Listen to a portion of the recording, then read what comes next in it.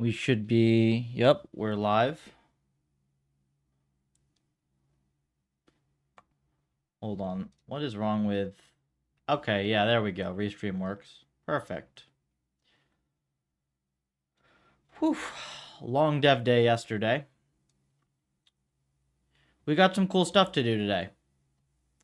I'll start by saying that this article is now public. Posted it this morning. It's gotten a little bit of attention so far. Just posted a few hours ago. I actually added quite a bit more stuff to this since yesterday. So there's now sticky actions considered harmful with evidence from the original paper itself. So result doesn't follow what was claimed. There's evidence with experimental evidence with 300 runs of CARBS hyperparam sweep. And then there's also, you can just play the game and see that this is obviously true. I put this thing together. You can play the game. It's really freaking hard with sticky actions. There you go. And then there's a bunch of discussion stuff down here. So anyways, what I'm going to do today, we're going to do probably a little bit of stuff on the MOBA. Mostly just experimental side stuff. We're probably going to do a little bit on Atari, queuing up some new jobs, given how this has gone. We might do a little bit of looking into carbs as well. This hyperparam sweep that I'm using is better than everything else, but could still be improved. There's still some settings that we can make a little bit better here. And yeah, we're going to go from there. So anyways, let's start on that. Oh, and yeah, I let this sweep keep running just in case it found anything cool. Let's see if it found anything. No, not really. Didn't find anything good. So yeah, now that's 300 experiments of Pong without finding a single good run with sticky actions. Okay.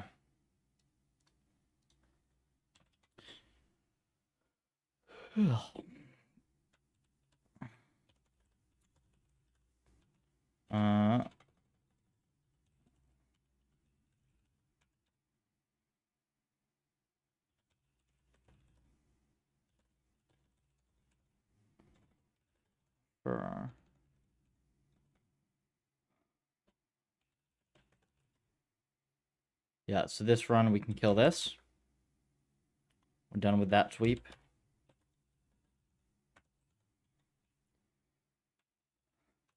This now goes to 0. I'm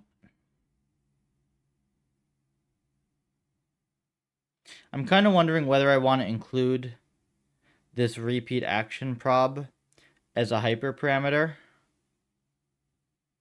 and just set the default value to 0.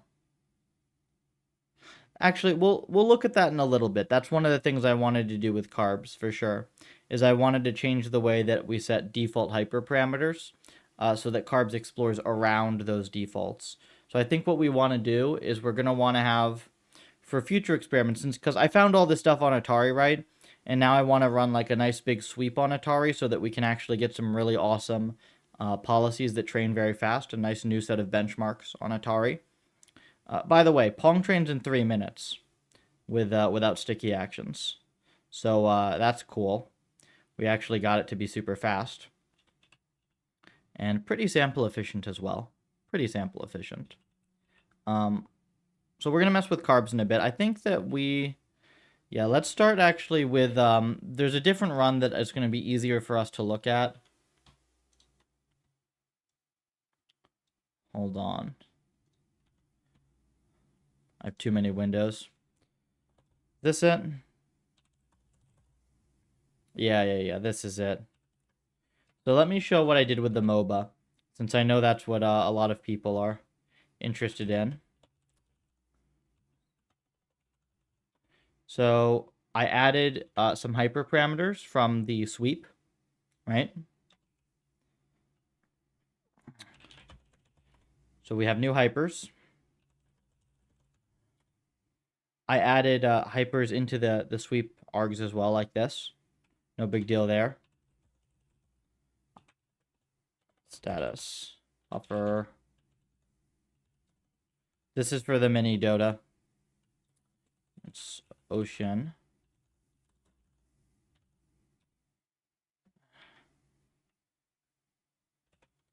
Let me just diff this. Because there was one important fix. Right here. I wasn't respawning the towers correctly before, which is why stuff was getting stuck. Once I fixed this, the sweep started working way better. And then I believe there's one other thing in the MOBA file. Yeah, I just uncommented total towers taken. All right. Let's just commit all these, because these are nice changes.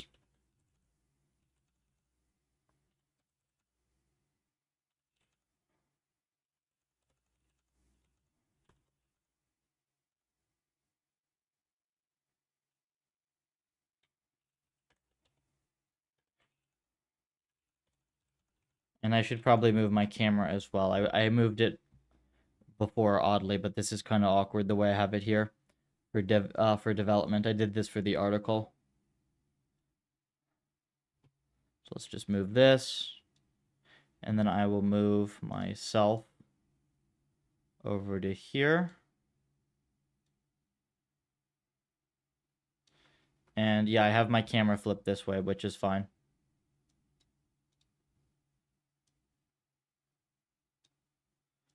Cool. So now I don't have code coverage, the chat covering code or whatever. Now, commit these up.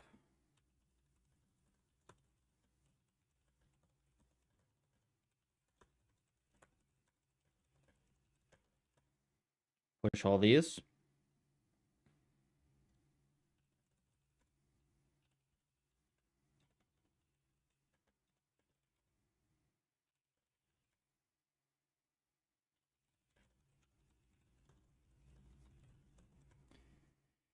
We're going to need to go grab the file for this as well. I'll show you the experiment. It was a fun experiment. So we did a 5 billion step training run for the MOBA.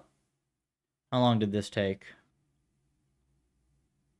4 hours, 35 minutes. Not terrible. Was running at, what's this? Only 300,000 steps per second is a little bit suspicious.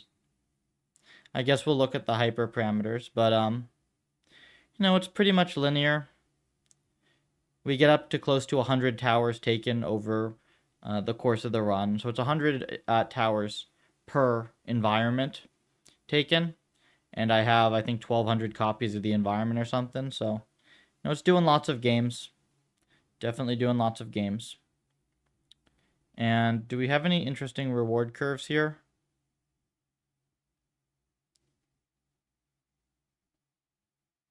Nothing insane. We'll see if we get something cool out of this at the very least. I mean, it's definitely taking towers, so it should be doing something. I think we don't have like the full logs in this version yet, but this will be a nice starting point.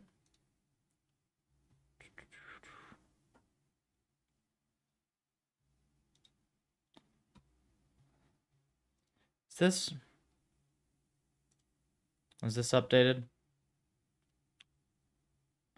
Yeah, there we go. Sometimes it gets stuck.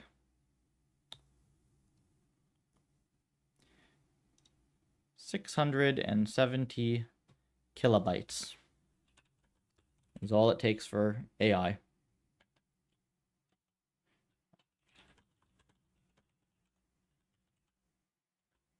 Can't do that with a language model.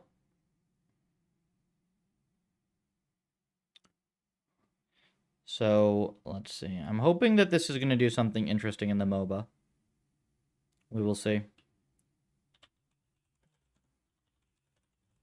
Mode eval. Human. Eval model path MOBA And we're probably going to want to run this the high level first, just to see. I don't know what other settings I have in place here.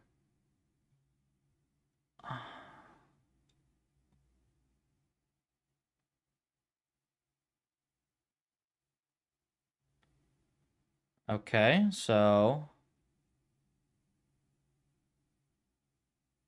they are fighting some stuff over here. There are a couple agents that are going down mid. What are the rest of them doing?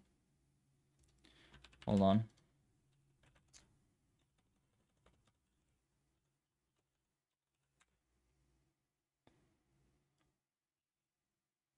Let's make sure we're doing this right. I would expect to at least have a reasonably decent policy by now. And I don't want to append the frame. Okay. So let's see what these guys are doing. And then we'll watch them play.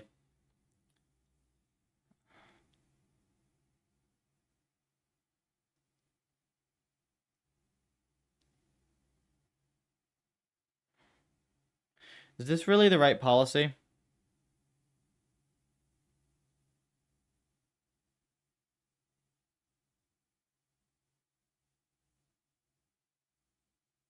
We have on the red side, we've got two of them that are, two of the agents that are pretty consistently running it down mid.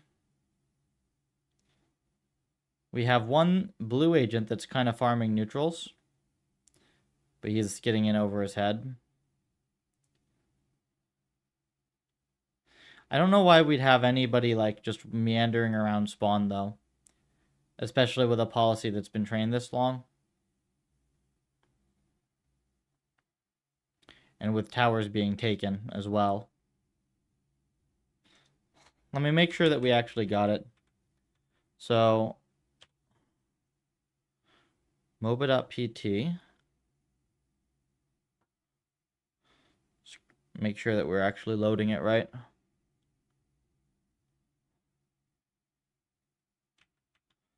Eval model path. Yeah, this should be fine. So that's kind of weird. I'm a bit disappointed. I was expecting something substantially better. It should not be particularly hard to learn to run down mid or whatever. It's possible that it started getting worse over time. Right, like why doesn't it just go straight down mid?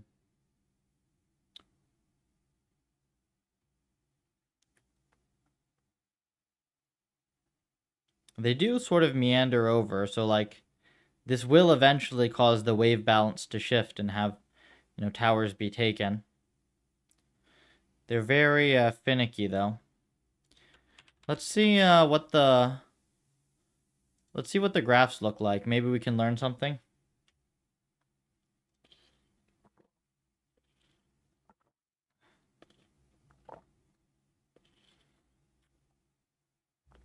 It looks like it's getting better up until here and then something happens maybe. Reward death.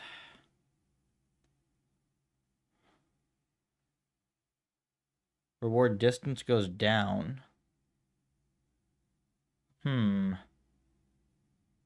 This is quite odd the way that this is. So the cyclical thing is fine. It's cyclical like this because because like games get reset. That's normal.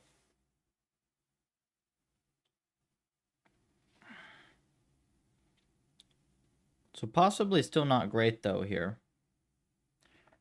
Wait, how many towers do we expect to be taken? Hold on, I think that we might have just not run this correctly. Because in a billion, we get 24 in a billion. I thought our sweep was better than that. Let's go check the hyperparameter sweep that we did for this. Welcome, YouTube folks. No, not this one. We've already beaten that one to death. Or sweeps. This one. Yeah. So, total towers taken here, right? And we took this one here. Yeah, so this one at 1 billion steps has 50 towers taken. So this does not match the result that we just got. Because I grabbed the hyperparameters from this curve here. Hold on, let me make this larger so you can see it.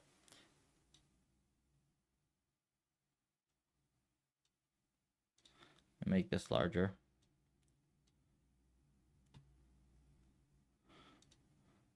This one. This is the experiment we based it off of, which is this point here, I believe.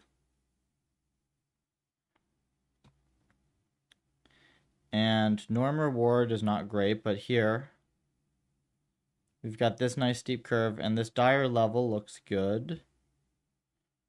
Does reward XP does seem to be going up over time, though it does go down later on. But reward overall. It's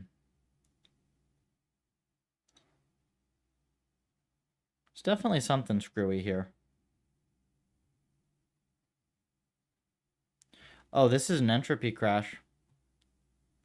Yeah, this is not good. How does this policy do so well with crashed entropy? That's kind of crazy.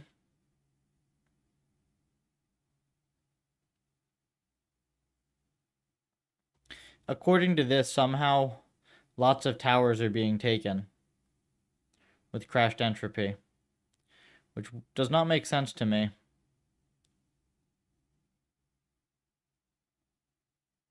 So yeah, this is not actually a great set of hyperparameters, and like whatever we're doing for our eval criterion is probably screwy. Is this like a particularly fast run? This trains at 600,000 steps per second. So if it's just running the game faster, that will also lead to the creeps taking more towers, right? Reward XP. You know, it's funny to me that we actually do see this like reward XP is going up a ton.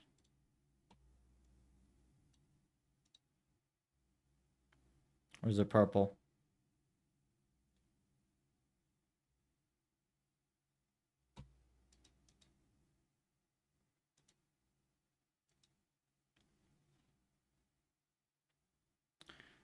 Total towers taken is here. 1.2 billion run. Do we see anything that matches that over here? Oh, it's very low. Okay, so there's yeah, there's absolutely a problem in selecting which run then. Because whatever we did here did not get us the good run. This towers taken metric is no good. What about this run? This has like a really steep reward curve, or XP curve. This is a very short run. It only is 400 seconds, which is... Let's do agent steps.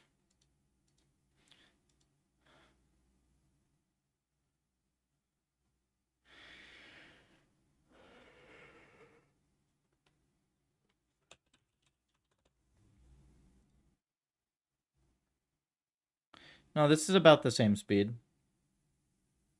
Just a very short run. Reward tower goes up, goes back down. Norm reward starts to go up. Distance does start going back down. This is where you want it to be. Reward death goes down, goes back up. Oh, and then the overall reward is going up like this nicely.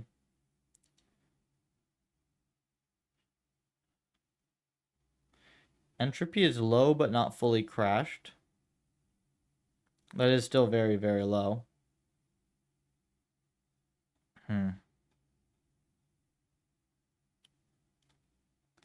It's kind of weird to me that towers taken doesn't end up being a great metric, right?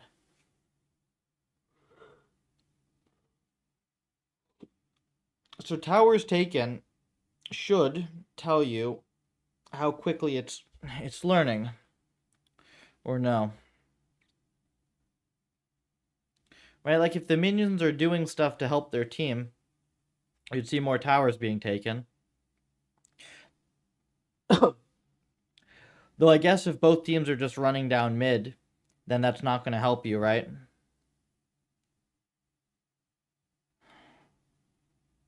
We could do reward XP.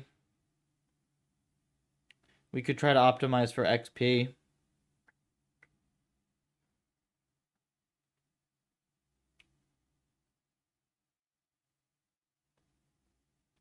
Though this is going to have the effect of just picking, whatever one sets its own reward weight high.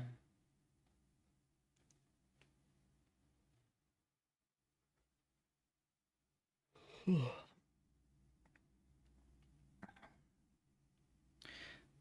is a very nice quick level curve. I mean, so they probably only play like a game here. 5 towers taken. Is that good?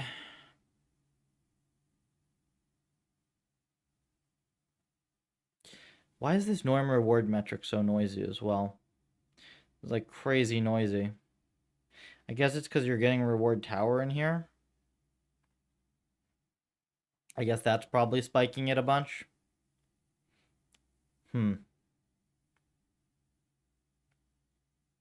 It's a kind of variable frame rate. The hope here is to figure out a reasonable sweep metric I can use to get better policies out of this. We can watch it play to see if it's actually doing anything remotely interesting in human mode. I doubt it is.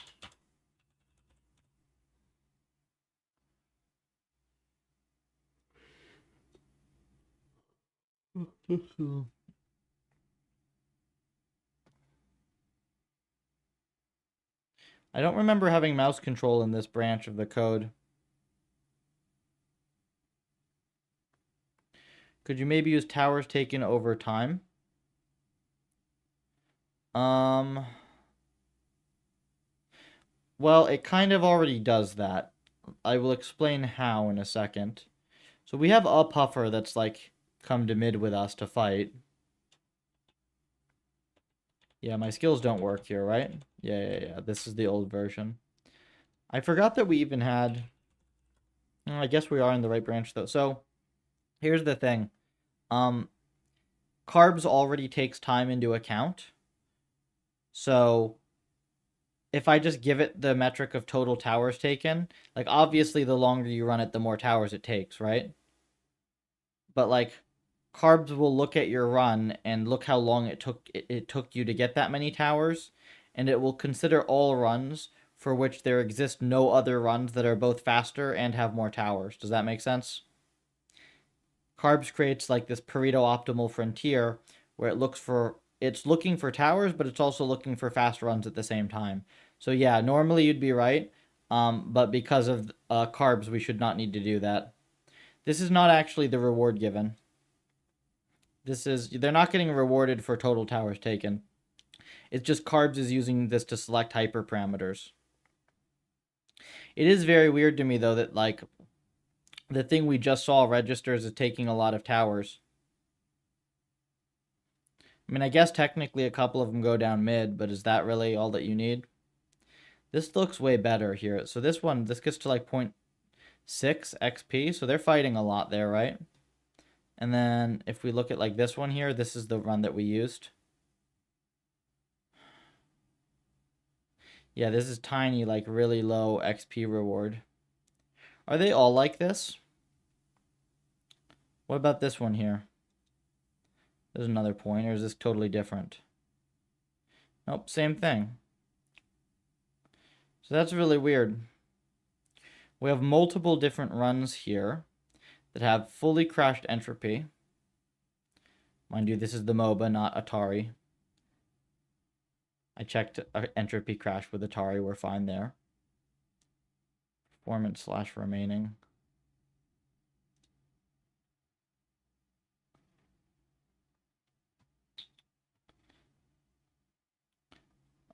we're going to figure this out also, and then we're going to do like some carb stuff that's going to help everything. This article, in case folks haven't seen it, this article is live. We found a really big thing about Atari. This is on X if you're interested. Where'd our tab go? It's so weird how like I have all these runs,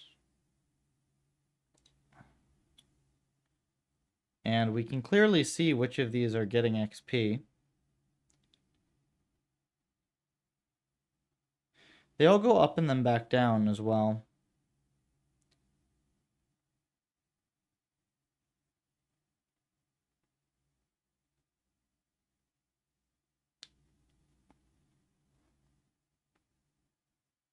How steep is the tower's taking curve on this one?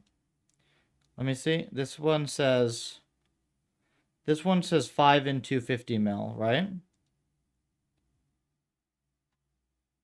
And then this run, which is garbage,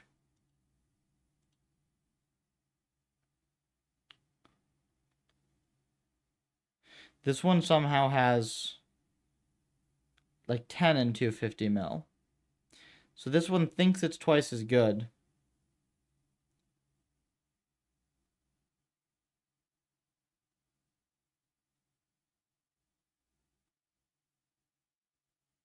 That's very weird, and it can't possibly be twice as good because of how quickly entropy crashes.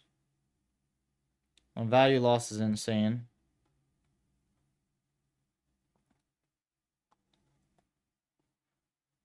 I wonder if this is telling us that like more towers get taken when the minions just do their thing versus when they're actively like trying to win. Would make sense. Because,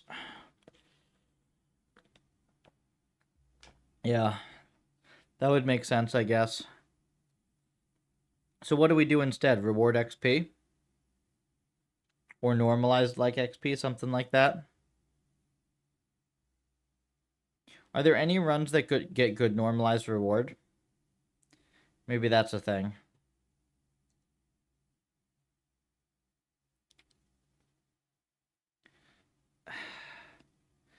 Like, there kind of are. What's this run?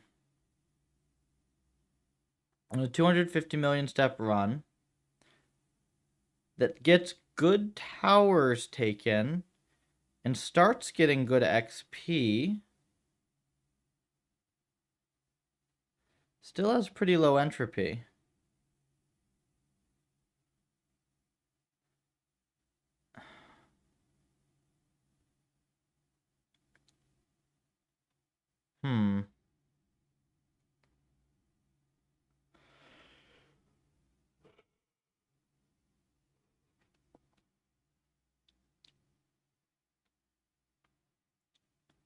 Why are these so weird?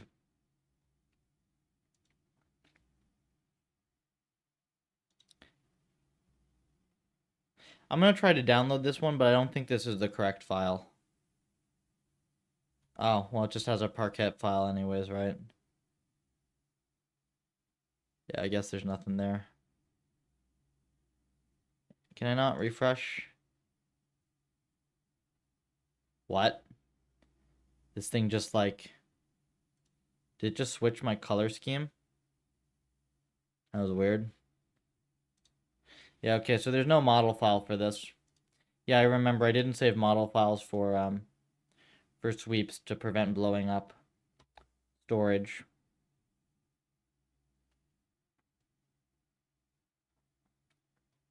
So bizarre, though. Entropy this low is never good. You always want it to hover at least like around like here, you know?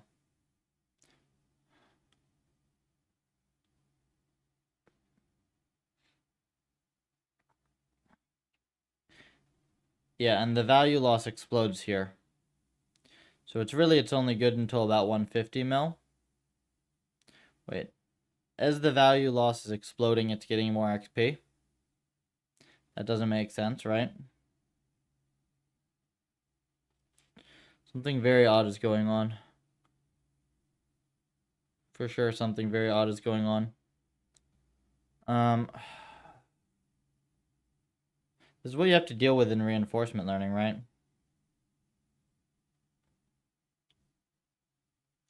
So I guess to summarize what I'm trying to do today, there are a couple different things I want to do. I think carbs has been really good, but there are a few places where it could be a bit better.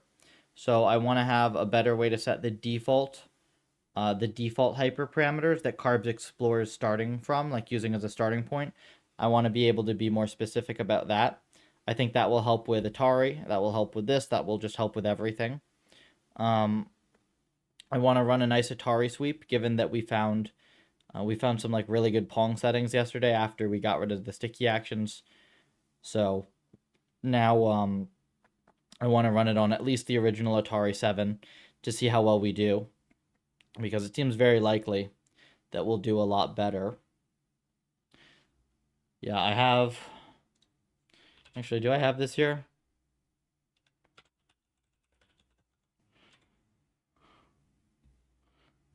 Okay. This is really small, but I added this Pong thing, right? And it's really hard to play with sticky actions.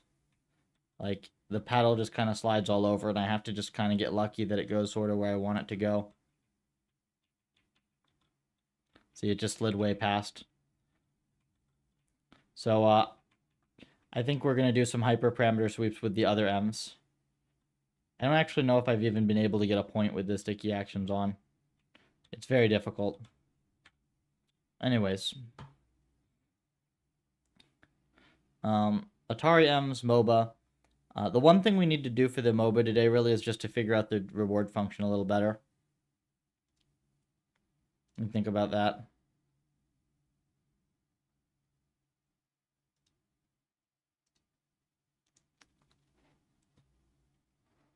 It's very odd to me how all the metrics that look good have this really low entropy. Now wait a second, if they're just chilling at spawn, they can't be leveling up, right? That's impossible. So despite this low entropy, they have to be doing something.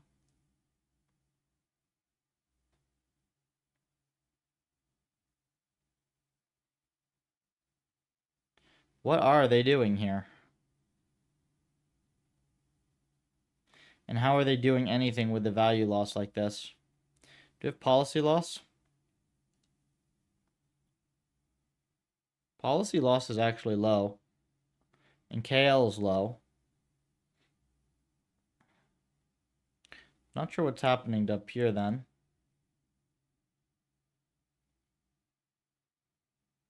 The value loss starts... Reward XP? Wait. Okay, reward XP is allowed to decrease after this. So right here, this downfall here, this is like the first set of games finishing. So this is actually a very nice reward curve for this. And then this norm reward is too noisy to use, I believe, right? Can you even smooth something that looks like that? What happens if I just do this? That's kind of awkward.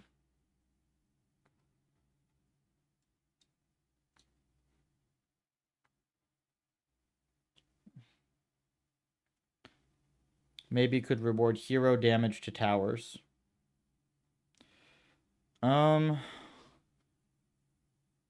So I think that this has the same potential problem as towers taken. Like, you might be a little bit, like, you might be right that that's a little bit better.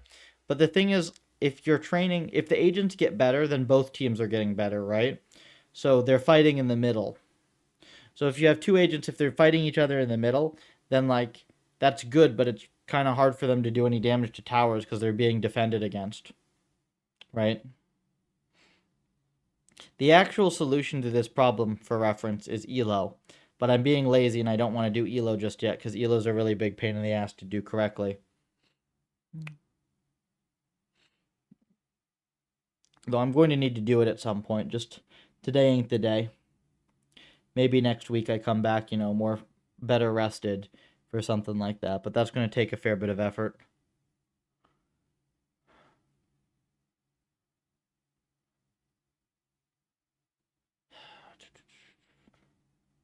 I mean, XP, they can still fight over waves, right?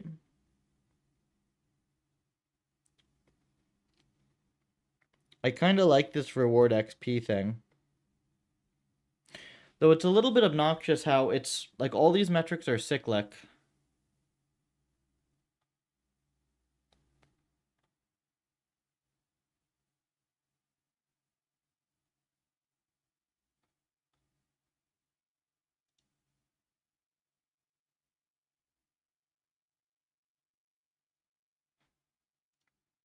Let me see here.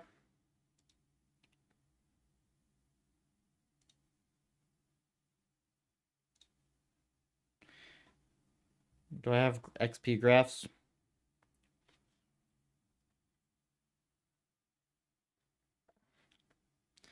I mean, I kind of have XP graphs on some of the longer runs, like maybe some of these are okay. They're all cyclic though.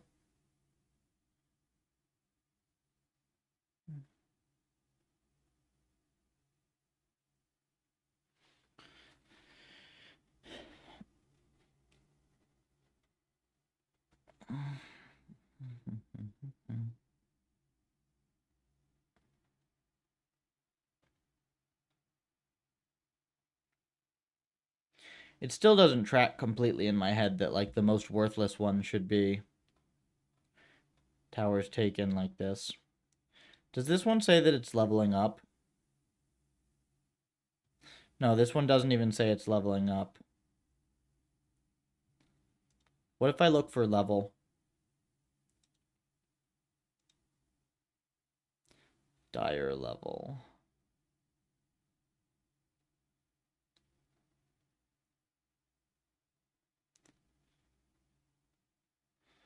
Why does it keep getting smaller over time? Oh no, that might actually be reasonable. The games need to get offset properly, I guess. Like, I think what's happening here is that all the games, they start at the same time. Right? Hmm.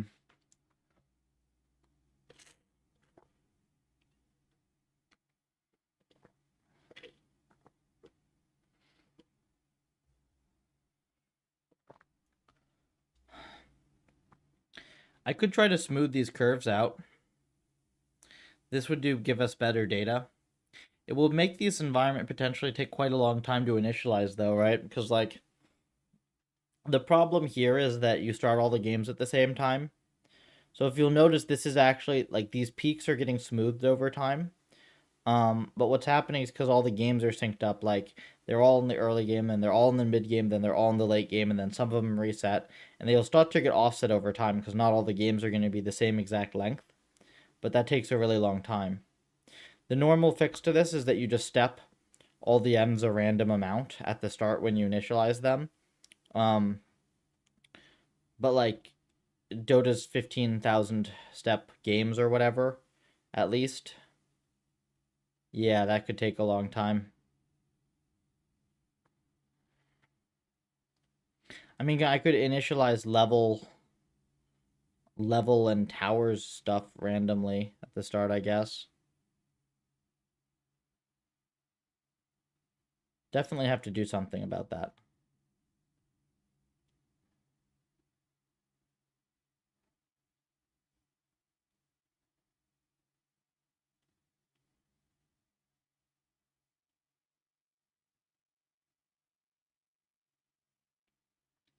Because all these graphs being cyclical is going to make a big problem for hyperparam sweeps, right? Totally. Okay, so for now, I just need to figure out what metric I want to optimize that's going to be, like, reasonably stable.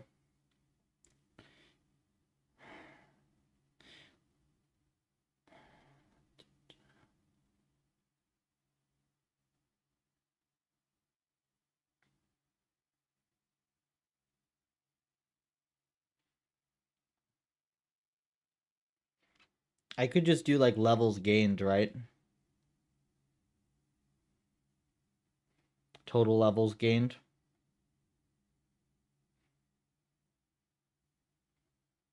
Like over all the games. Probably good enough. Doesn't have the problem from before where like, because if they're gonna go fight each other in the center, they'll still get XP off of waves and stuff.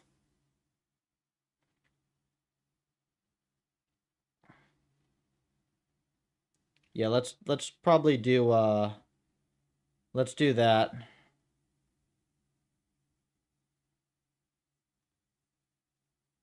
Yeah, that totally makes sense. Let me just do that. Okay. That'll at least get us a starting point for this. And then we'll do that. We'll start on the other stuff with carbs. We'll launch both sweeps, and then I'll see what I do after that.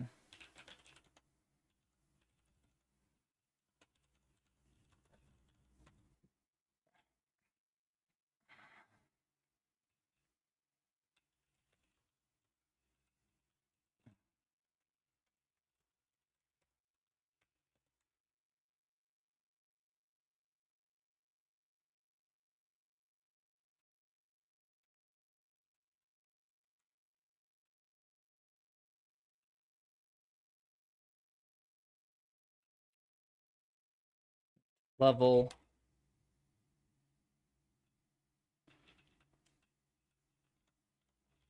equals player.level.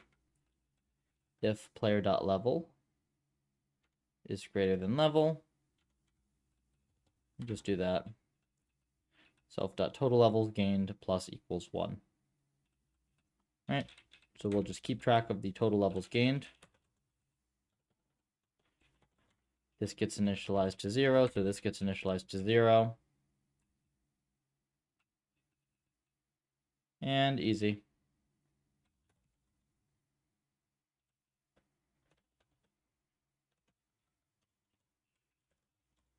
Okay.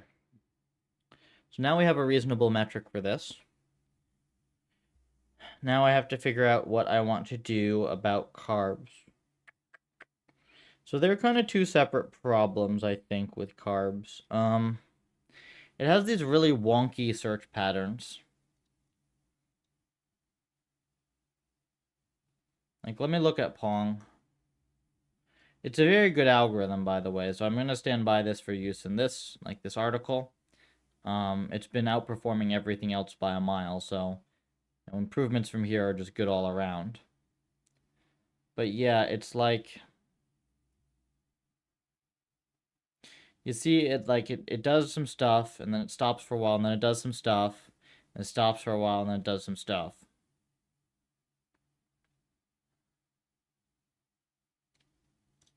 How big does it think the Pareto front is on this? Episode return time.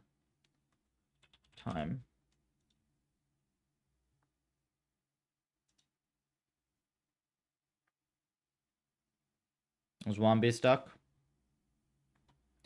I'm going to explain what this Pareto front means in a second, though it'll be very obvious from the graph.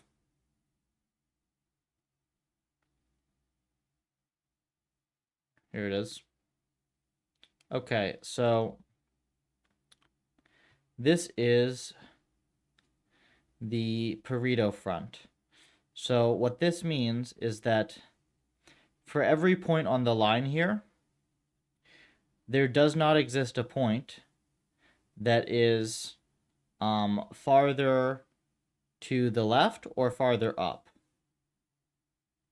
And that means that there's no run that achieved this score or better while being just as fast or faster. So there can be runs that are better than this run, like these. There can be runs that are faster than this run, like these over here, but not both. So this Pareto front right here is this point here, this point here, I think this point here, maybe like here, here.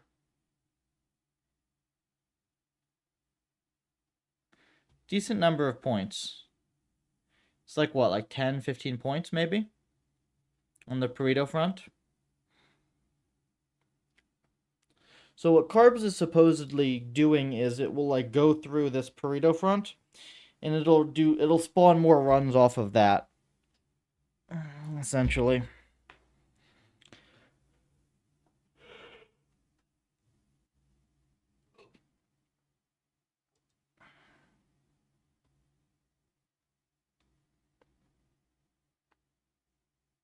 So let me see if I go back to the original graph, if I can figure out what it's doing.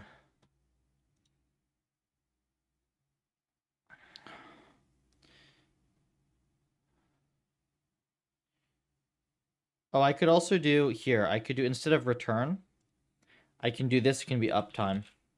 So I can see how long of experiments it's running over time.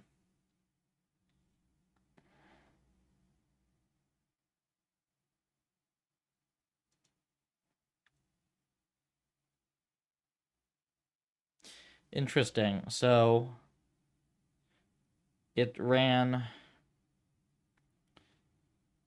some short experiments, a lot of short experiments, and then it ran these long experiments that didn't work. Am I reading that right? And then it ran shorter ones. Why would it do that?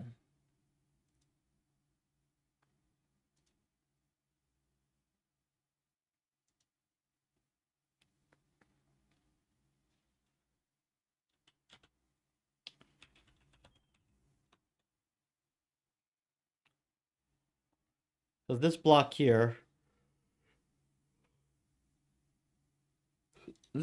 doesn't do well. All right? This is a full run. And look at this. This is a full run that's just like not doing very well at all. It's kind of going up, but so why is it doing that?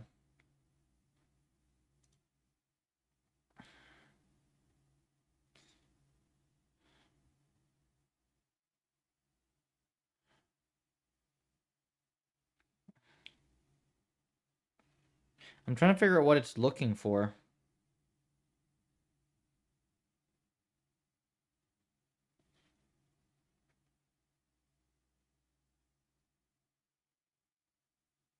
Hmm.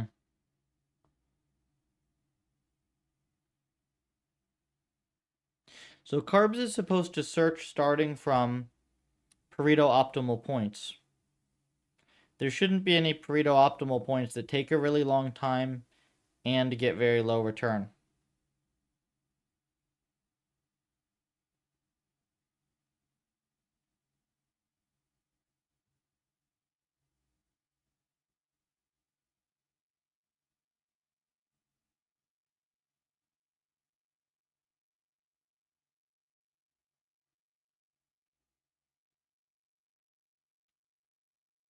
Let's see if they replied to my GitHub issue.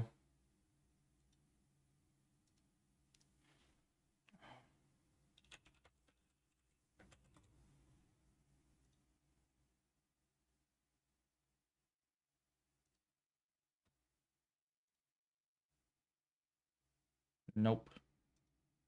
Sad.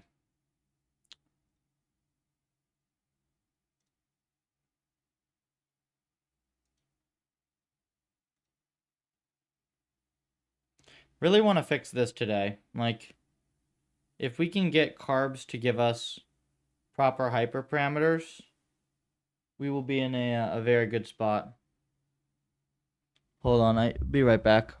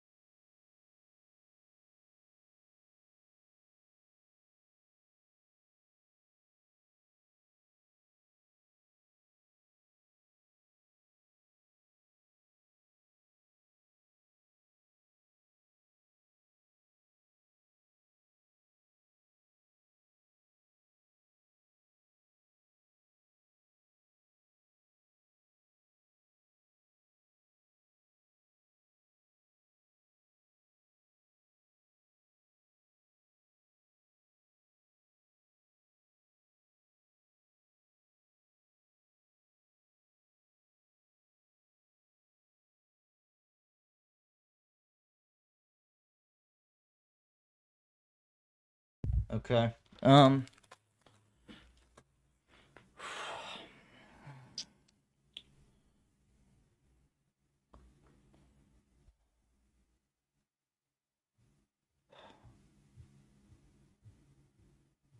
This is pretty confusing here. I had to note one thing down real quick.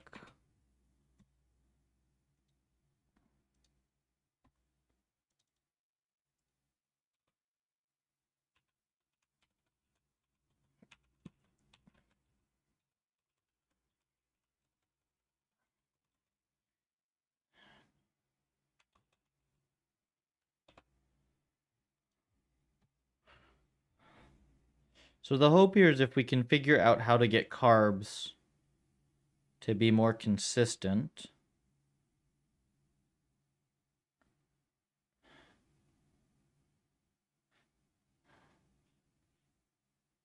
Is there a set of hyperparameters that's like close to this one?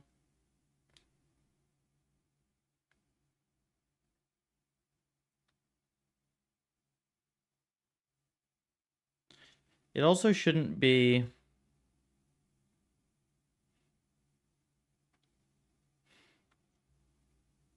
I mean, if it's doing a whole block like this, right? I think there's something weird with the way it's making the suggestions. There should be more Pareto optimal points. It shouldn't just be sampling.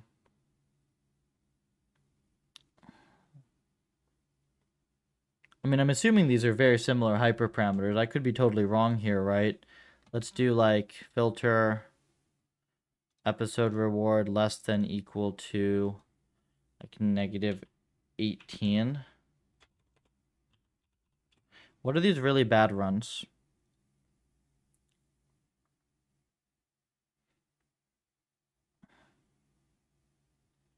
And then we'll do created timestamp as well. So we'll just like, so this is 1653.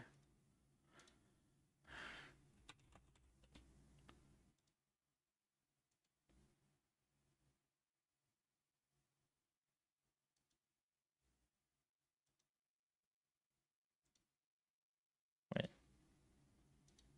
What's the timestamp? It's August 1st, 1653.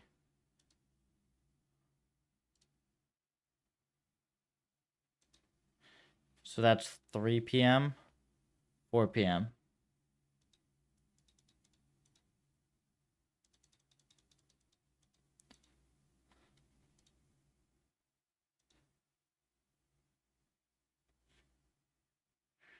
Wait, is that 18?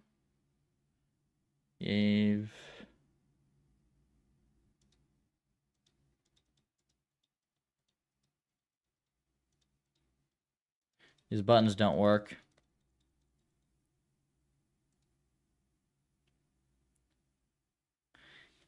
August 1st, 1816.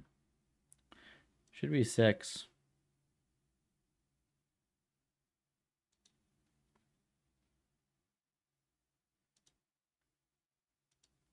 If I refresh. Okay, yeah, so here are all these similar runs, right? Huh. I caught them. Do you see how they're like... It's rerunning the exact same thing. Do you see this? You see how it fans out like this? So it's retrying the same thing too many damn times. And then this one is just one trial. Okay, so there's some weird retry thing happening here. It shouldn't be able to do this. Yeah, it should not be able to be doing this.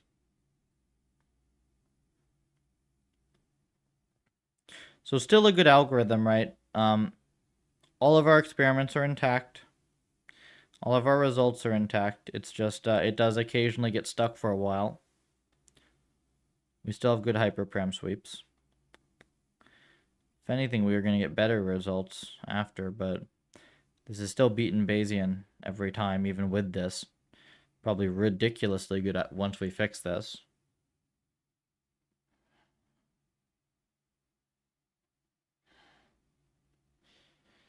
Okay.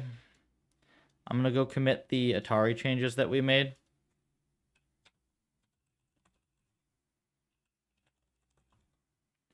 Where is it? Here.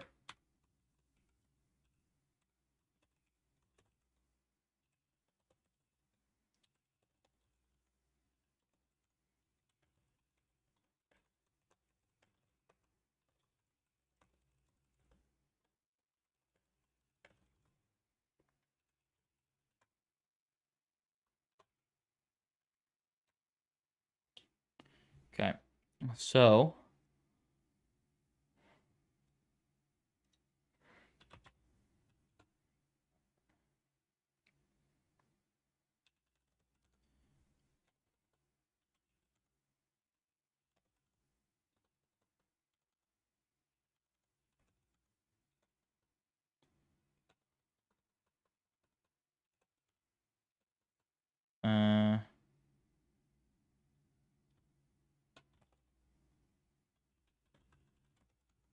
no, we look at the demo first.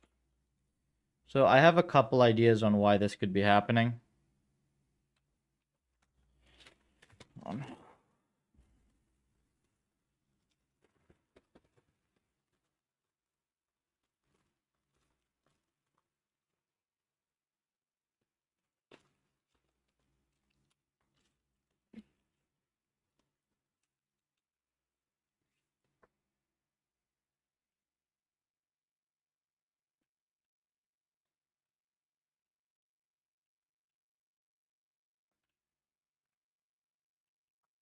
So the first idea,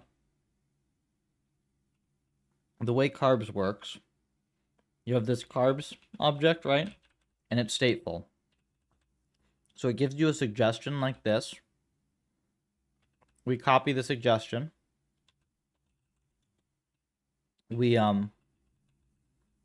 put the suggestion into the params we use.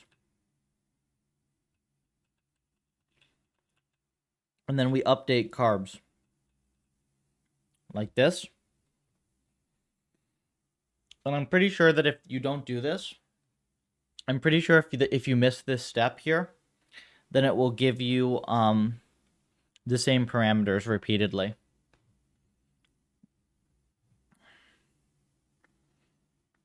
That would explain this.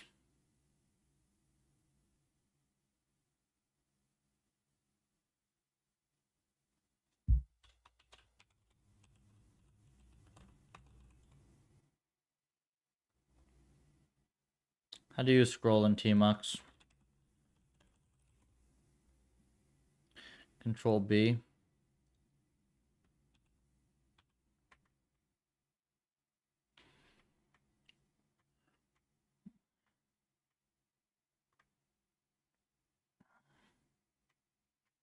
We get our suggestions.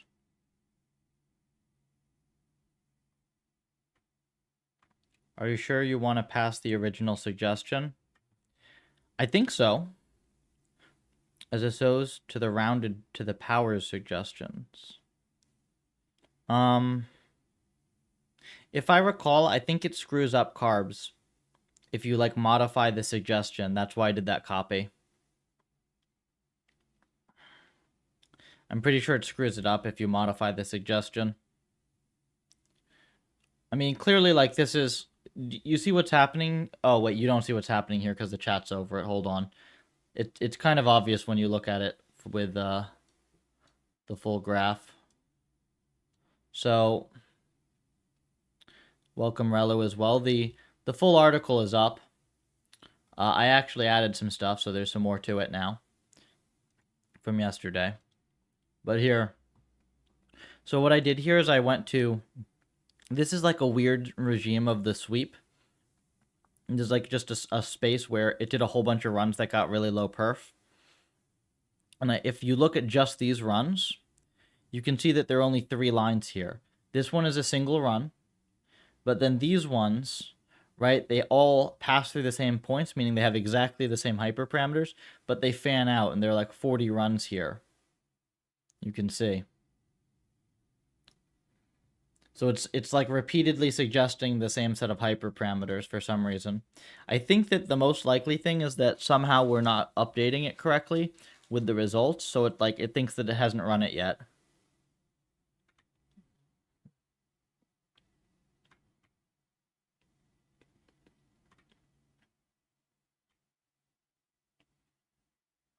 Mm-hmm.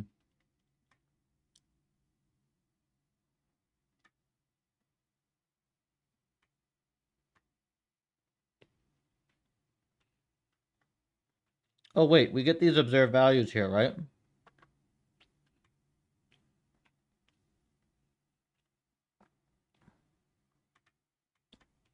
Mm-hmm.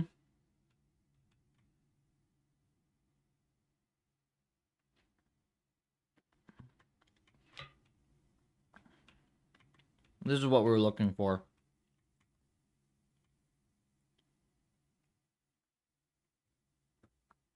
Observed values.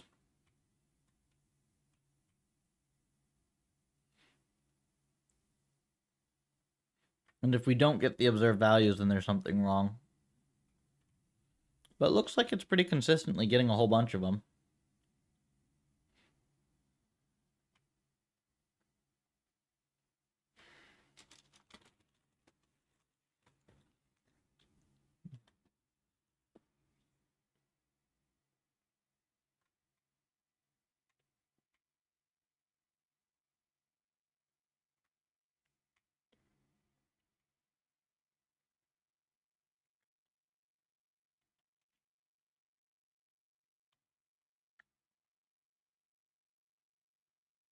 Hmm.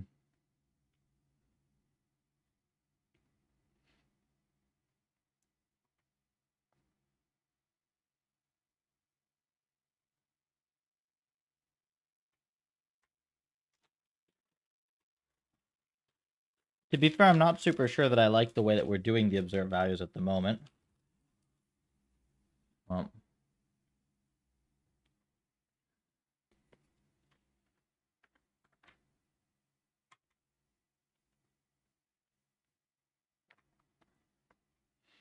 I would think that some point here we're going to see like that it hasn't computed the observed values. So it's just not updated carbs. So it just like keeps running the same trial, but I'm not seeing it anywhere. Could just be really far back.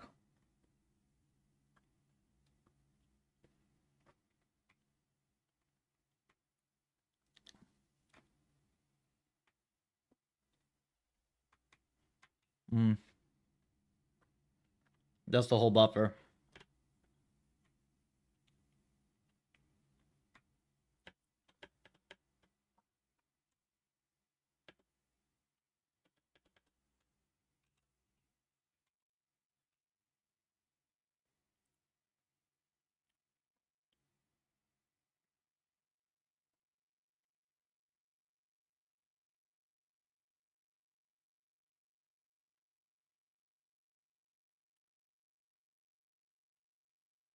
So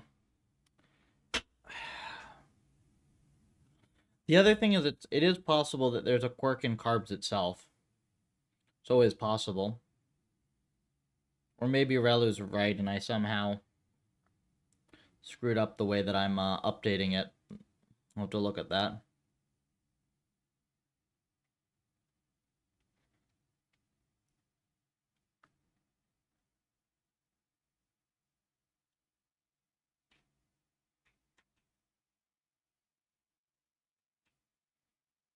You can see we have observed values here as well.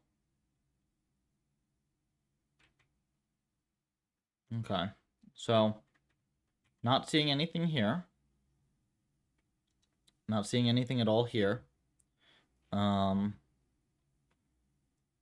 If we look at this,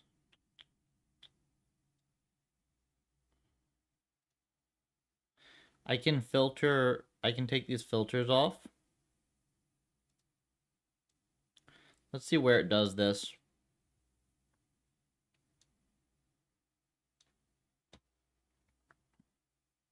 I only really see one spot where it looks likely that it's doing this, right? I don't really get how carbs handles the spaces. Okay, well, let's look, because maybe I've missed something.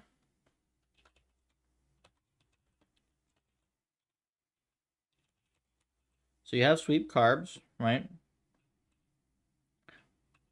For log spaces, they just don't return base 2 at all. Yeah, no, they don't return base 2. So the log space, it just means that the samples are logarithmically spaced, right? So like, that means that you're equally likely to get something that is twice as large as twice as small. That's what that means. So instead of you being equally likely to get anything from like 1 to 10, right? Like if you center your thing at 5 with a linear space, then you're going to get like 1 away is going to be 5, then 2 away is going to be 6, 3 away is going to be 7. So that's how it structures that distribution. With the log space, it's like 2 away or whatever. 2 and then 4, and then, it's going to be like half. Well, I guess not 2 and then 4. It would be 5, 10, 20, and then like 2.5, 1.25. So that's how it's going to sample. Now, mind you, we're not getting just close hyperparameters. We're getting exactly the same hyperparameters here. Straight up. Welcome to all the YouTube folks. Currently trying to fix this hyperparameter sweep shenanigans.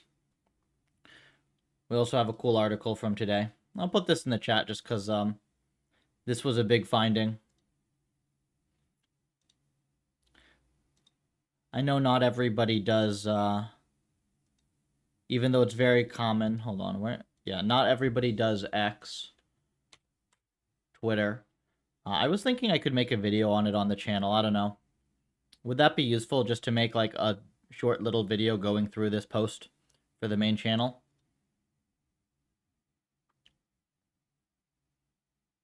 Yeah, thanks. This is a big find, for sure. Like, completely screwing up learning of a basic environment is a big deal. And it's the funny thing about this to me is like researchers that use games for their research really need to play the games, right? Because like all you have to do in order to find this bug without looking at any of the math is you just try to play Pong for a few minutes, right? With your sticky actions, and you see that I can't do anything because like the paddle is just going all over the place, and like it's really hard for me to control it, because like it's not actually moving where I want it to. It's like randomly, see, it just moved too far because the sticky actions get in the way, and you're basically just relying on getting lucky that you're in the right spot at the right time. I'm actually kind of amazed that RL does as well as it does with this. This is like ridiculously hard.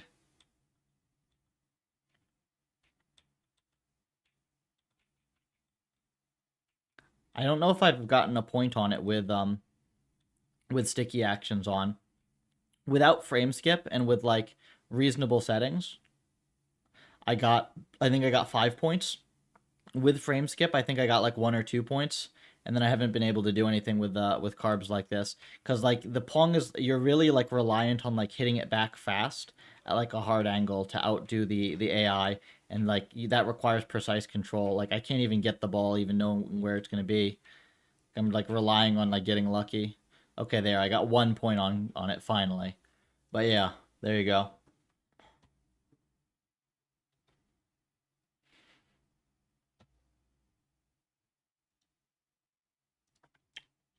Let's go back to hyperparams. The cool thing is once we figure this out, once we have carbs like rock solid, we're going to do full sweeps on everything. Why don't you post this finding on archive or somewhere more researchers will see? All the researchers are on Twitter these days. That's the thing. Twitter's like actually the best spot for this stuff. And like, I'm no longer in academia. Time it takes me to write this stuff up for archive versus number of people that will see it, not worth it. Really, really not worth it. Like, better chance that I get people to see it here, frankly. Like, I don't know. I've been doing more stuff on X lately, and this is not small for reinforcement learning, right? Like, the biggest accounts in RL that I know of are like 10K. So this is actually a sizable portion of the RL audience here.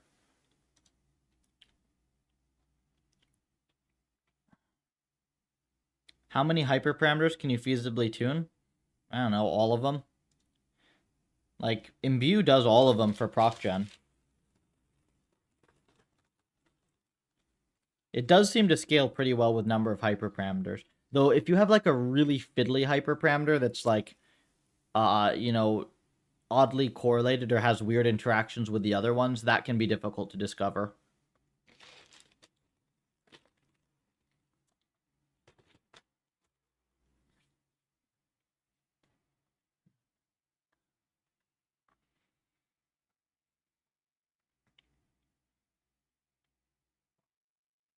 I do have one thing on I did post the puffer paper though, green on archive.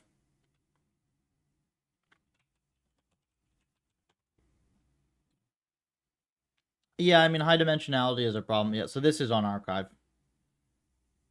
Right. But there's a lot of work to do those. Um always get warnings about high. Yeah, there is a warning in carbs that you're sweeping a lot of them. I mean, I talked to the guys at Imbue a few weeks ago, and they told me, like, hey, if you've got compute for it, just throw everything at it. Though they did also say to seed it with more random samples, so maybe we should do that. But I think the problem we're seeing here is not related. The problem that we're seeing here is, hold on, let me get this to look sane again. Like these are exact duplicate hyperparameters here that are producing this. Oh yeah, what I wanted to do is I wanted to crop this. What happened?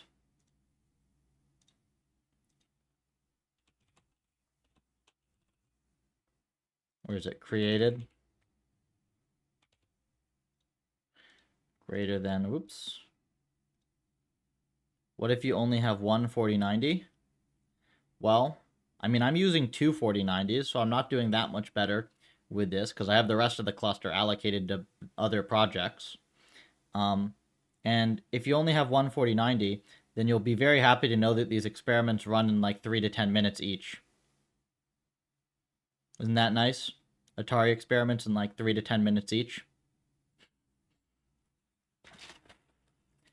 Puffer very fast.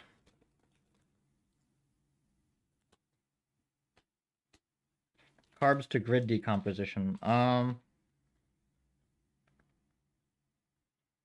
don't think you ever really want to do grid search, right? You want to do random search, if anything.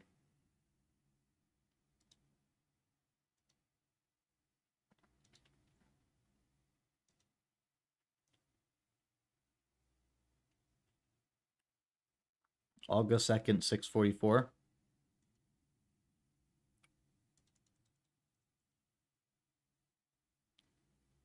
Really? I use Minatari. I wouldn't be surprised if Puffer with Atari is faster than whatever you have with Minatari.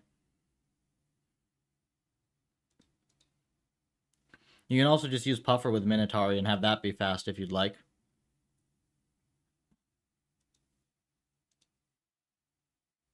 Here, I'll show you the times on these. So, I'm going to move my picture back over here for now so I can do this.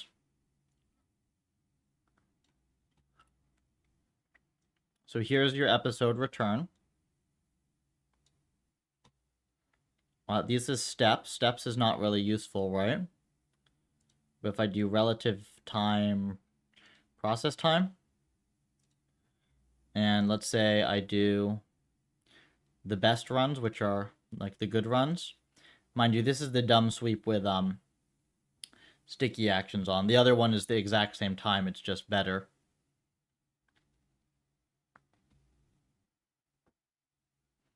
W&B. Come on, W&B. Fine, I'll load up the better sweep anyways. Let me load up the better sweep.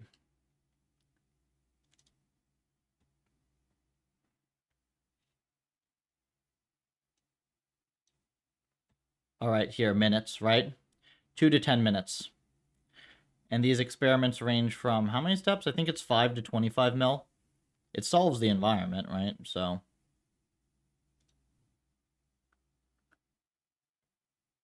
what? Why didn't this axis change?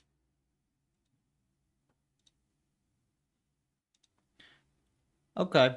It looks like we did between 5 and like 15 mil for most of these runs.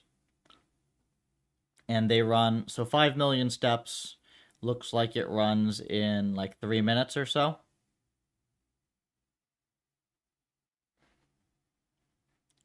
It's like 30, 40,000 steps per second training with Atari.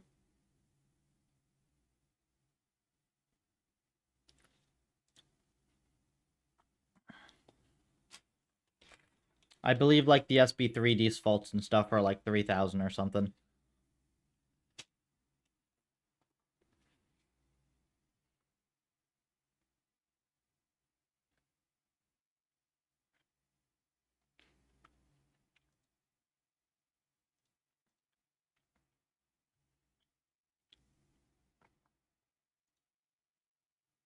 Ah. So as I expected again, right? It was all one set of hyperparameters.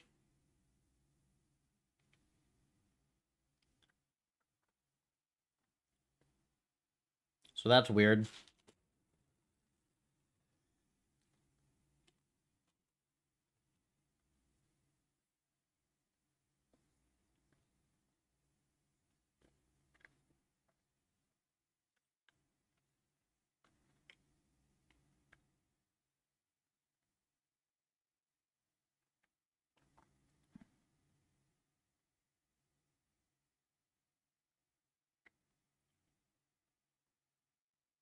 Something definitely happened that removed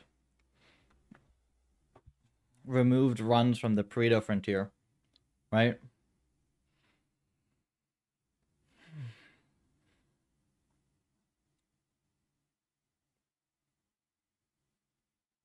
So we can now see exactly what has happened. And the funny thing about this is we actually know that... Hang on.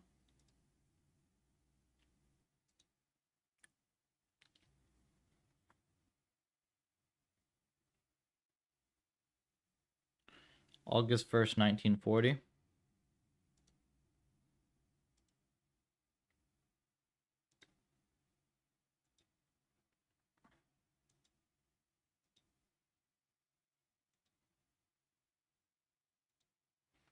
Yeah, look. Do you see how, like, few runs there are here? Like, the vast majority of these are just, like, fans. They just, like, fan out into this. There's 116 runs, but they're, like, barely any. Which is weird because, like, we actually have nice hyperparameter coverage. At the start we do. We can see it right here, right? This is where it happens. And whatever. And somehow the optimal ones get kicked out.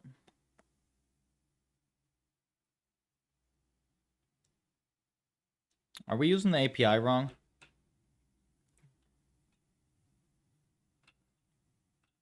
This is a very good finding for today.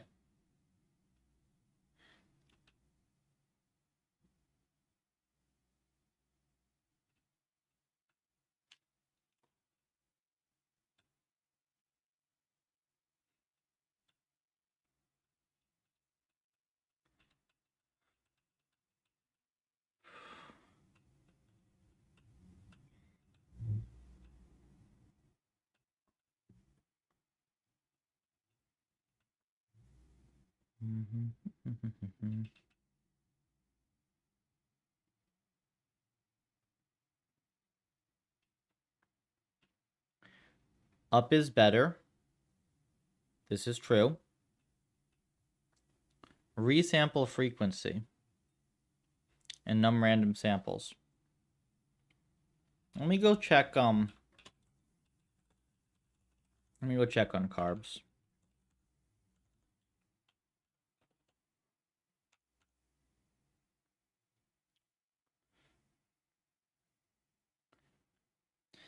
Yo, for the YouTube folks, actually though, would it be useful for me to like some of these like better articles that I actually put time into? Would it be useful for me to just like post me going through them on YouTube? I don't know what the overlap is between the YouTube and the X audience. I assume it's not huge.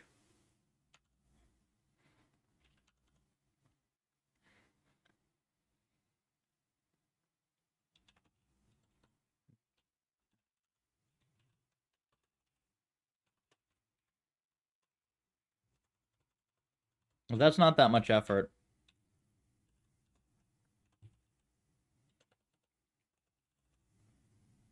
I'd probably watch.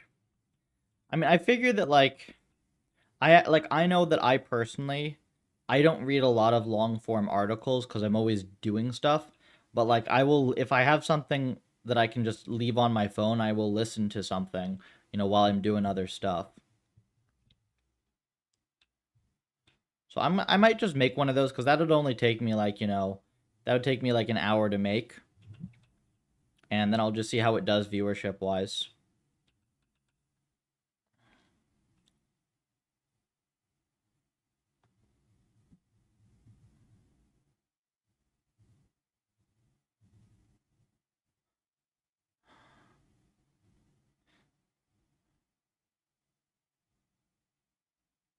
Carbs params.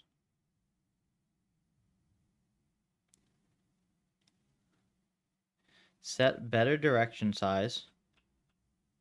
Max. Wait.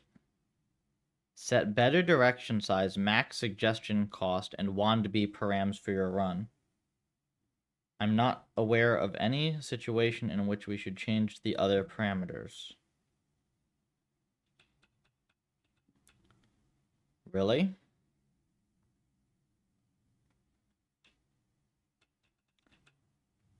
Wait, resample a Pareto point every n observations. Set 0 to disable. Oh, this is kind of cool, actually.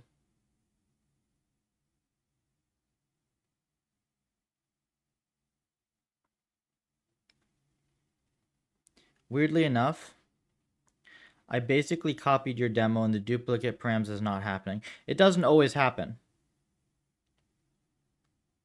Doesn't always happen.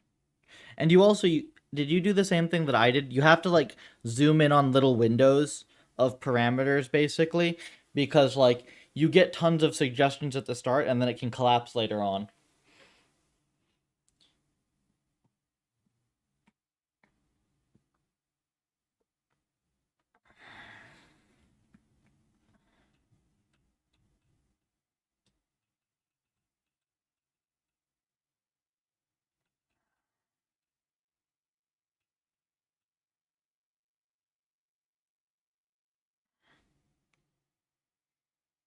Resample a Pareto point every n observations.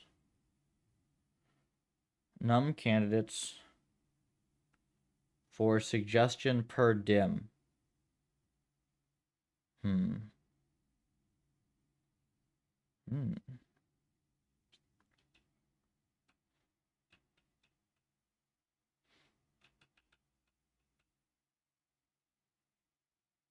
Should just go show up at NBU and be like, hey, fix this.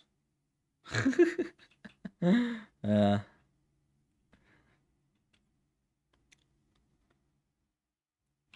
And we'll definitely not be using the S3 integration.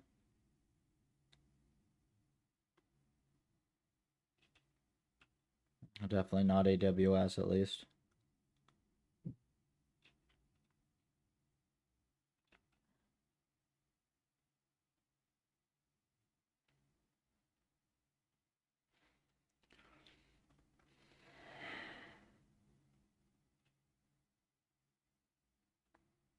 So, okay, there are a couple suspicious things in here, I guess.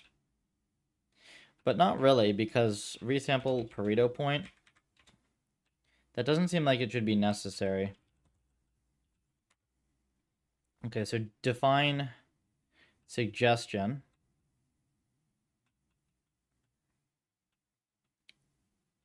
So frequency is not greater than 0. So we get here, we get generate candidate.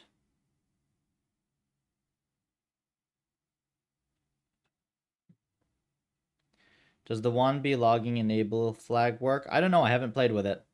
I think that they graph like, they have separate graphs that they output. If you want to play with it and you find something cool though, I'd be happy to add it. As long as it doesn't spam tons of data. This is all just in the dev branch of Puffer. Accepting Puffer PRs. How's this article doing? Not amazing, but not terrible. Eh.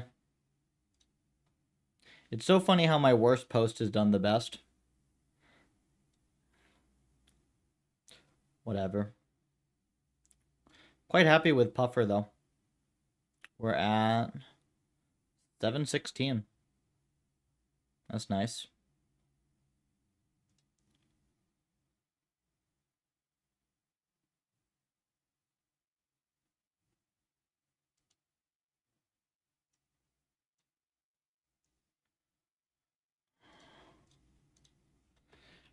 So, right here, why is there no remember suggestion? Wait. Remember suggestion. If is suggestion remembered. Is suggestion. This is a param here, which is true by default. So is it not remembering suggestions? Well, calls underscore generate candidates. What's this do? Get surrogate model. Dot fit observations. Dot fit suggestions. Dot fit failures.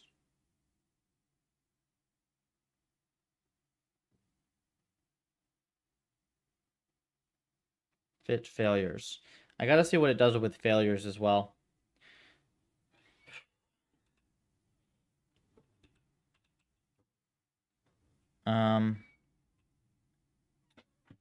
Is conservative. That's fine.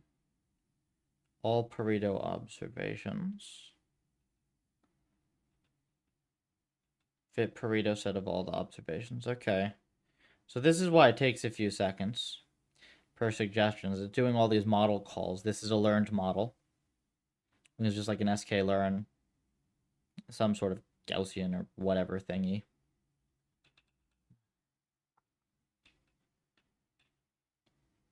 Num samples to generate. You see here, this is going to generate by default 100 suggestions per hyperparameter. So this should be a whole bunch of suggestions. Probability sample around origins in basic. Origins in basic.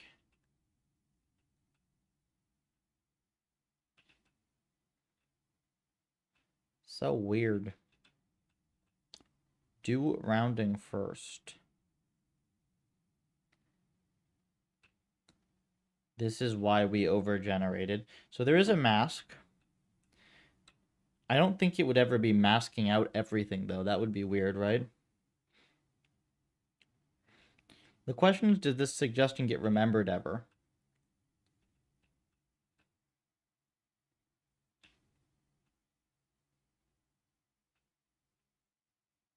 Jesus.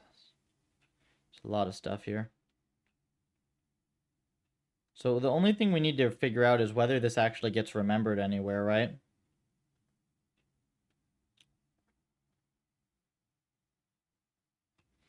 I don't see anywhere that this is getting stored. I think generate candidates, as the name implies, just generates the candidates and doesn't store them. And then you're reliant on other stuff for that. Okay, let's go off of that assumption. So this suggest function is going to give us a new set of points, and it only is going to remember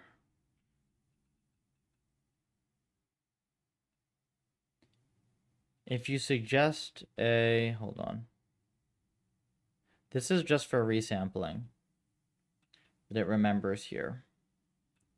So otherwise, oh no, it's down here. There's is suggestion remembered, right? Because you're going to get generate candidate. We didn't see any error generating candidate warning messages. We get suggestion and basic none. Not this. It's going to give us our suggested parameter, and then it's going to remember it, right?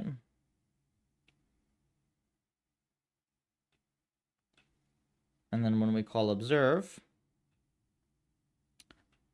forget suggestion,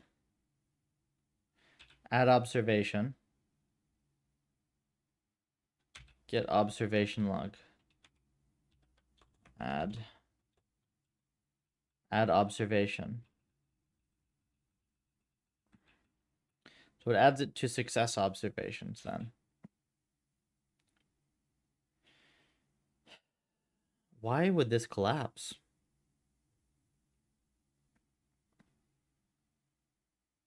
That's so incredibly weird.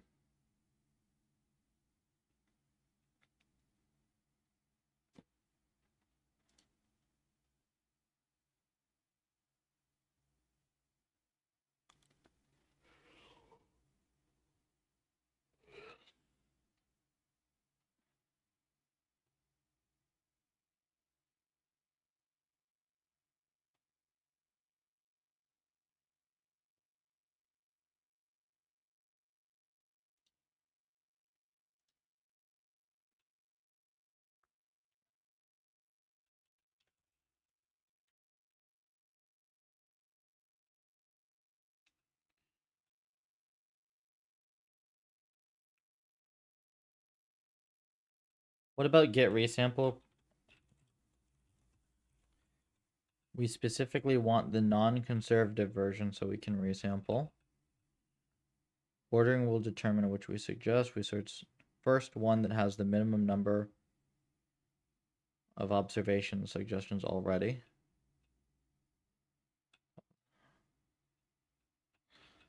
Okay, so it gives you exactly the same as what's in the Pareto front. Okay, it's not suggesting around that, that's fine. I'm stumped here. I do not know why this is behaving this way. I'm trying to think if there's any like test I can set up that will catch this. If there's any smart way I can do this instead of just staring at the code.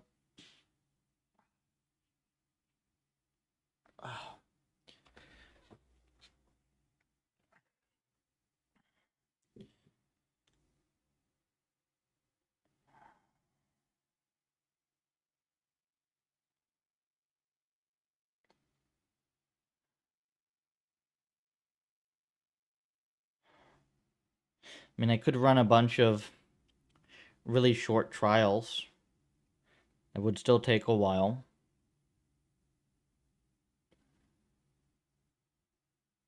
There's no log file for this somewhere, is there?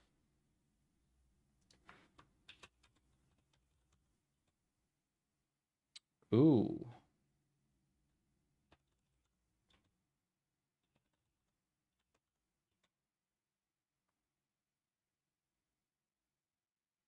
Is this a model checkpoint? It's a PyTorch.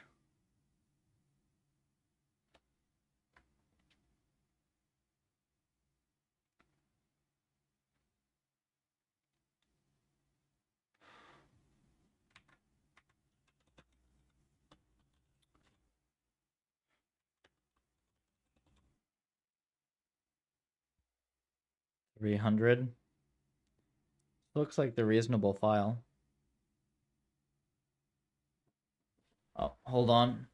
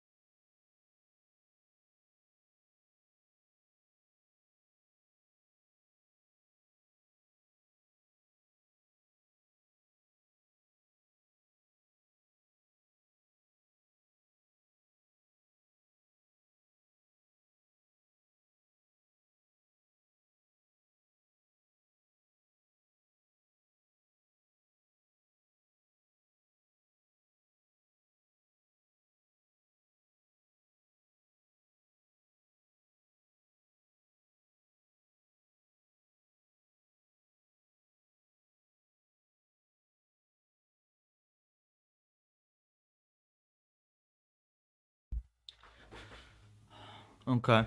Let's figure out what model this is. I think that this is not what we want. I think that this is just the, here, there's an easy way to just figure this out. I was hoping it would be some log file. Save to file. Checkpoint path. Yeah, it's just saving the,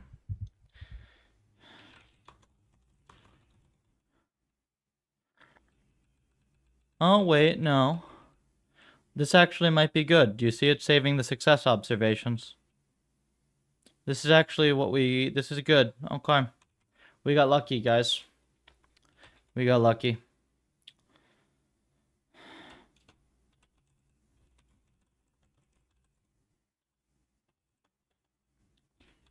Points.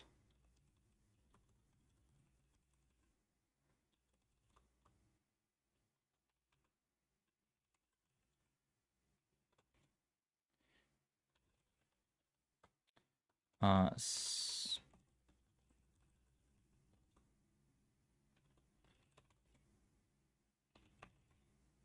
Whoa.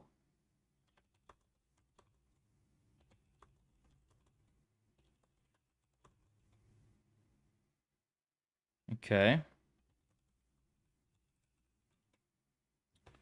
I always forget this is, I don't need that. Okay, so here we have the configuration. Nothing fancy there.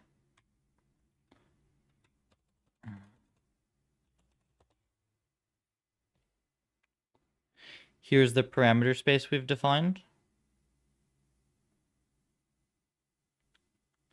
Nothing to see there, I don't think.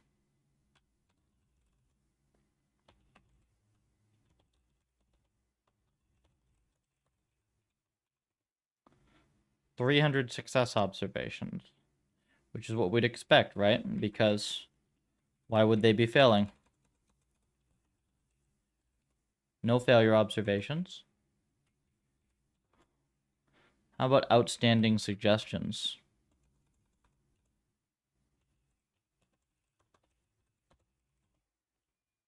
One outstanding suggestion. And resample count is going to be 0, but we'll check just in case.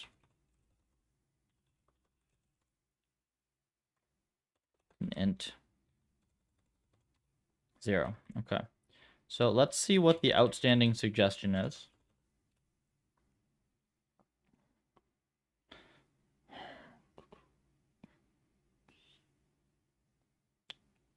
I bet you if we just click one of these, it's going to be the same thing, right? Hyperparam.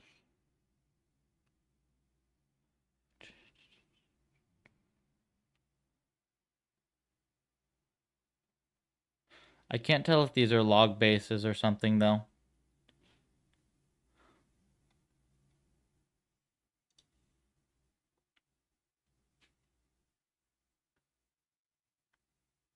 And this has got to be 6.7 million or something, right?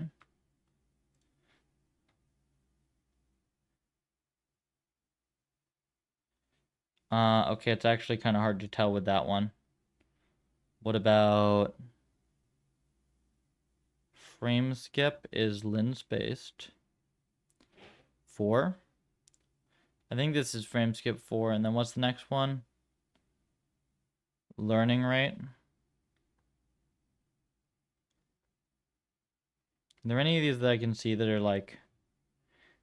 I'm just looking if I can match, basically. The idea is I'm trying to see if it's the outstanding suggestion is the same as like the collapse suggestion. That makes sense, right? BPT horizon. They're all annoyingly log spaced. Maybe max grad norm will do it.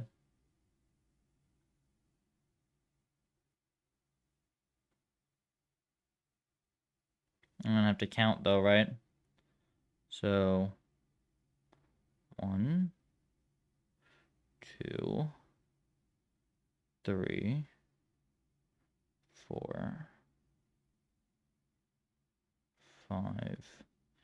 5 back, right? 0.3675 for max grad norm.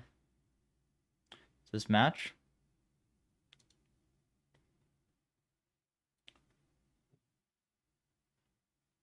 Oh, this is the distribution.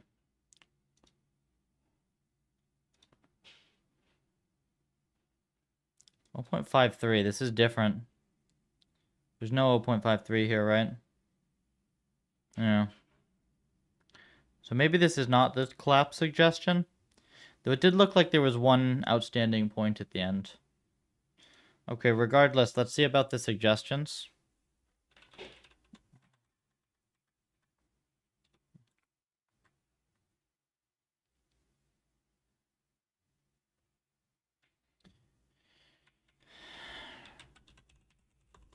And do like unique or something.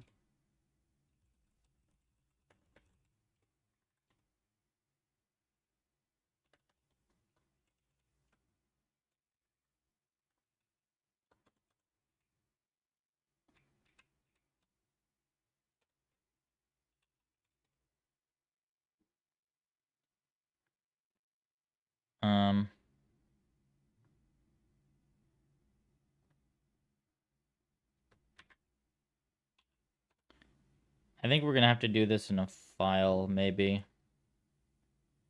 Maybe not. Let me push a little further here.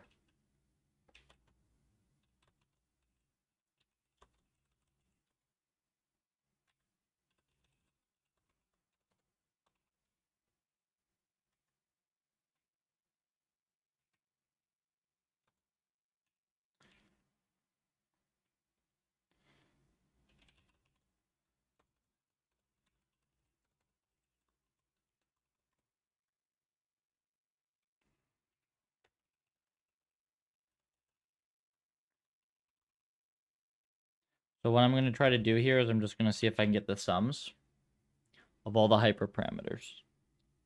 Okay, and this is going to tell us where stuff collapses, I think. So you can see at the start here, we get what looks to be pretty diverse data. And then, so right here. No, look, right here as well. So this is all the same. And then there's like one random one here. Okay, I gotta be very careful then looking at this pattern.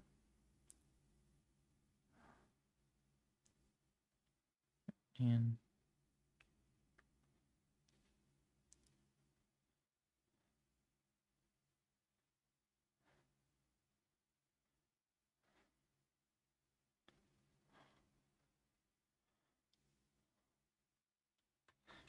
let's just do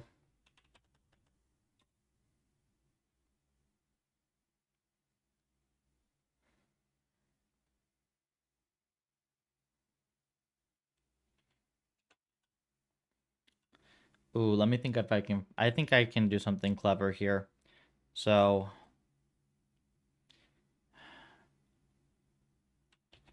sum of the last 30 are all the same. Yeah, but it's not just one time. This occurs multiple times. I want to see if I can find a pattern. So hold on. Let me get this right. So it's gonna be sum of obs equal v e 2 equals, what is this, JavaScript?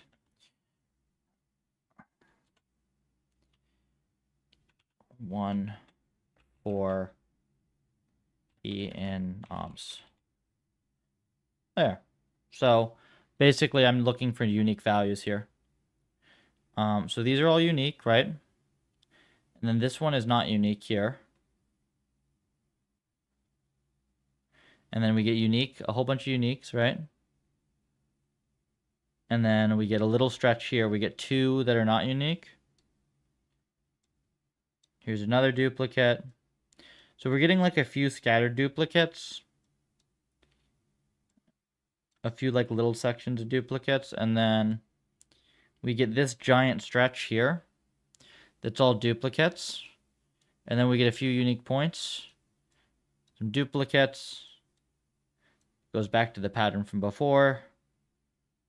And then true, false, true, false, true, false. It's like alternating, maybe. And then false, false, false, false, false. Everything false after that. That's weird, isn't it?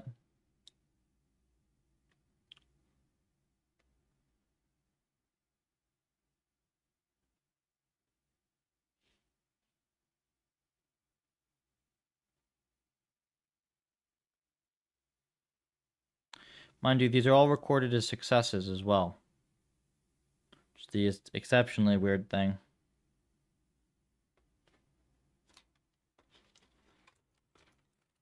We got to look at what outstanding suggestions does.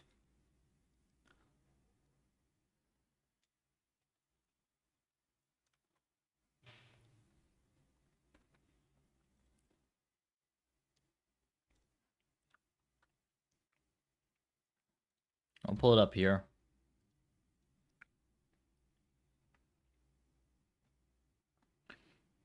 Could the intermediate non-unique, whoops, just be due to some?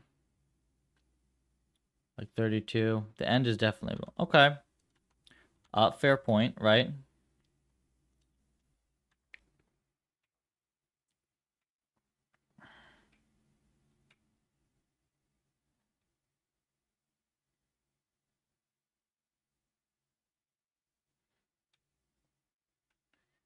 Well, wait, no, it can't be, right? Because it samples all the hyperparams. And some of them are like, entropy and stuff. Those are continuous values. They definitely shouldn't be exactly the same.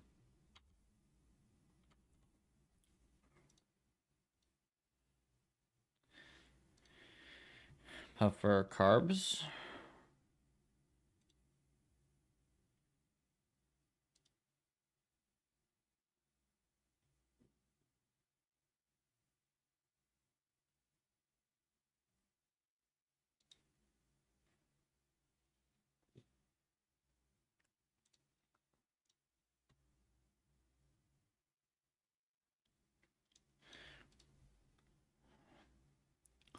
So we're definitely going down. It samples all every time. Where do you see that?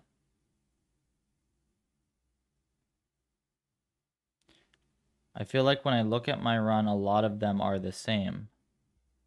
What, can you elaborate what you mean by that? I don't get what you're saying just there. A lot of work this week. Brain move very slow.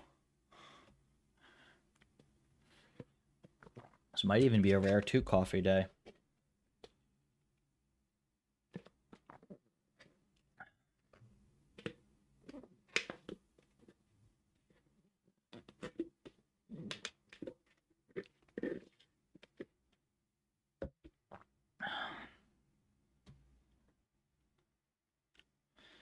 I guess it's in observe here. It should be in this add observation, right?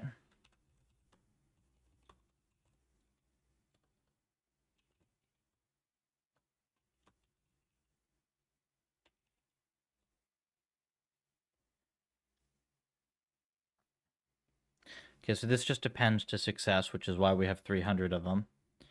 But then it's in get generate candidates. I thought you said that some could not be the same because it samples from a continuous distribution. But when I look, it does not seem like every new suggestion samples a new parameter in each dim. Really? It doesn't? Do you have data on this that you can, like, I don't know, paste a text file or something? I would like to see that. I generally wouldn't think that, like, optimizing one dimension at a time is smart. So I wouldn't think that they would be doing that. I mean, that's like the type of thing that sounds smart until you think about it, right?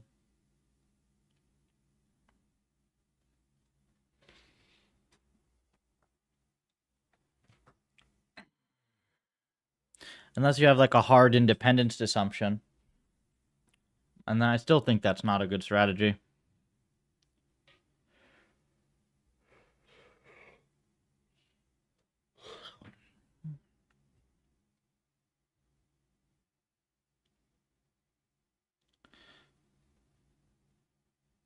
Ah. Why does it fit outstanding suggestions dot values? So it does fit observations, fit suggestions. Outstanding suggestions dot. So how does stuff get into outstanding suggestions?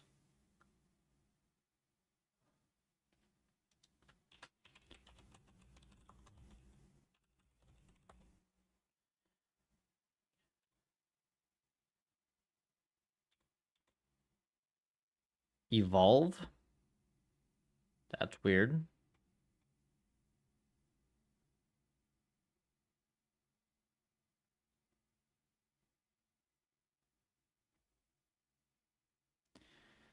Optimizer. Where the heck does it actually add stuff to this?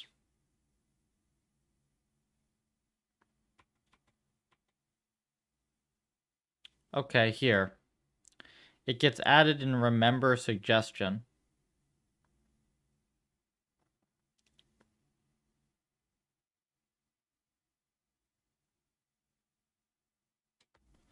So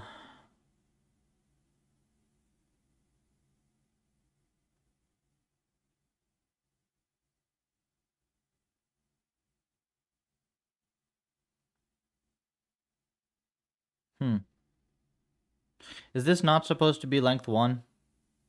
Is that what's happening here?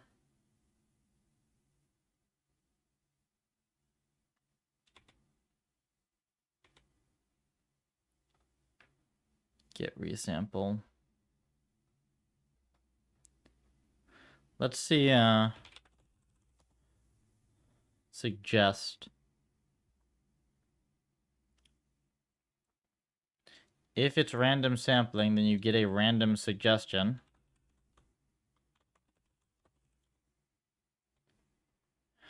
Does it store that? Yes, it does store this. So it actually will store this remembered suggestion.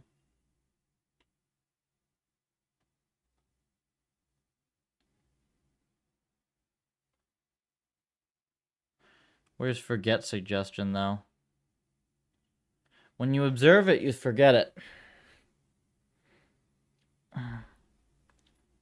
When you observe it, you forget it. Under what circumstances do you actually have multiple things in outstanding suggestions, then? When do you actually have multiple things in the outstanding suggestions? Was this even the problem?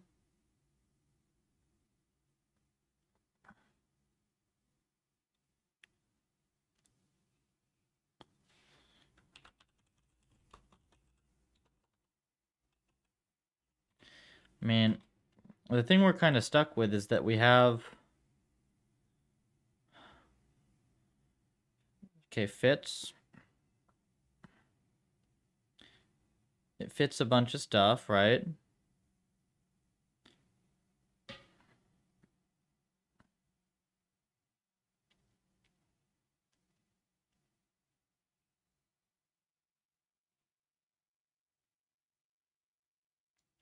Then it samples stuff.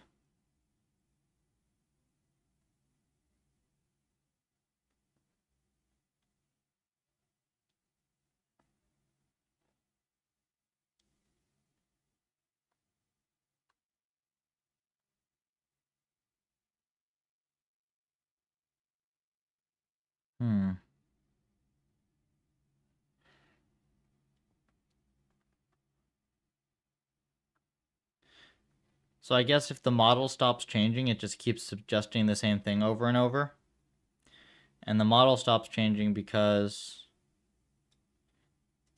the success observation just has duplicates, I guess. Outstanding suggestions, there's one thing that's probably the same. There are no failures. Pareto group is constant. But this is like chicken or egg.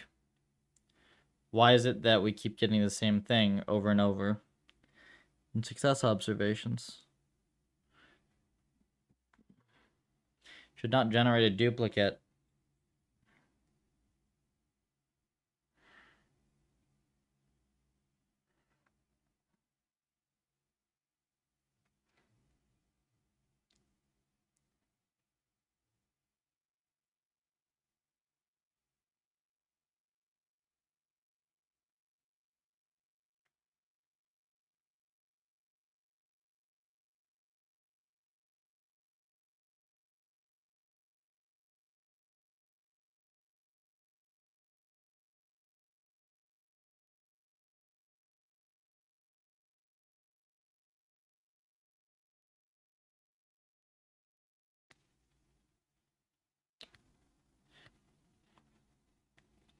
Such an important thing to fix as well.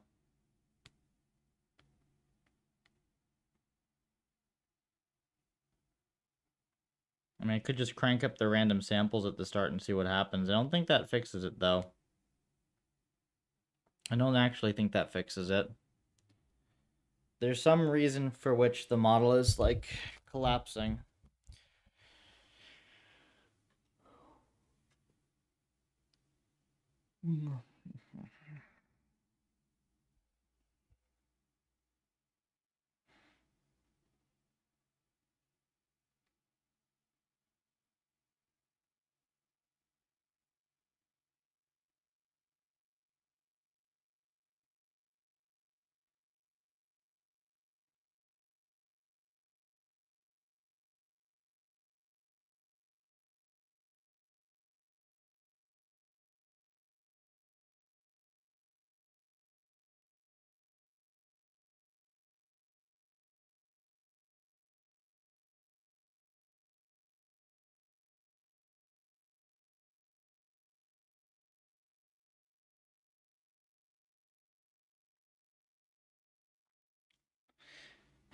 I mean, I also know that they use this code for all their language model stuff. So could it just be that there's some weird thing where, like, if you disable resampling and you only give it one sample at the start, it just screws up? I mean, like, how feasible is that?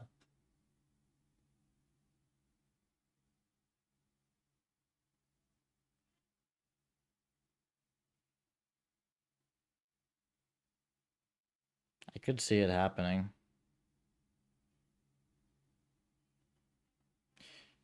Do we want to just, like, see if that fixes it to start with? Because it's been quite a while on this and I haven't found anything that, like... It's kind of circular, right? It's like, it generates... The model collapses because it's generating 1 point, and it's generating 1 point because the model's collapsed. Okay, I'm gonna take a quick second to clear my head here, and then we're gonna launch some runs. We're gonna try their suggested settings. I don't see any reason why that should make a difference, but you know, there's a decent chance that it does make a difference if they're using this code for all their language model stuff. So,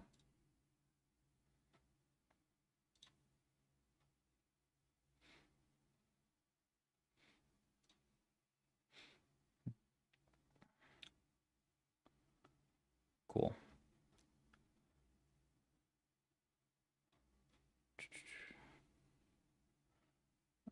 One thing is check.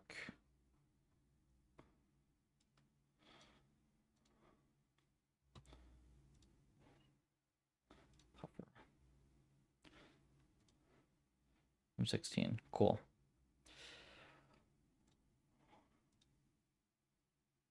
Okay, here's what we're gonna do then. This is what we're gonna do.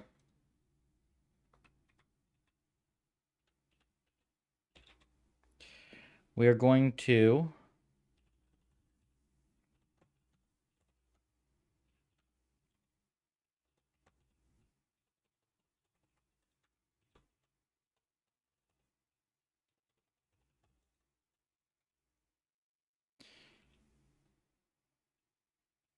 num random samples.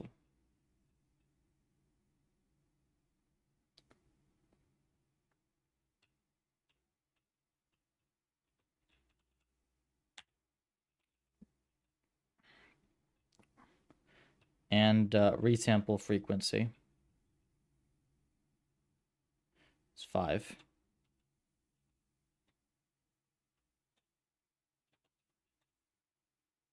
Now, we were getting weird bugs with this before, but who knows?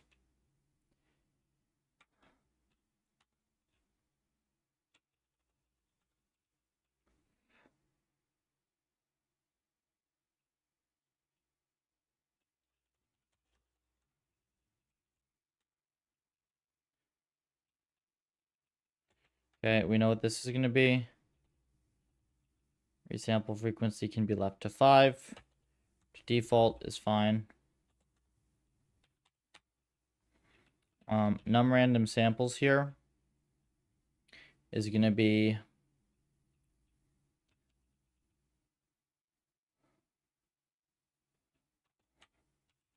len of param spaces.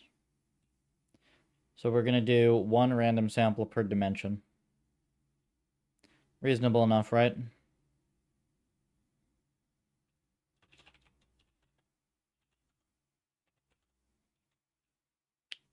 Got Atari here.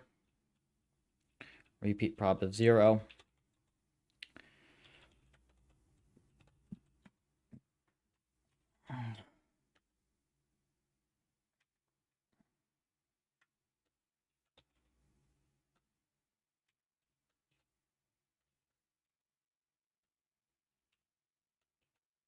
What the heck?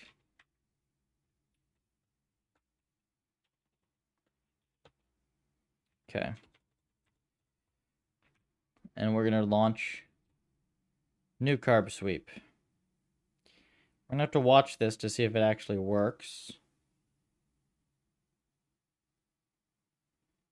But so far, it's good. And as I said, well, yeah, this is probably a slow config setting, but we've got 30K train on Pong. And yeah, we'll watch this to see where it goes. In fact, I think I'll just leave this up on my other screen. Just leave this up over there. Just so I can see if it starts erroring. And maybe catch that early. So that's like some progress, I would say, made on figuring out what the heck is up with carbs.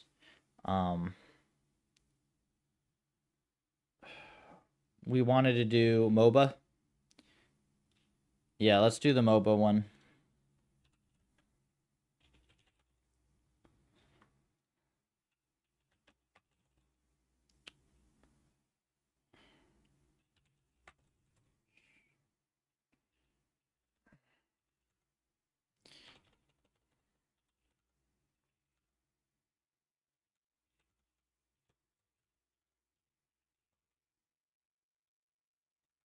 Okay, this is not updated.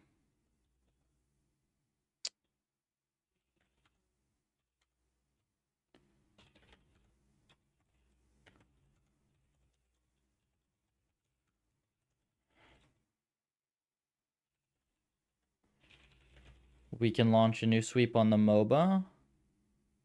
What happened to the MOBA code?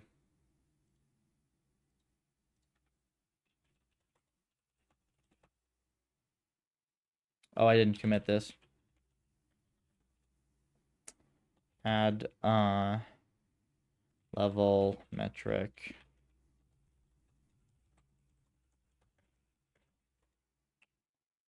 Full. Okay.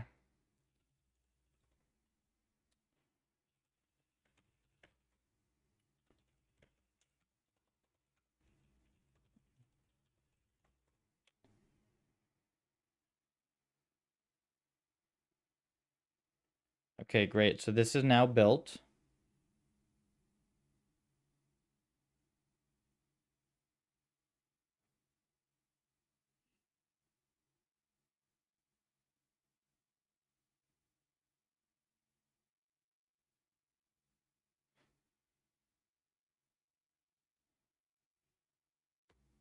This is now built.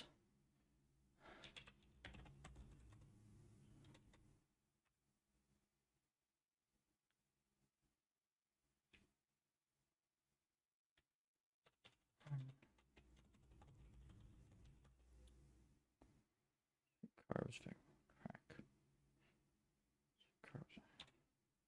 Okay, this works now.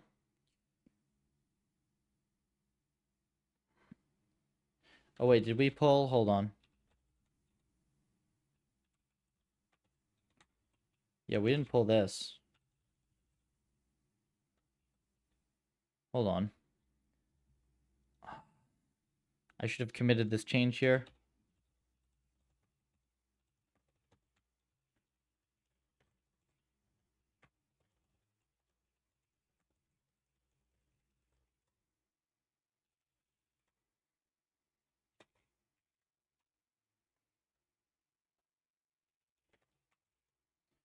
Okay, this goes back over here.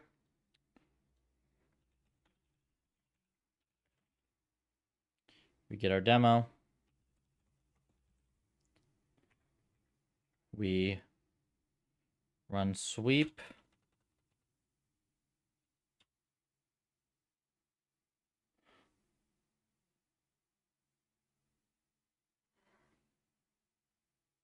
Cool. And now we have our MOBA training.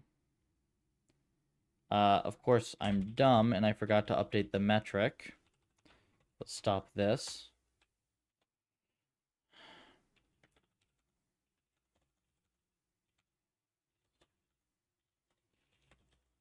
It's total levels gained.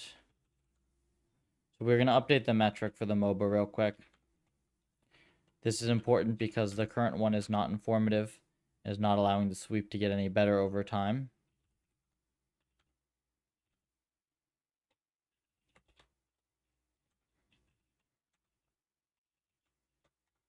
Oops.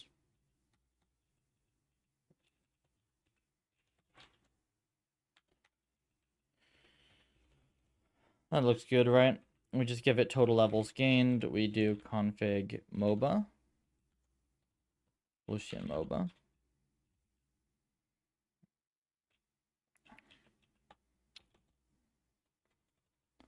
Levels.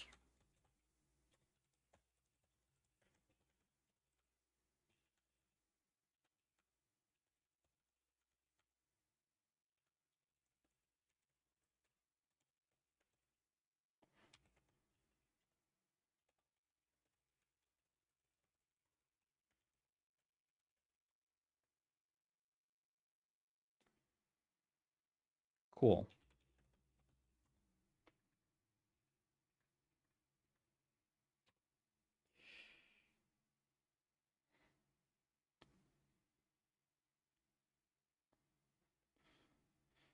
Okay, now we have two sweeps running. Got Atari currently is training on the other monitor at 37,000, and this is training at 600K.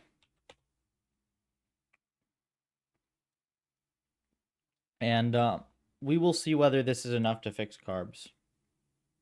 I had to leave for a sec. Did you figure out how to fix the sweeping? Not for sure. Definitely didn't figure it out for certain. I think that it is possible that we simply need more random samples and there's some weird interaction there. So for now, what I did is I upped the random samples to be equal to the number of dimensions.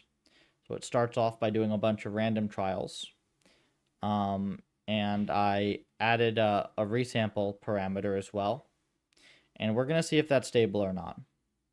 And I'll do some analysis after that. But I'm not going to spend the whole rest of today, trying to look for something when I don't really know for sure what I'm looking for. Because what I saw so far looked relatively okay. A few things I could do from here. Let me think. There are a few things I could do from here. I do still have this talk to work on. This video.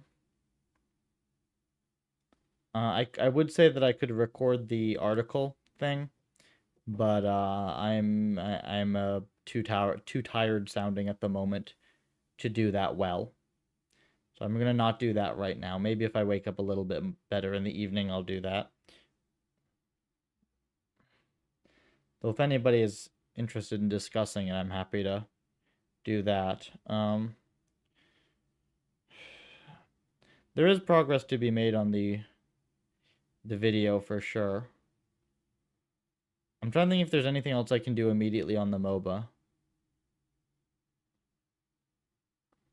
Or if we're really more experiment bound. I think we are mostly really just experiment bound at this point, to be honest. Like, Carbs needs to be working in tip-top shape. It needs to not collapse ever. And then I just have lots of experiments to run with carbs. It's the main thing for the simulation update. Like, there are a few other harder things I can think about. There's the advanced puffer API that's kind of non-existent at the moment. It's really hacky what you need to do to get absolute maximum performance. There's that to work on. There's ELO to think about. Right, those are sort of the harder things to do at the moment, I would say. And then there's this video. Let me look at this for a second and just see if I have anything that I like, any insights on how I want to take this thing. And if I'm not feeling it, I'll do something else for the time being. I really just want to start like more simulation dev, to be honest.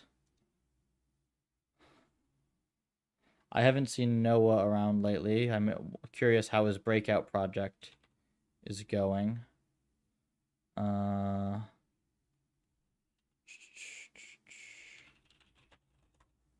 Slides. Whoops, let me sign in.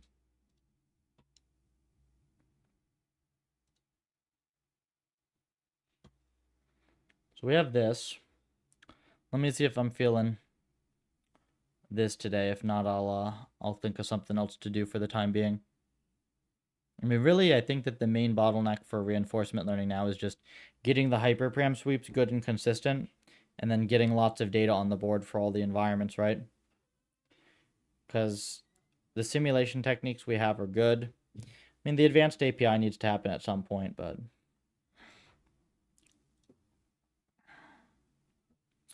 So how do I doing this now? I have this quick little snappy intro. These are not final slides. This is just like storyboarding.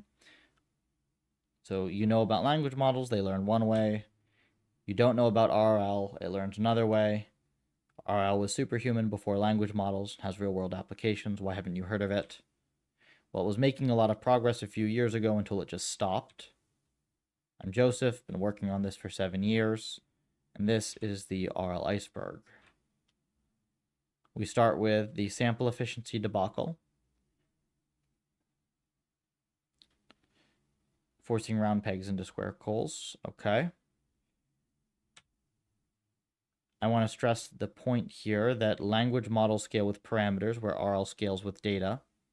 We have evidence saying that for any fixed amount of compute, RL needs a lot more data and way fewer parameters to do well. And it just so happens that this is the setting that we have for most of the things.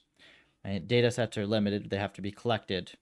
But in RL, we have simulations, which are essentially unlimited data. Unfortunately, you'd think we'd count our blessings here, but the field has really been actively selecting for algorithms that take forever to run in order to reduce data usage. This probably comes from robotics, and since robotics have to run in real time, right, they don't have unlimited data, but that's not all of reinforcement learning. So when RL didn't work in the setting that it's not designed for, they moved on to language models, which do work there. I don't know if this is the best way I could make this specific point.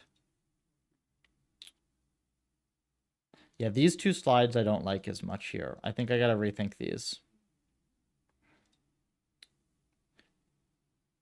Infra, 900% overhead.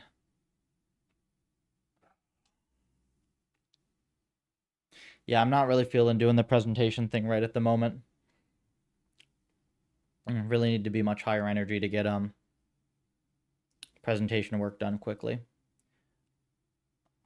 Okay, let me think of if there's like a fun dev thing I can do today that would like advance the current state of Puffer.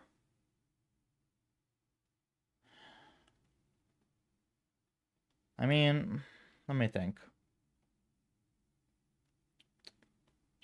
What would be a fun dev thing to do today that's not going to start like a giant new project, but maybe will advance the state of pufferlib somehow.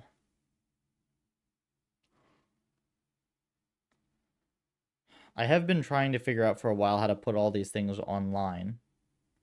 How to put the environments online.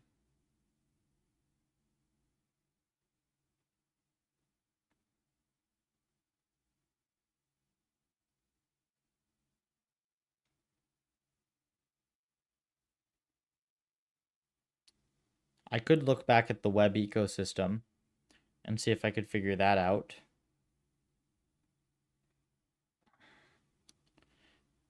That would be fun.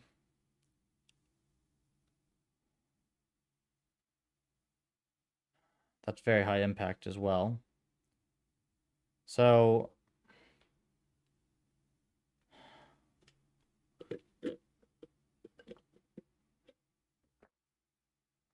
let me think about that. The issue at the moment with putting these things online is that the simulations themselves are in Python. So we can't really have them natively. They can't really run natively like that, can they?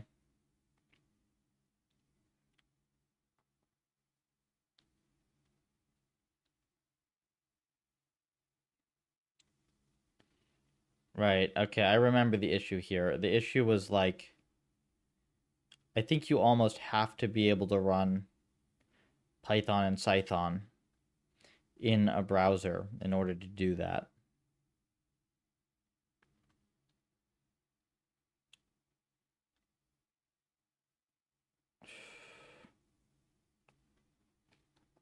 Unless I run the environment server side, and then I just send like the images from the environment over. That is doable.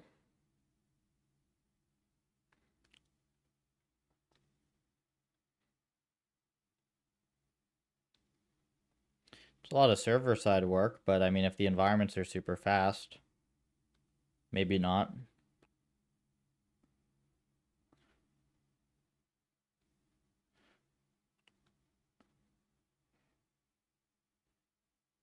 Still have to do key press handling, I think, on the client side if they're going to be human playable. And of course, if they're going to be played by agents. Yeah, okay, I remember this is why this is a bit of a... why this is difficult.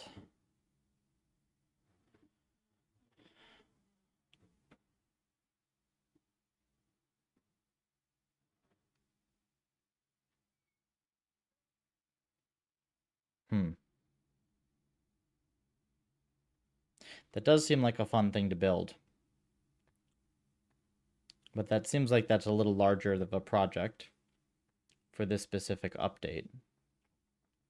That would be a scope creep that would, like, make this take substantially longer.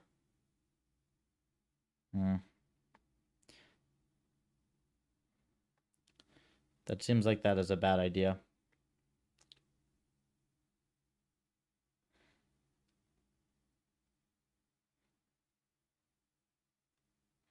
Yeah, that definitely seems like that is a bad idea. Not sure what else to do then today. I'm kind of in between, I'm kind of in an in-between phase with Puffer at the moment where it's like, I think that we have like all the core stuff pretty much exactly the way I want it to be.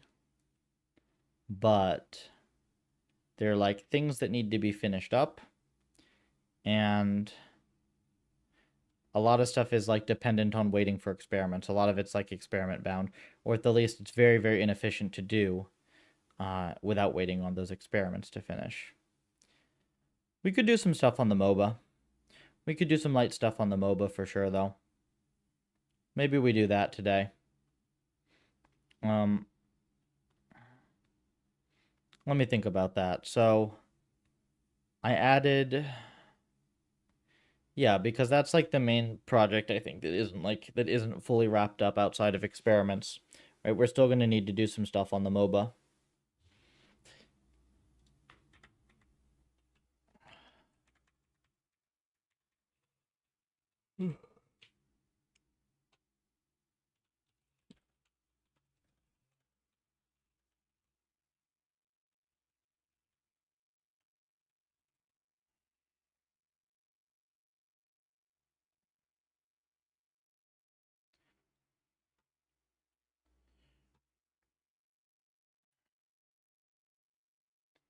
So let's see, what stuff do I want to add to this? Or let's put it another way. What stuff can I predict that I'm definitely going to need in the course of doing experiments for this thing? Oh, I definitely need the full action space. That's in the other dev branch. I definitely need some extra logging. I have that. I guess I can think about ELO a bit as well. That's not exactly light work. That's actually quite difficult. But it is the thing that makes the most sense. Either the ELO or the advanced API, but I think the ELO is the highest impact thing at the moment. Yeah, okay. So the issue at the moment, the issue with measuring policy quality at the moment, right, is that the quality of your agent is entirely relative to the performance of other agents, right? Like there's no like how good are you at Dota in a vacuum. It depends on how good your opponents are. So the way that you normally handle this is with an ELO rating system. Um, Meaning that you have to be able to play some games versus to be able to play some games versus opponents and then get the outcomes of those games in order to update your ELO. And this is particularly obnoxious because you really want to play games against multiple different opponents, which is multiple different neural networks, right? So how do we do that?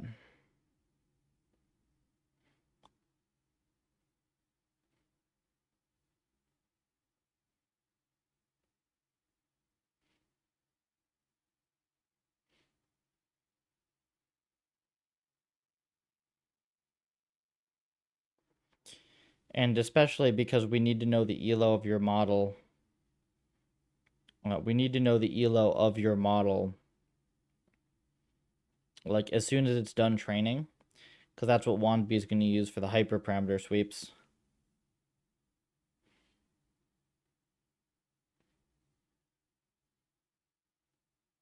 Not to mention that you probably want this as a metric over the course of training.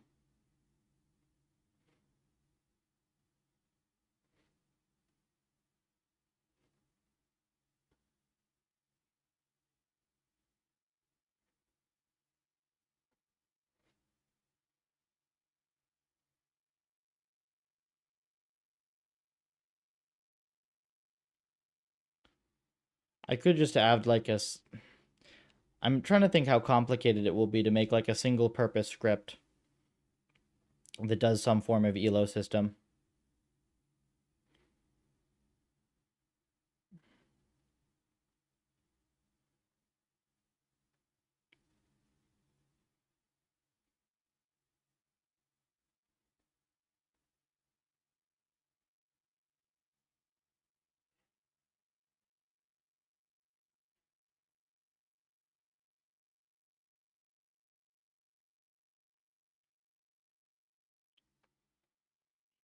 The problem is it's going to need some amount of background processing, right? I could do it on spare CPU cores. That's a thought. If I'm going to assume that the MOBA is really fast, right? Then I can just do it on spare CPU cores. I can just be running games.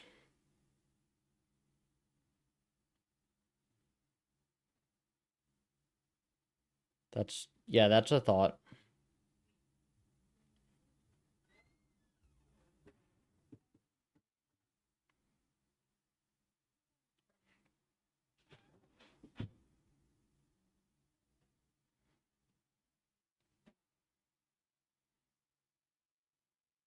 Okay.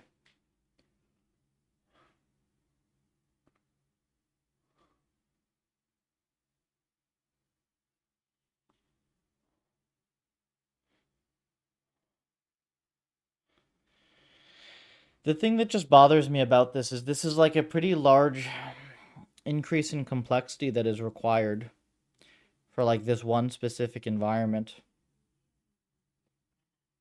Though I guess it is required for all adversarial environments are going to need some form of elo.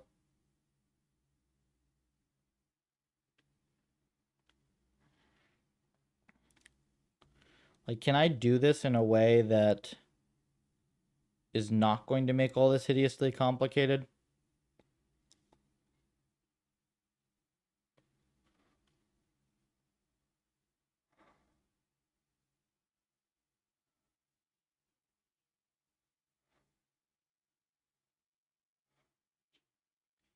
Win rate.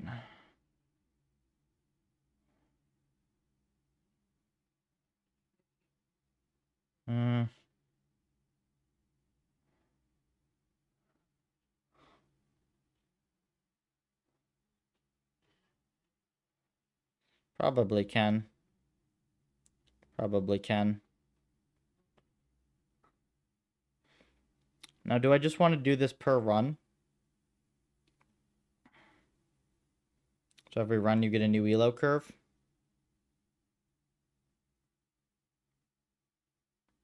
Yeah. That's the simplest if we just keep it very simple, right?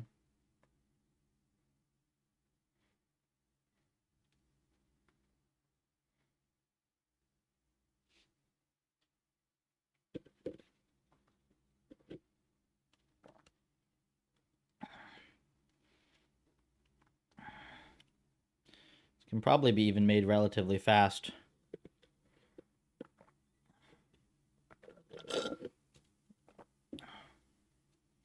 It only needs to be like 15,000 steps per second forward pass in order to be 1 game per second. So actually, I can probably just do this as like a single additional process or whatever. All right. You know, I'm kind of open to doing this today. This would be this is something I've been putting off. It's something that would help with the MOBA quite a bit. I'm just trying to think how I make this like really simple. I think I just have to start. The one thing I'm going to do before I start on this is I'm just going to make sure that the sweeps look relatively sane. Okay, MOBA sweeps have... Wait, what? Are they already reusing the same? How? Look at this. Isn't it just already reusing the same thing over and over again? It literally did one run and then it's reusing the same thing. What about the other one?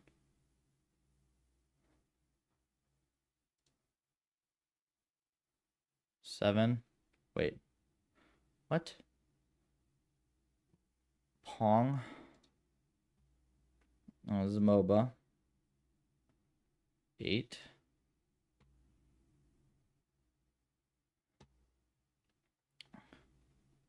Well, okay. Just as I say I'm open to doing the ELO thing, we find this is using the exact same frickin' parameters, right? Look at that. So here's run 1.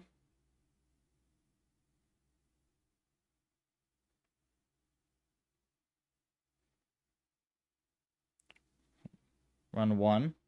And then all subsequent runs are... Those are 2 separate runs that are from this one. But all, like, the subsequent runs are just from here. And holy... Wait, is this, like, a huge difference in performance? Am I reading this right? This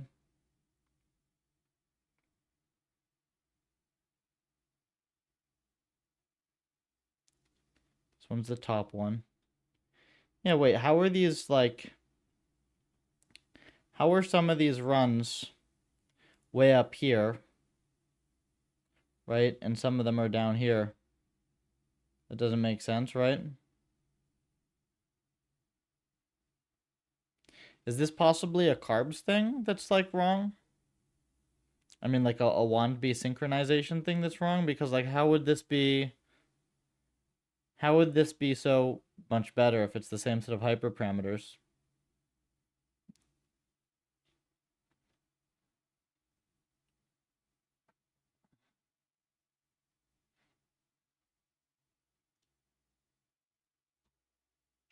I mean, they're running for the same number of steps you can see here, right? Yeah, look at this. This was like actually a reasonable loss curve. And then this one ran for... Okay, I guess we're doing carbs for now until we fix this, and then we're doing ELO. This is actually kind of good, though. I didn't think we were going to get like such a strong signal so early.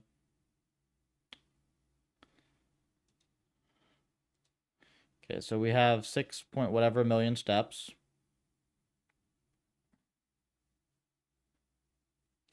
All the same. And some of these make it and some of them don't. Episode length keeps going up.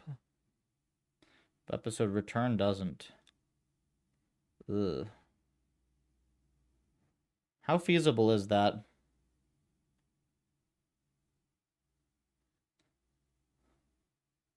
Like, to have these different runs, like, some of them work, some of them don't.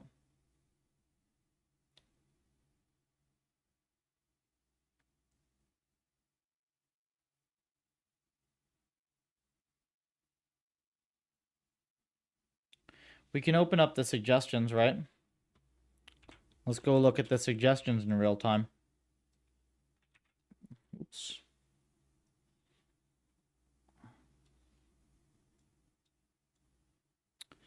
Debugging carbs.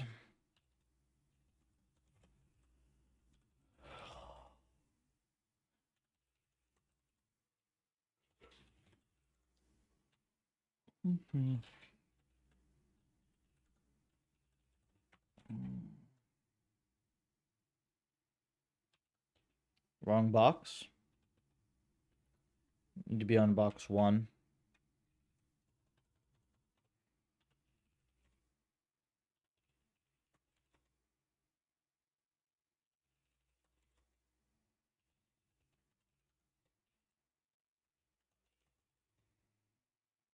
Okay, this is the right box.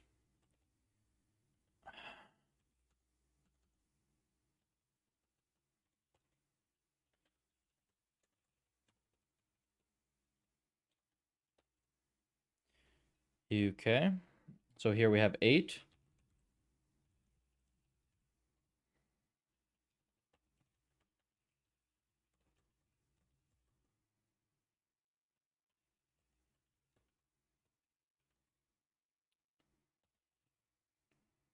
And it's not huge. Okay, so here is, we have success observations. Starts at 6.7. And then we go to 6.8. And then it gets stuck. And all of these are the same. Oh, and then outstanding observations is different. A little bit.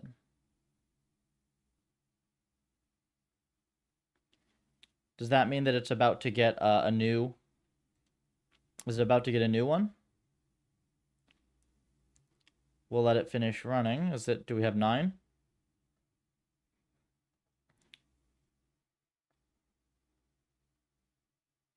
The 9th run here. Minus 14.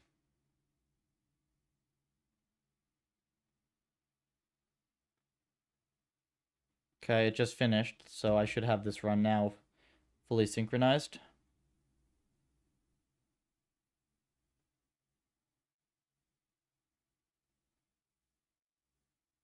This is minus 15.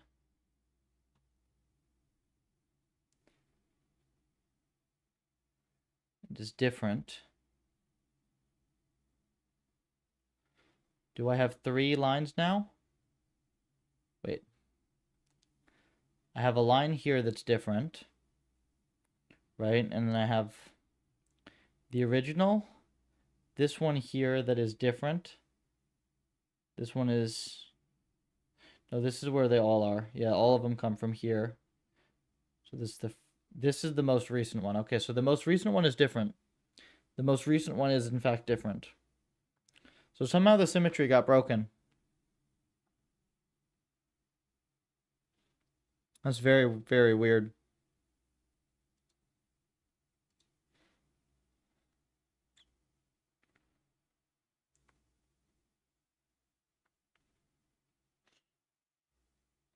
We did the first run.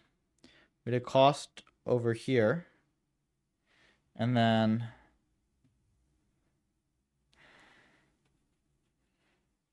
we get outstanding suggestions.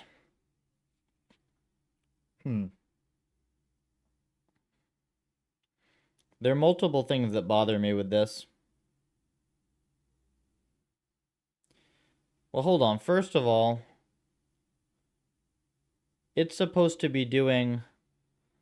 it's supposed to have a bunch of random ones first, isn't it? Yeah, 14 random samples. So it ain't doing that. Right?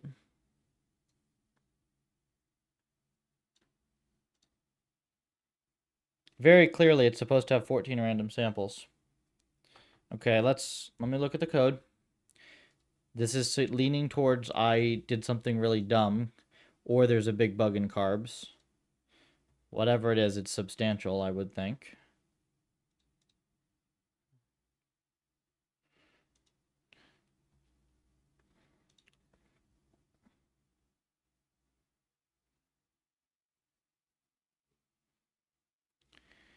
Suggest. Okay, self.isRandom sampling. Return self.getRandom suggestion. Get. Oops. Random.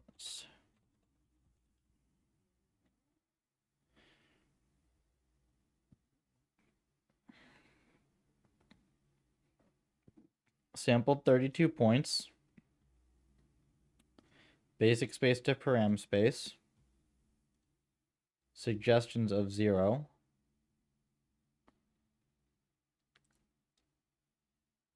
Remember suggestion. Okay, we do sample search space. Sample around origins in basic. Well, around origins. There's no seed on here or something that's going to screw this up, right? Weird functional thingy. Oh no, it's not bad. It's a categorical dot sample. There's no seeding, so this should give you something different every time. And then there's a mask. So we'll definitely have to check the valid mask. First though, I want to see, is there a chance that I'm just like totally missing how this works? Carbs.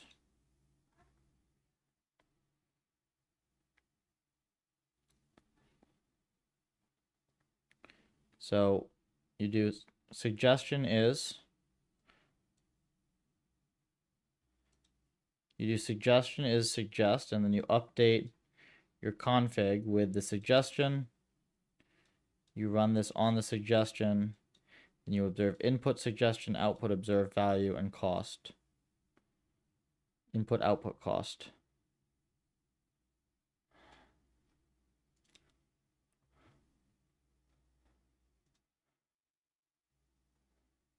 Pufferlib.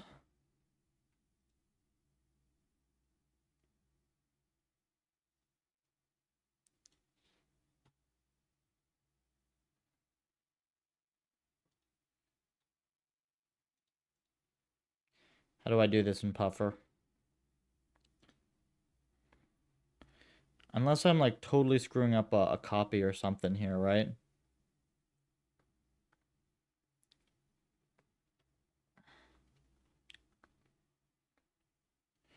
carb suggest dot suggestion. Wait, is this... Hold on.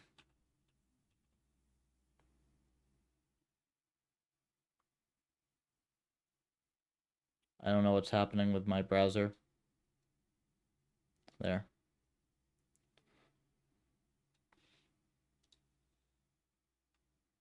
Too much stuff.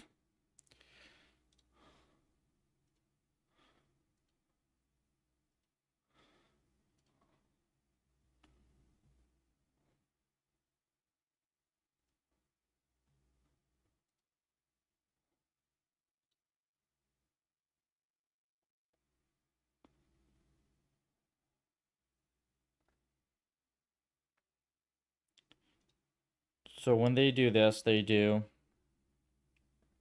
suggestion is carbs.suggest.suggestion. So I have it right. Carbs.suggest.suggestion. I do suggestion.copy. It's a flat dictionary, so that should be fine. Right? And I don't even modify it anyways. And then I give it the observation in param, which is what they do, right? Input suggestion, output observed value. A rig suggestion, yeah, and then cost is uptime.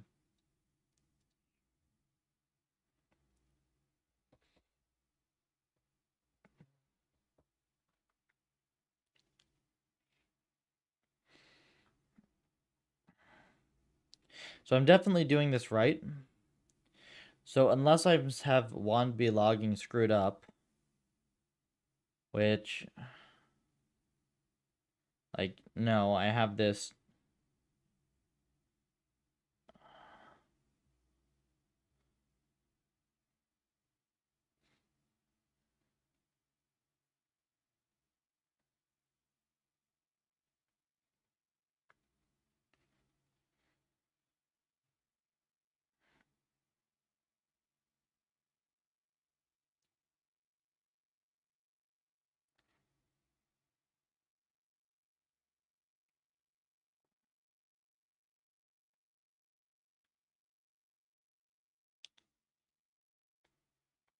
I can kill this sweep so that I can start looking through the data, right?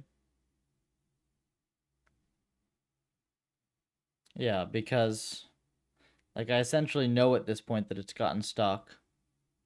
It can get itself out, but it shouldn't be getting stuck in the first place.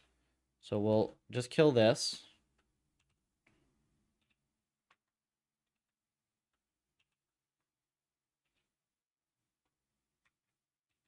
So be this. Okay, yeah, now I can scroll. So, suggestion is total train steps.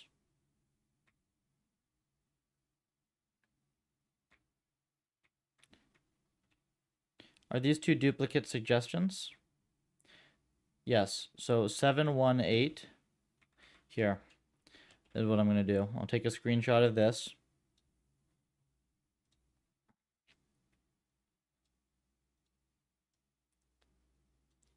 Okay. And then we'll go down to the more recent one. These are both within the random sampling period.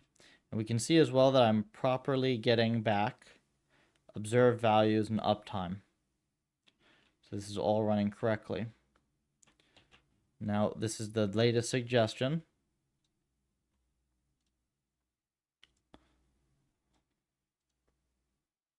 I don't know what happened here. Let's try that again.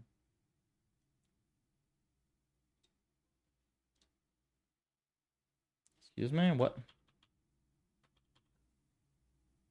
Oh, that's really weird that it does that. Okay. So 718 7642. So it suggests the exact same number of steps. Clip coefficient 0367, 367. It's suggesting the exact same thing, right?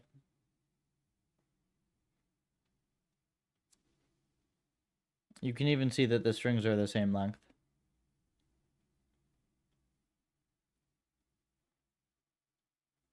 Yeah. Everything is exactly the same. Okay, so it is actually carbs here. This is actually carbs being weird. Carbs is suggesting duplicate parameters.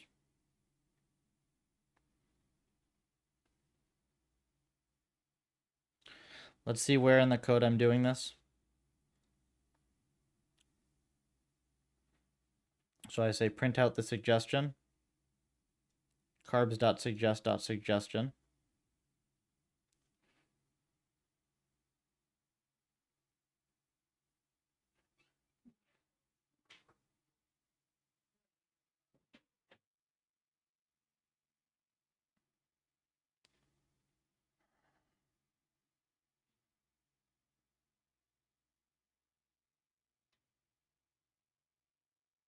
Um,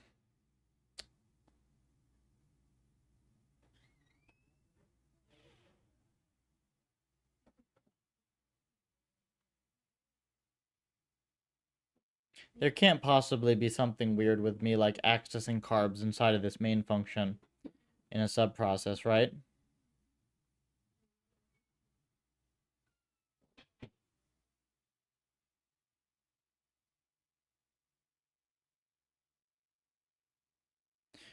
Would that be a thing? No, because if that were a thing, then I wouldn't be. You know, that's ridiculous. That wouldn't make a difference.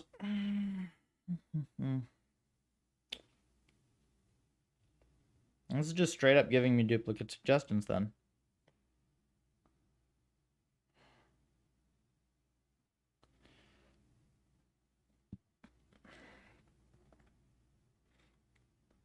And that's like entirely bizarre, isn't it?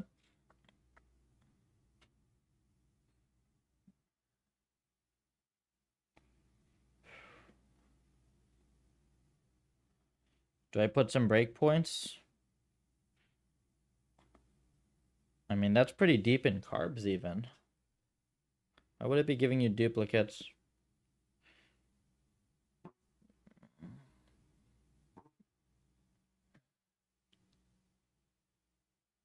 Oh, I guess I got no other choice. This is important. Needs to work.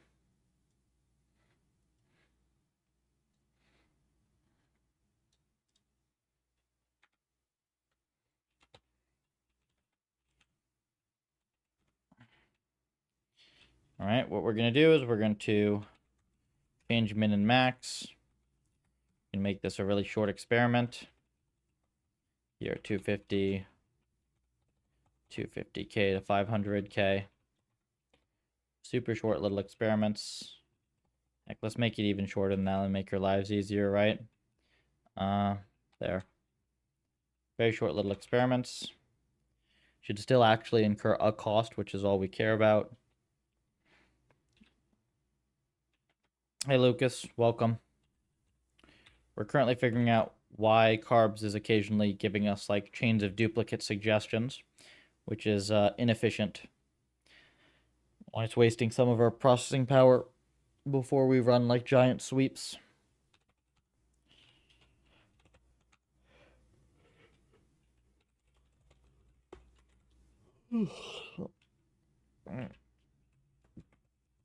Okay, so we have get random suggestion. This is where this should be occurring, right? So then we'll go get random suggestion. Suggestions, 32 points. Num sampling attempts. So we'll just go right here. Right? We'll just go right there.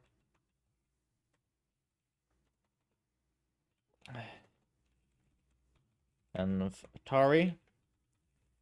Mode sweep carbs. Back multi-processing. And yeah, we'll see what this gives us. Ooh, wait. Will that breakpoint actually work? That breakpoint won't work, will it? Because we're in a sub-process shit. Yeah, that breakpoint won't actually do anything.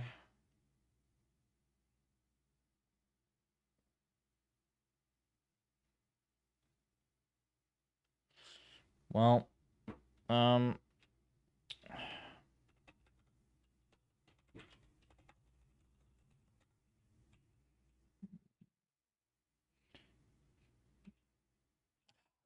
what do I...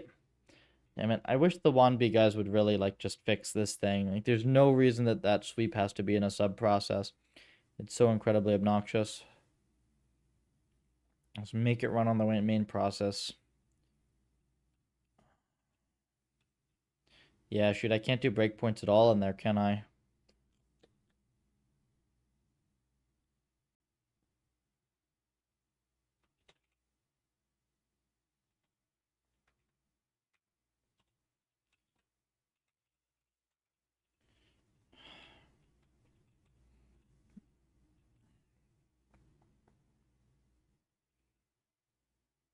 Okay, let's at least see if we can debug this logic.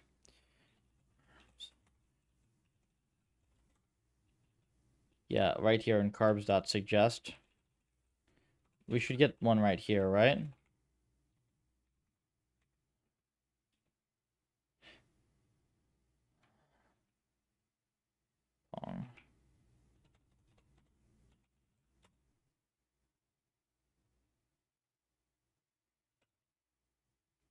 Okay. Whoa, whoa, whoa. Okay, we got lots of suggestions. They look diverse, right? This is like something. They're not duplicates at the very least. Okay. Remembered, so we're going to remember the suggestion.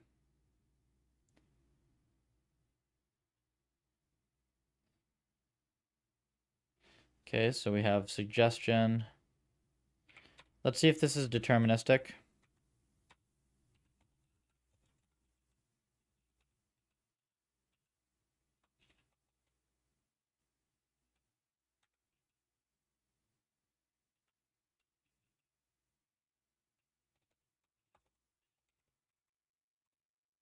Let's do it like this.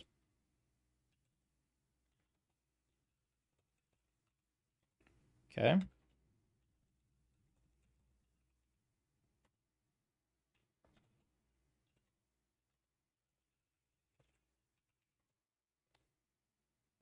Nope, we got two different suggestions here. Does not appear deterministic whatsoever.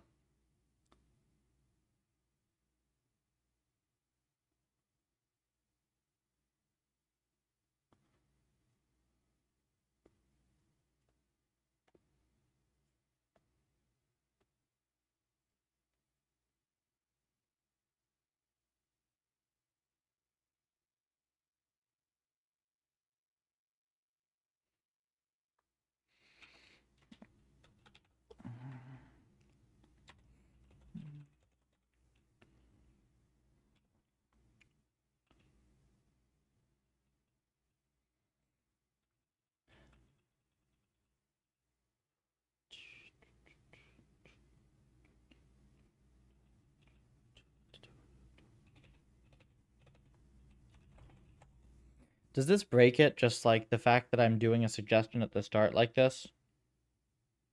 No way, right? No, it's just getting a random suggestion. There's no way this breaks anything.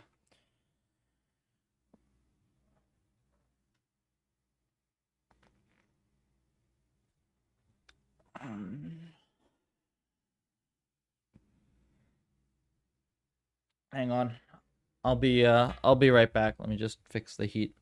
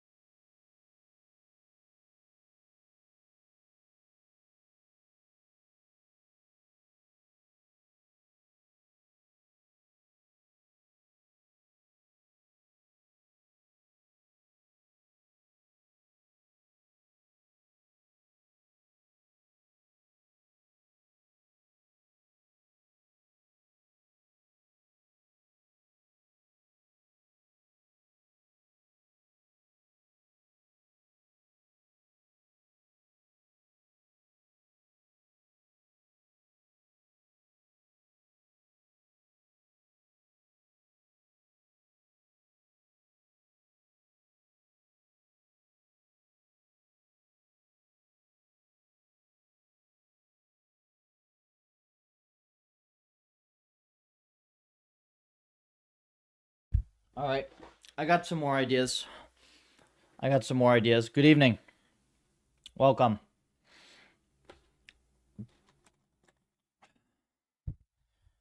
I think I got something here. Like the fact that this is only occurring in the sub process is giving me pause here. Let's do This is what we're going to do. We're going to make we're going to comment this entire block, and we're going to make like a dummy main function that's just going to contain a few key things. Okay? And then we're going to try to reproduce it in there. Main. And we're going to do W&B equals init W&B. I don't know why it likes injecting random bullshit into my arguments. W&B.config. Okay. We need suggestion. And then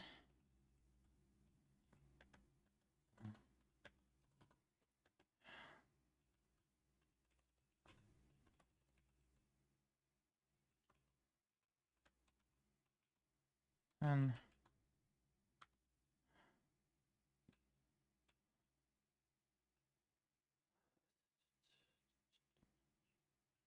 actually think I just need this, right? And then we need to update carbs.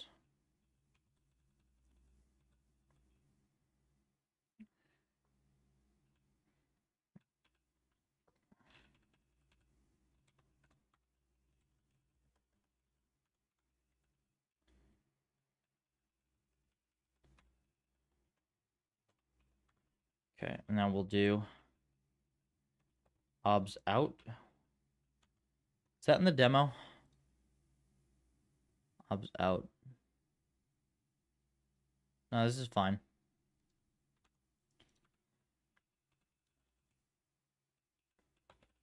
Put. Okay, cool. So now we have a dummy main function. And we get to print the suggestions out like this. All right. Sure, we'll run it like this. And right, I have to remove that breakpoint. Oh, it's 4 p.m. Okay, I'm gonna run this and then I'm gonna go make my shake.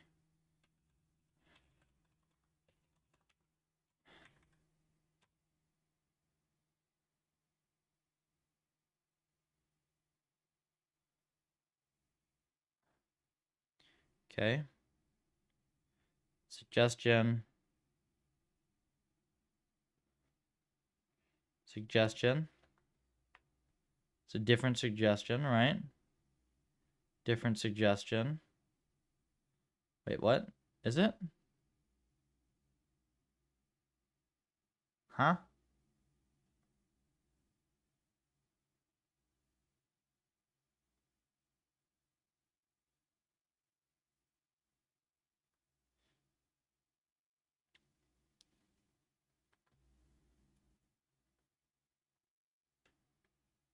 Okay. That's enough. So we got 247. 226. 150.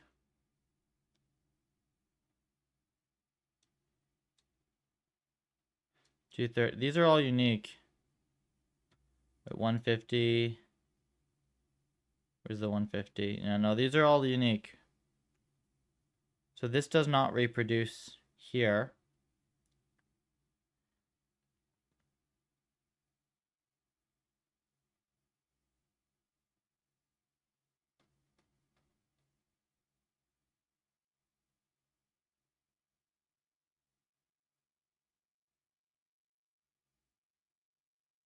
You gotta be doing something weird, right?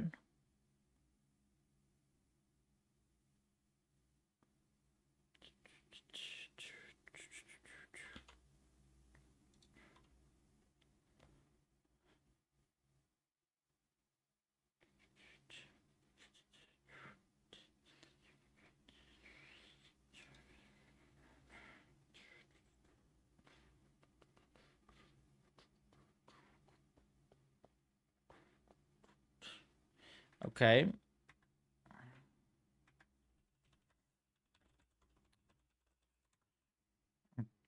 Maybe we add a little bit more of the original in here.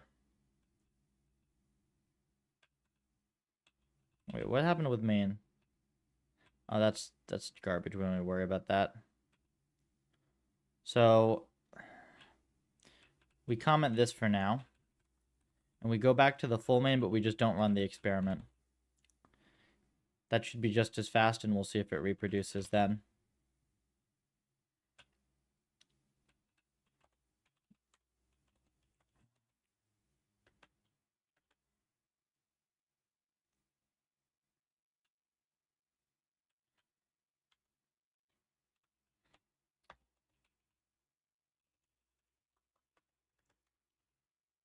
Observed value is going to be this, and it's this. Okay.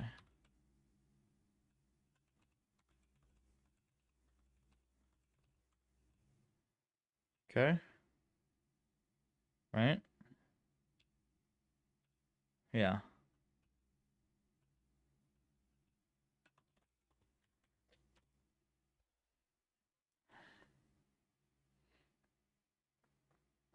Okay, we get the suggestion.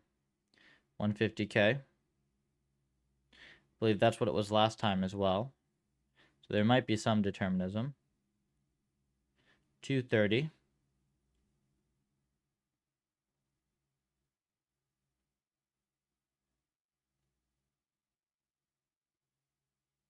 155.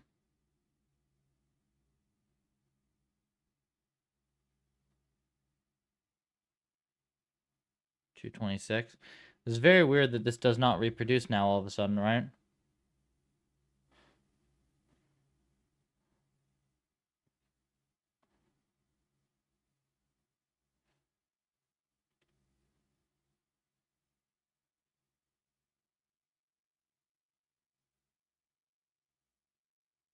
Yeah, this doesn't repro.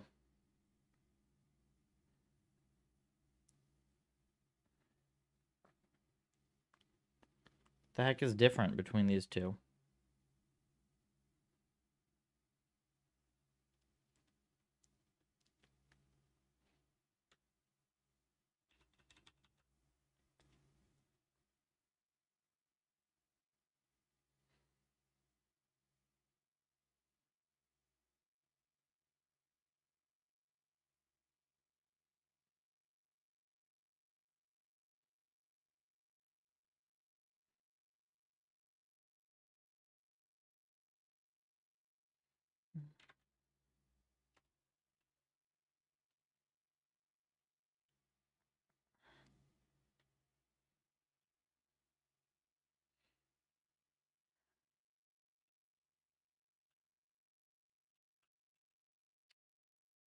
Just to be absolutely sure.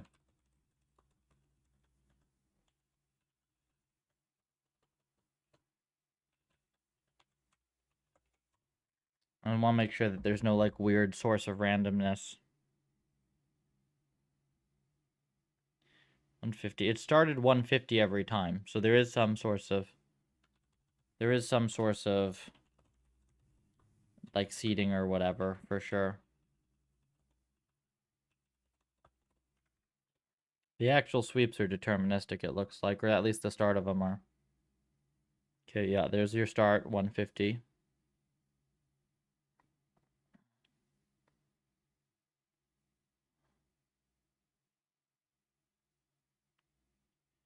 $230.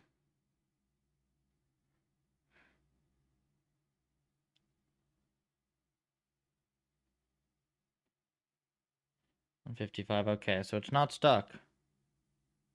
It's very weird. I mean, I'd assume there'd be some source of randomness anyways. Does not repro is so weird.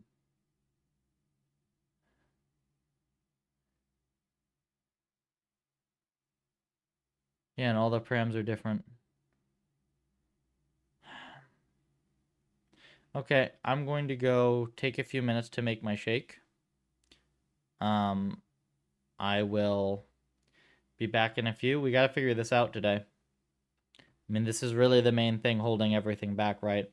Once we have like known good, high quality, consistent carbs running, pretty much everything just auto solves. So I'll be right back.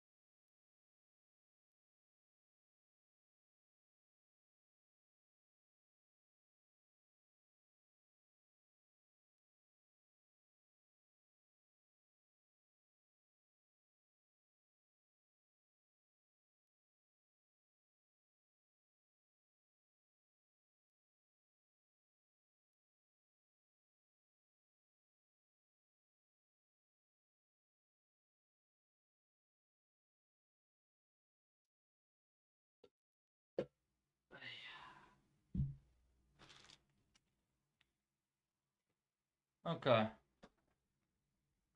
So, a lot of stuff to figure out here, huh?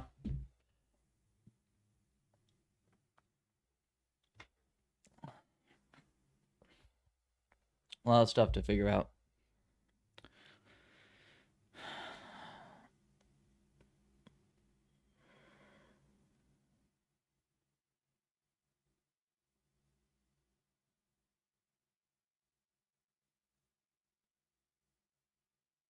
Ooh, I have an idea. Just for the funsies. An idea. We had, it was 10 minutes ago? 8 runs? Yep, lots of parameters. No big surprise. 4 individually unique parameter runs. Okay, never mind. I was wondering if I had synced it to W&B wrong, but nope. Correct.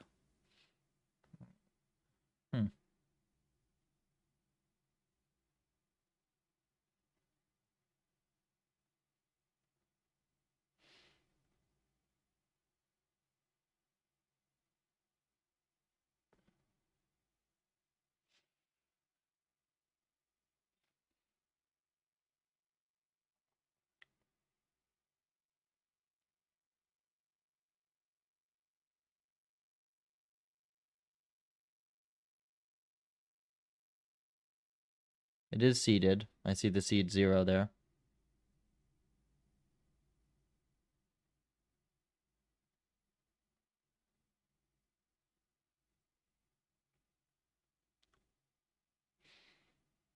The thing that's very surprising to me is the fact that I have num random sample set to 14, so it should be fully random, and I still got this in an actual run.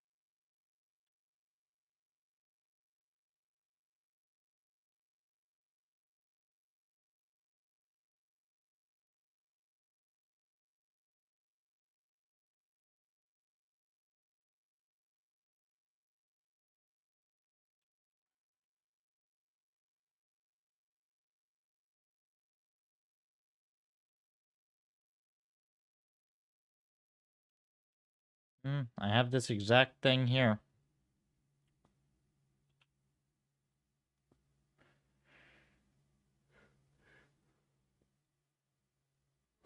Logic is exactly the same, but now this doesn't repro.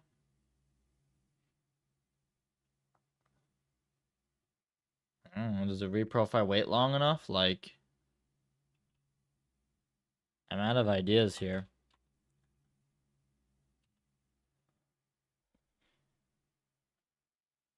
It's not very consistent, right?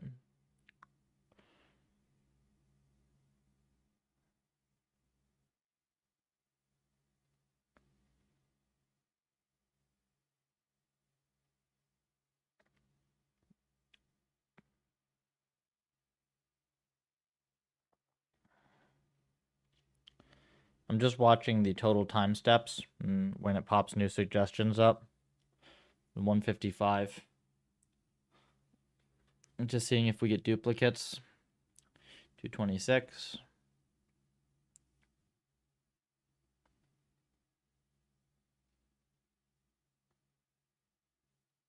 247.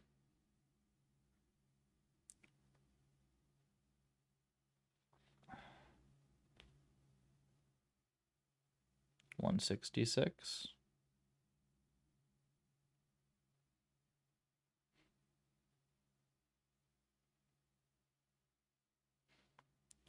155.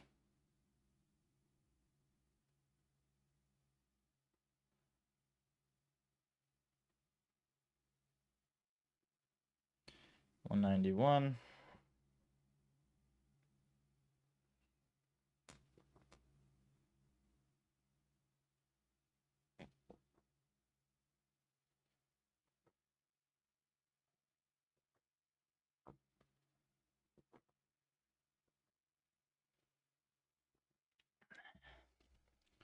No duplicates so far. I was watching.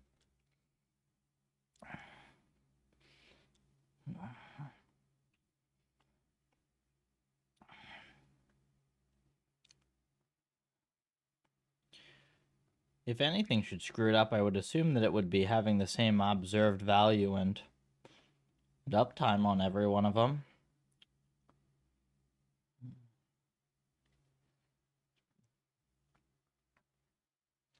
But no, it doesn't look like it's getting messed up at all.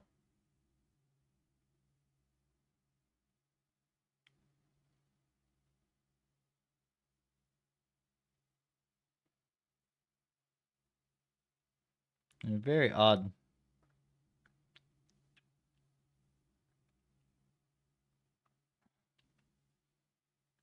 Hi, how's it going? Welcome back, Hesitant. We've got a very weird issue with carbs, where every so often it decides to sample the same thing over and over for a stretch. Is it doing it now? Wait, 253. 253.099, let's see. Oh, yeah, look, it's doing it right now. It's stuck on the same suggestion.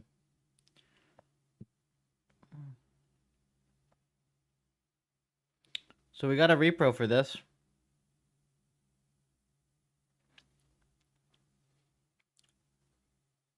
Oddly enough, though, it didn't. It took longer this time. But hey, a repro's a repro. And now it gets out of it. It gets unstuck. But still, it shouldn't have been stuck at all, right?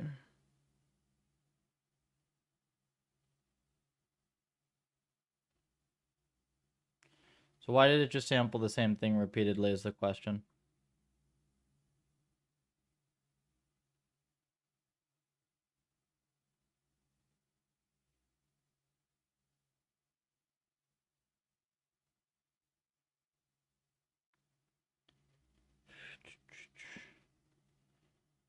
I don't know if you were around yesterday, but I posted the article that I was working on. We found something big with Atari. Something very big. Oh no, okay, I can kill this. Yeah, I'll put it in chat.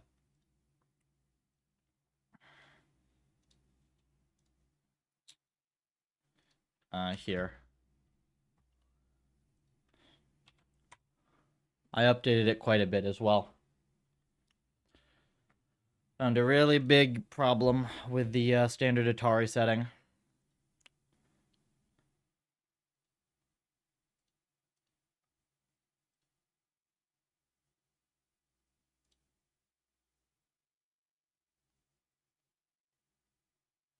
Okay, here.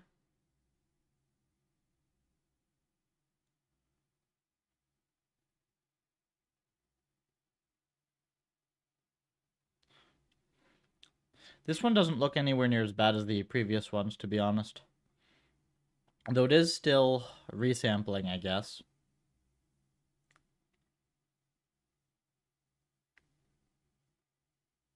Took so much longer this time, though.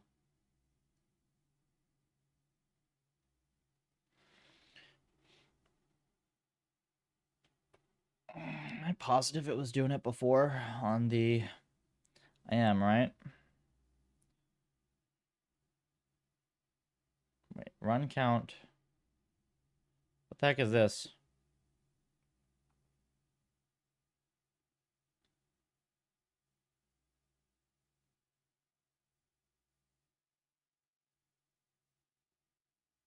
What is this mess?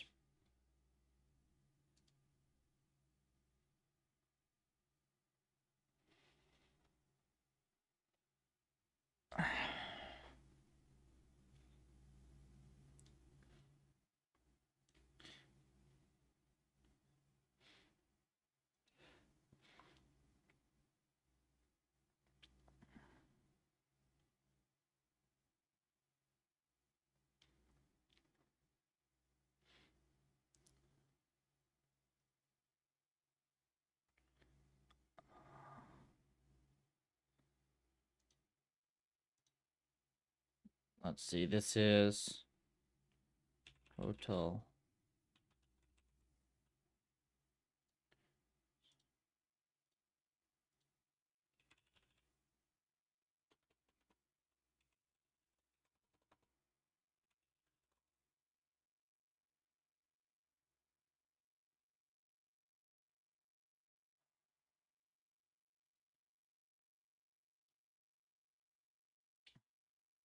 How about greater than 55?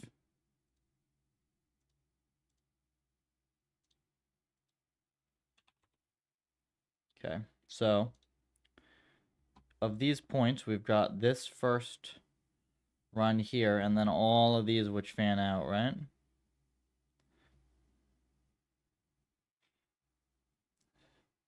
So it literally did one run, and then it did all these.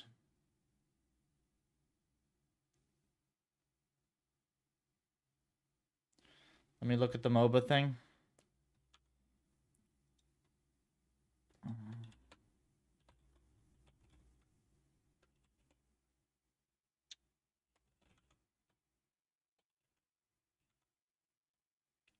I'll check it out in the morning. It's 2:24. Go get sleep.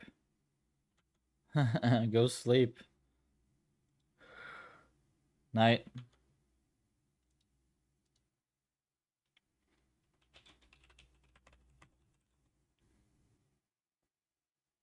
Okay, so here's our thing. Hello, welcome. I'm currently trying to figure out what the heck is wrong with this hyperparameter tuning job. And make carbs nice and consistent.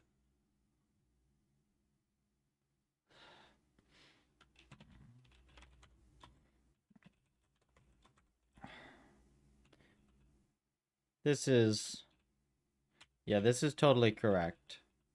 I have all the settings correct here.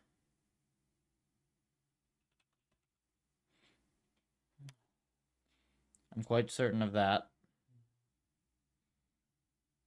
How is it possible that it's getting one sample and then it's immediately collapsing? And I had this for both runs, and I can't reproduce this exactly. All right, because I did this right after. Where's the Pong one? This one here, right? 41 minutes. You have this run here. And then immediately after, collapses. How?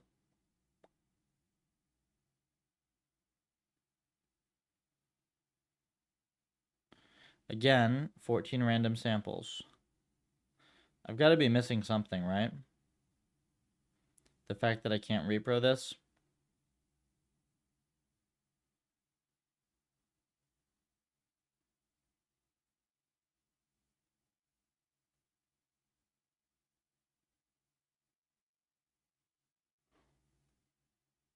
It happened with both experiments. And it's exactly one run.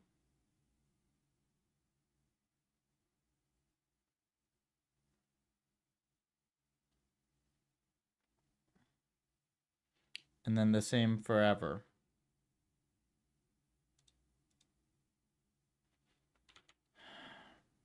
Man. It doesn't play nice. Is it the same log locally on 1B? Yep. Appears to be so. So I'll tell you what's happening here basically is like carbs is working, but under conditions that I don't know why, like under certain conditions, it appears that it will have potentially long stretches where it just keeps sampling the same parameter over and over and over. And it shouldn't be able to do that ever. So, I don't know.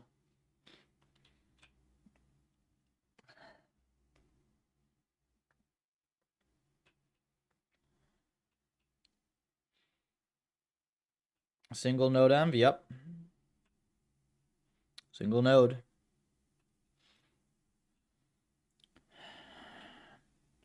W&B doesn't exactly have great multi-node in the first place.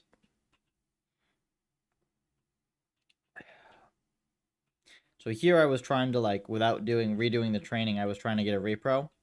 And I can actually get it to eventually crash to the same thing. So I could go from there.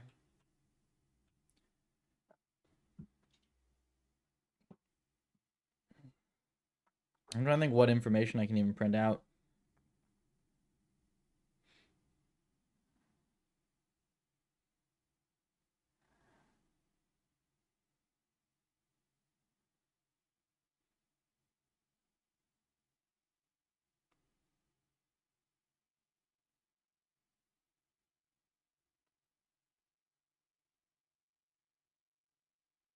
Like, I don't even know what information I would look for.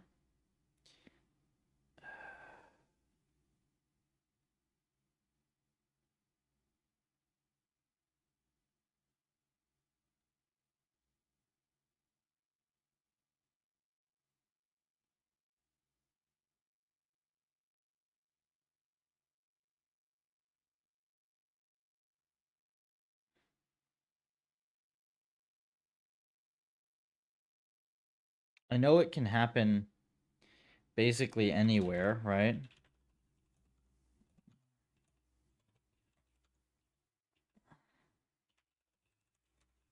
Because it's happened even with the random sampling. So it's happened even here.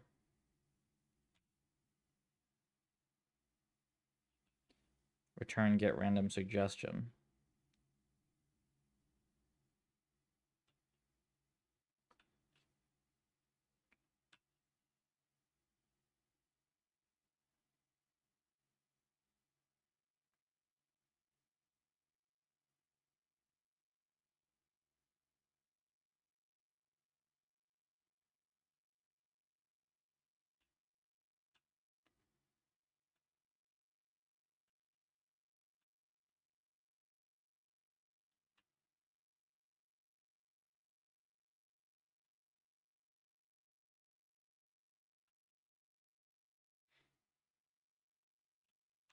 I'm gonna try one thing real quick.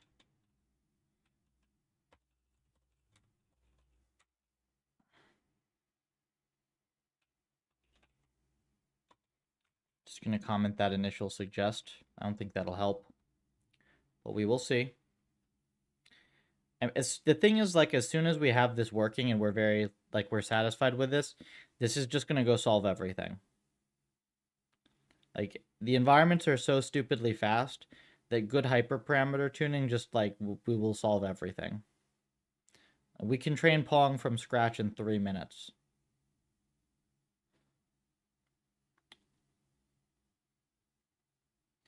Is this the same? Hold on, let me see what you're telling me.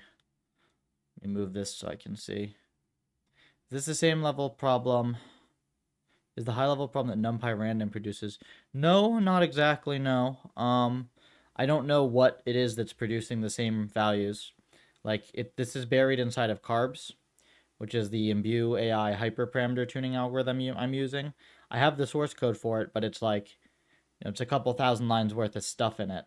And what ends up happening is that the suggestion that it returns, which is sampled via, I think it's Torch technically under the hood, it ends up giving me the same random values, but, like, I don't know if it's that it ends up generating a bunch of candidates and the rest of them get filtered out, so it collapses that way, or if, like, somehow it's, like, caching a bad suggestion.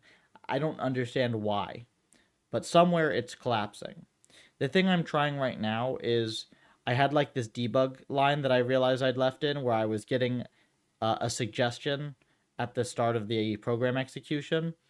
So maybe you're not allowed to, like, ever make a suggestion without using it. Like, maybe it's like a producer consumer thing where if you forget to consume something, just, like, random undefined behavior happens. I don't know. It takes a few minutes to, like, repeat anyways. It has to get past random samples, and at least in this repro.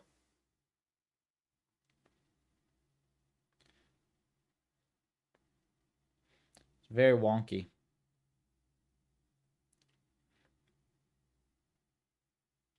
I can't wait for this thing to be, like, super, super solid and stable, though.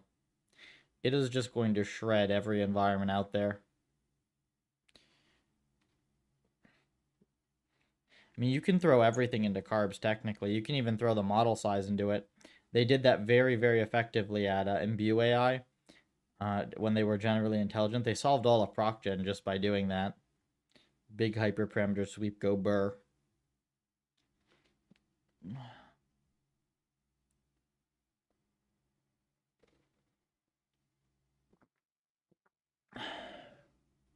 Oh, is that it?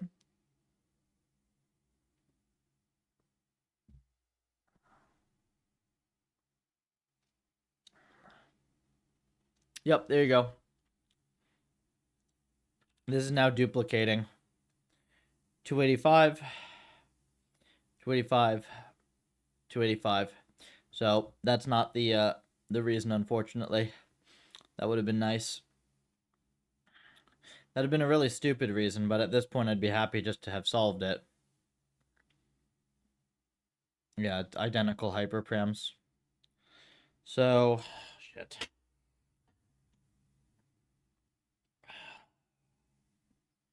How does this frickin' happen?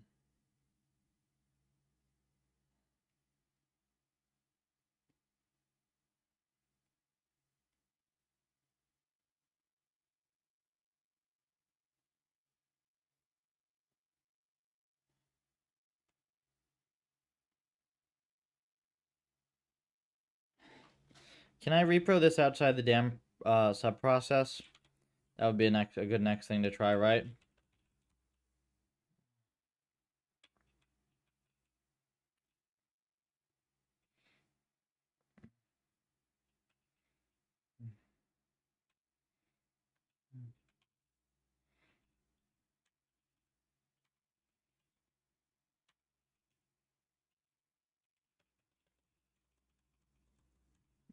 Suggestion, carb suggest.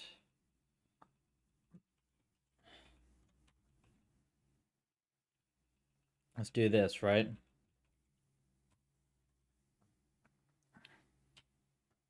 See if I can repro it outside of the sub-process. Blah. What happened?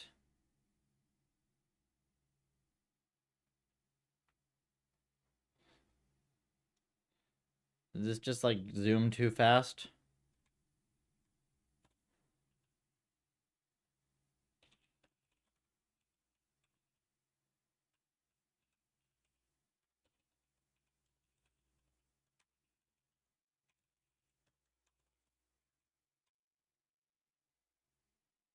So you're trying to check if 1B sweep sub-process is called? Yep. I'm not saying it's a good idea, but I'm out of ideas. 192, 250, 247. Ah. So here, we get a warning that I think the sub-process was eating. So let's say 191.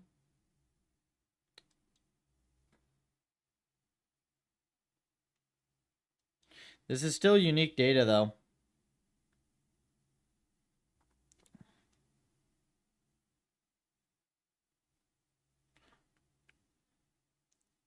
No candidates choosing at random.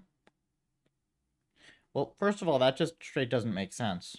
There should be candidates.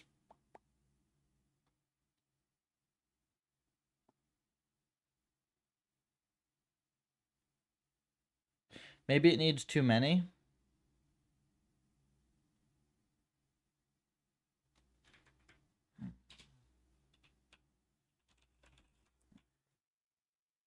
Maybe it needs too many. Or maybe they need to not have the same... Well, no, I'm giving it random data here. Output, uptime. So why the heck is it doing this? No candidates choosing at random.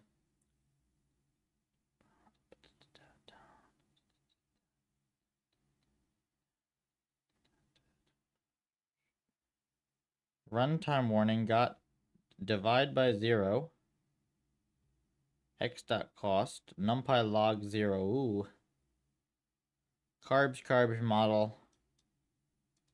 And he says success. How is that possible? Carbs model. Carbs.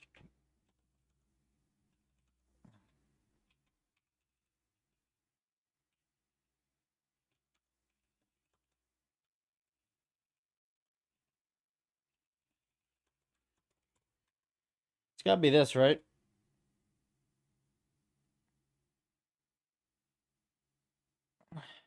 Rend probably outputted 0 for uptime.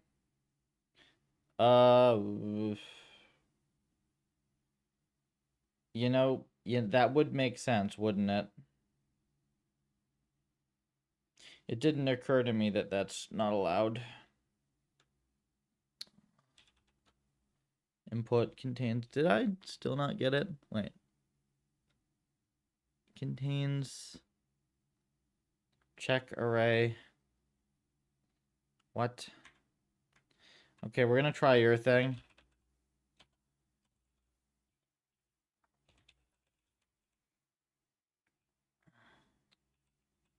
I'm gonna try your thing on the dummy data.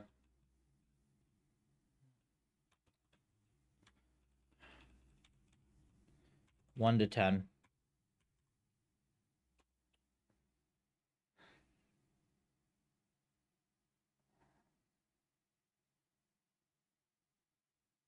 It should be able to have negative or 0 cost though.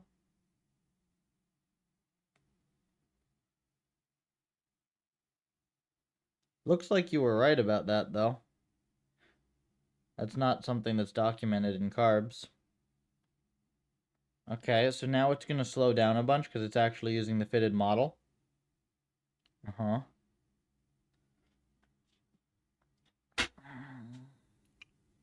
Still giving us unique data though.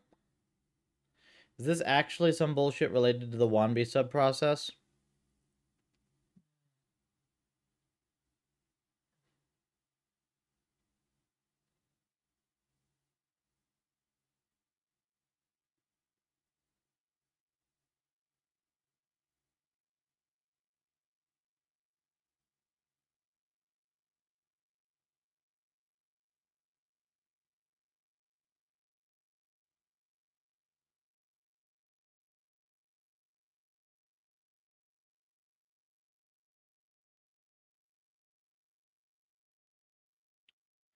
Looks fine.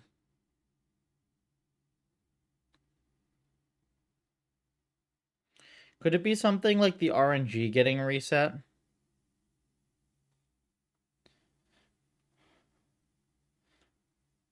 Okay, wait, figure me this, right? Like, what if W&B resets the RNG in every sub-process, right?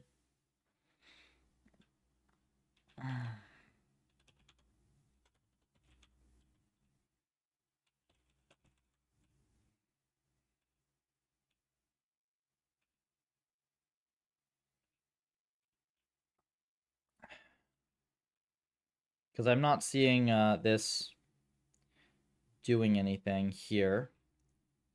Okay, so let's say I do...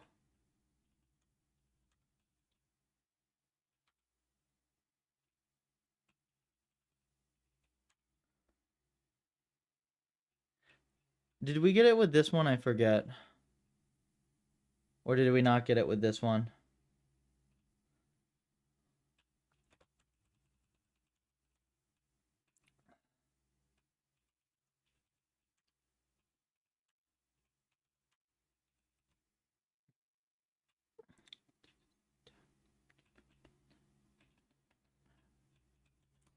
Try this one. We're gonna zero in on this. I bet you it's like some bullshit thing with the RNG. That's my best bet. Yeah, I pray to RNGs this year. Deliver us from absolutely cursed bullshit that takes all day to debug.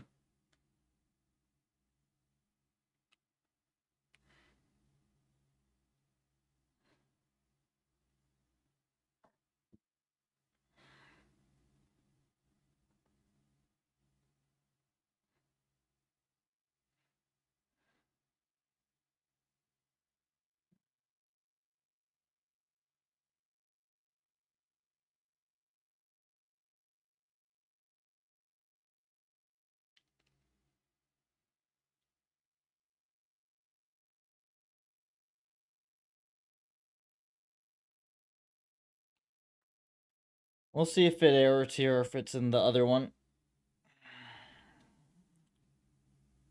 Should be able to repro it here. Don't know though.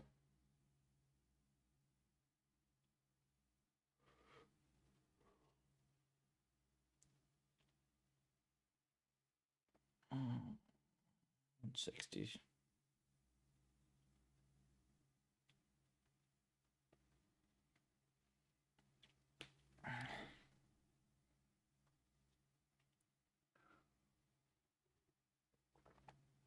It is interesting that you can't have zero cost though.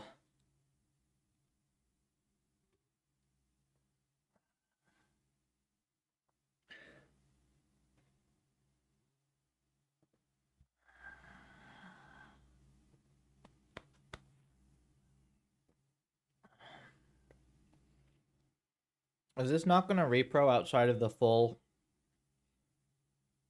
thing, really?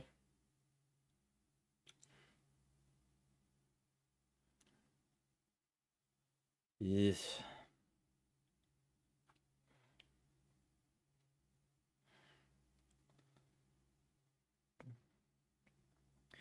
That is the case for most cost-aware things, I think. Well, this here is a new cost-aware thing.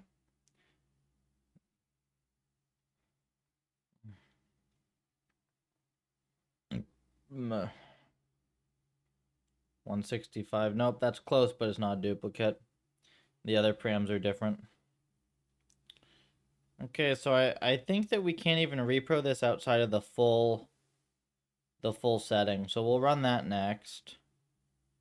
And you know, it does occur to me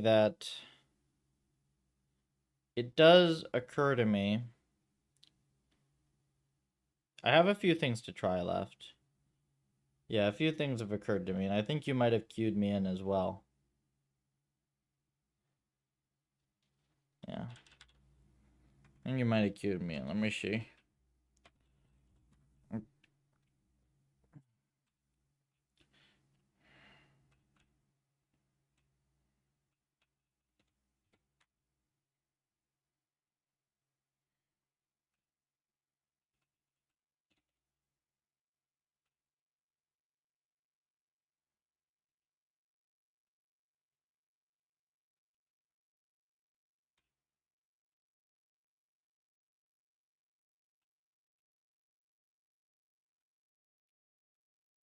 Batch size.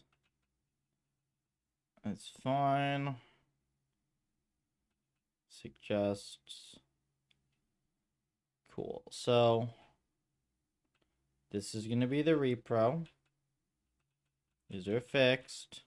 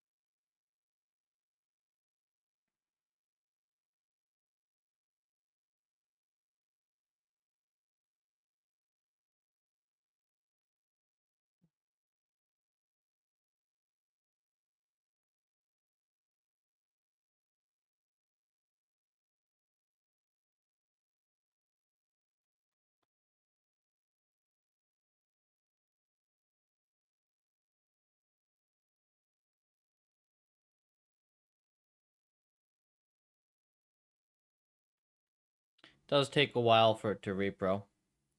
So I'll give it a couple minutes. It should repro. I'm expecting this one to repro because we had this one working before. Or reproing before, failing before, I should say. And essentially, if this works, then I'm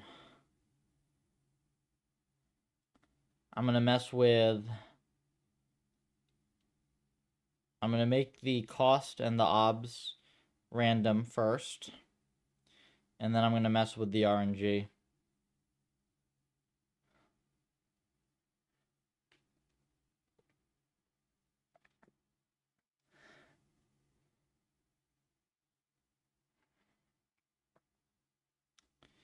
I'm starting to become somewhat concerned, though, that it's not reproing.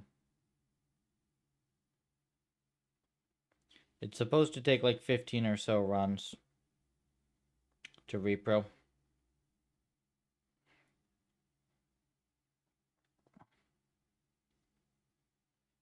I think this is the value on which it usually does. Yeah, this should be it. Does not get stuck. What? I was almost positive that's where it usually gets stuck. 23099. I remember that value. So great, now we're not even reproing this. But I don't trust that it's fixed.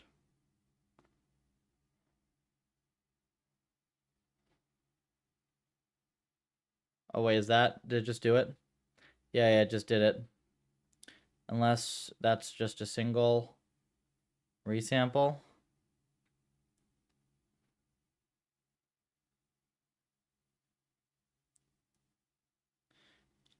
No, it didn't. It's different now. That was a single resample. It's allowed to resample once. 25. Huh.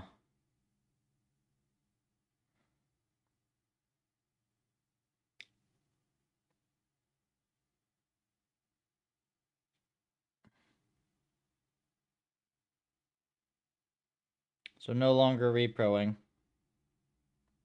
Which I highly, highly doubt means I fixed it.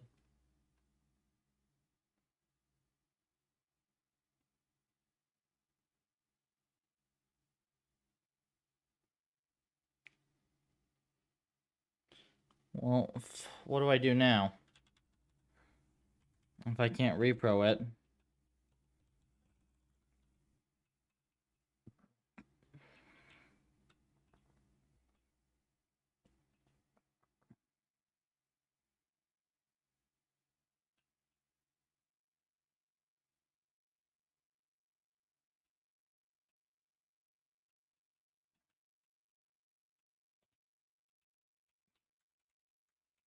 Do random uptimes.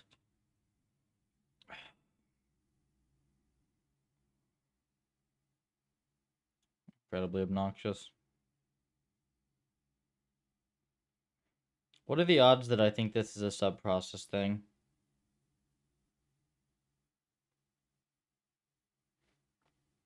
Would that track?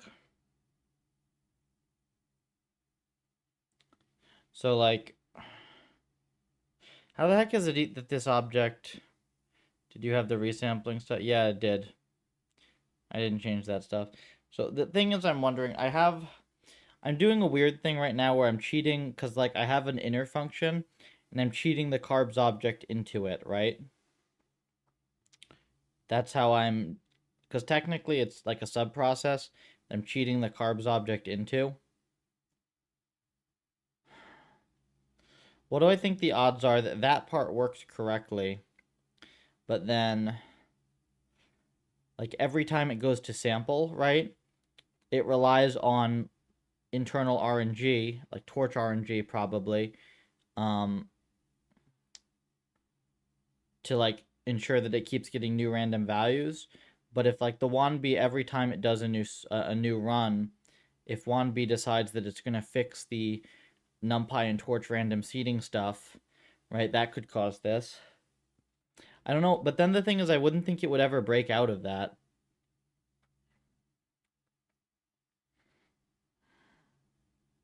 And it does break out.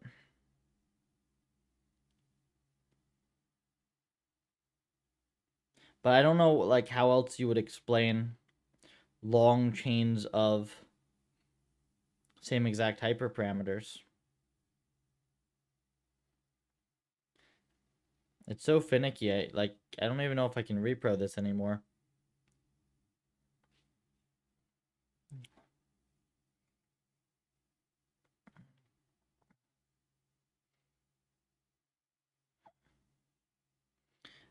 Well, this is actually deterministic, though, because this 2053-099 I keep seeing.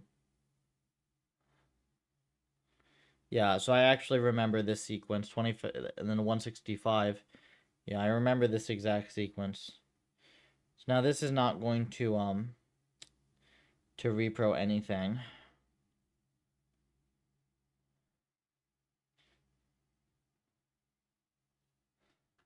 How would this exact sequence be?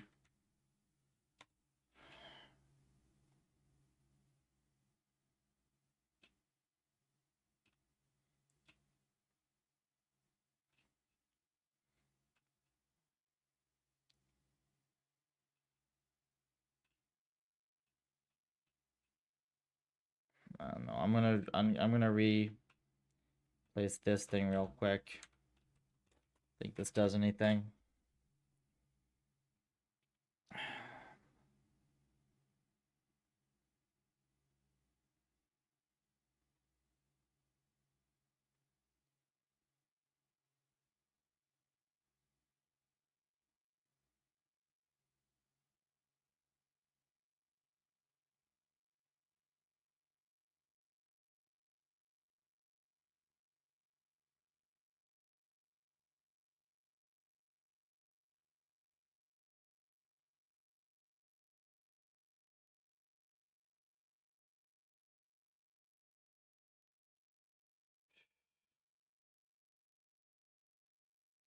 The fact that in both of the runs that I did before, it literally did one trial and then it errored, right?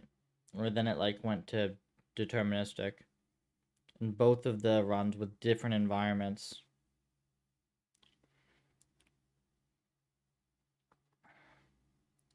Would lead me to believe this should be very easy to repro, but it's not.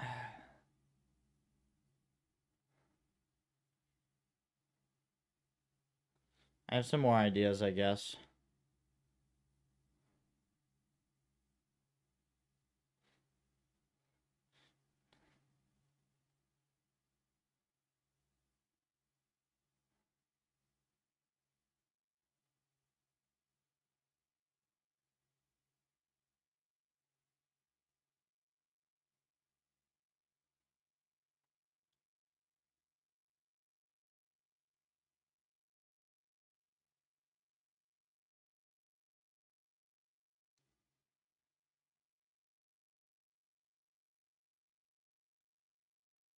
I mean, this is not even a bug that makes sense to me.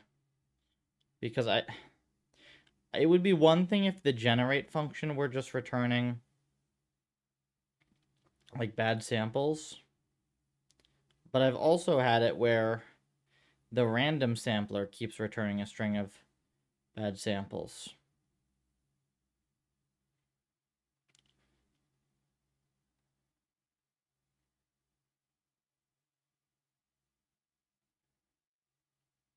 I mean, do I just like...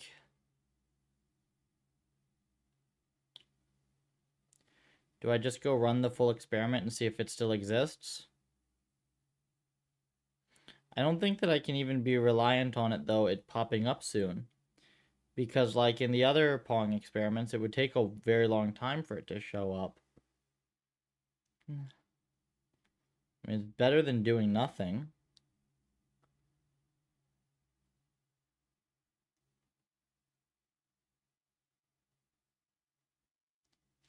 Okay. No candidates found. Choosing at random is bad.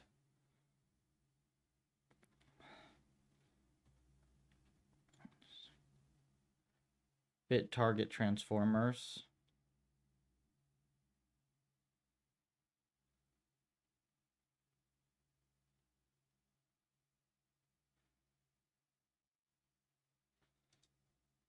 $20.08.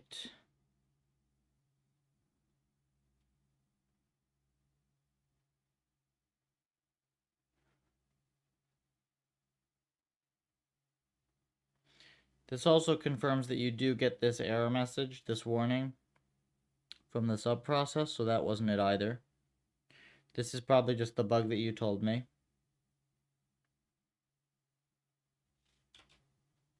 Yeah, so it's not stuck at all.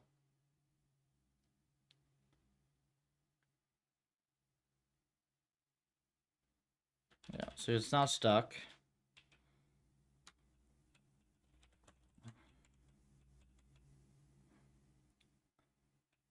Probably this just needs to be positive here.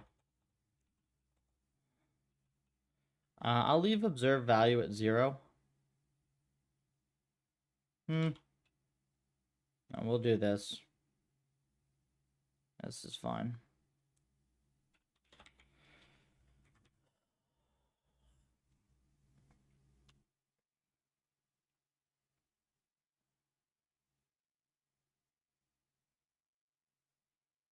Do I have to go read the W&B sweeps code? I don't even think I can read the W&B sweeps code, right? I think just the API is public.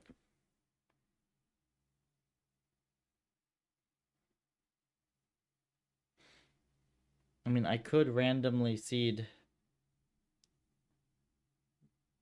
Observe value can likely be 0. Yeah, I would think so. The only other thing I can think to do is set the torch random seed to the time inside a sweep. Right?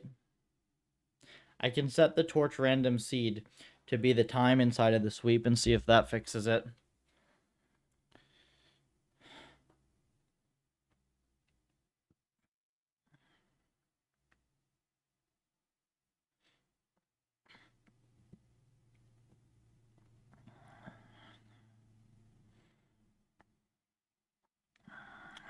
While I'm waiting for this, here, you know who's the patron saint of reinforcement learning research?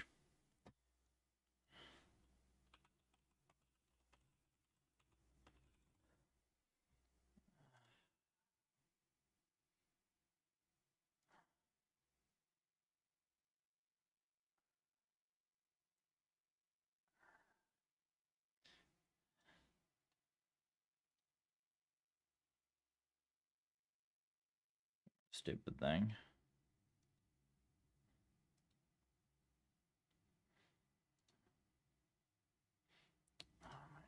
These websites are so bad.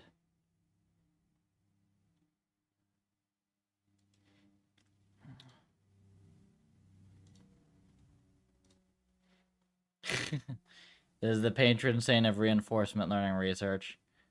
Actual footage of what it feels like doing reinforcement learning research.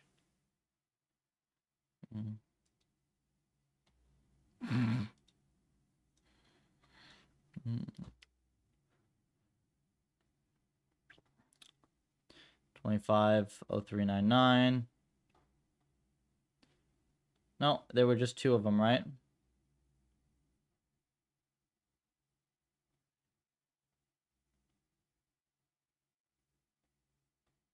Yeah, no, we're good. Shit. Okay, well, we'll let this to see, we'll see if we get the error, the other error. But this doesn't seem to be doing anything.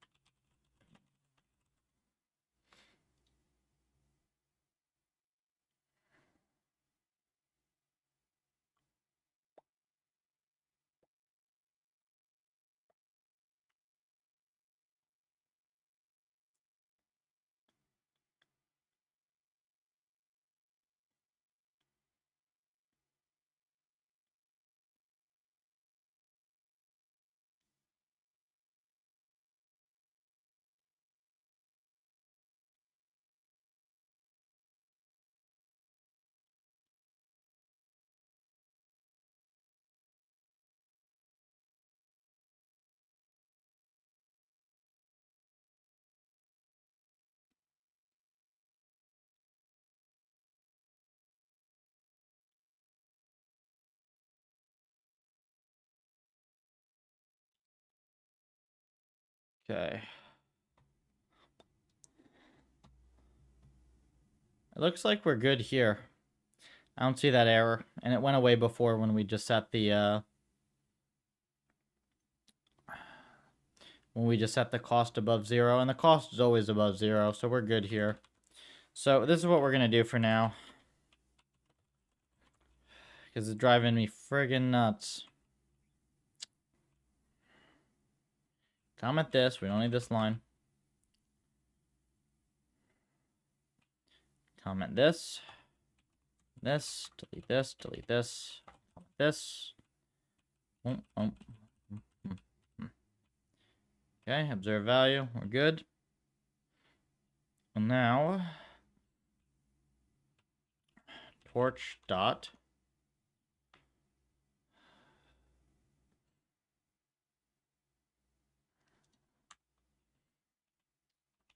set torch and torch seeds to current time.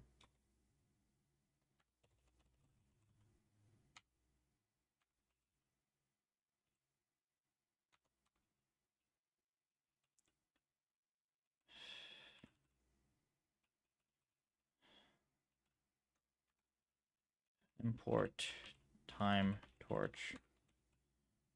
Cool. Let's see what happens when we do this.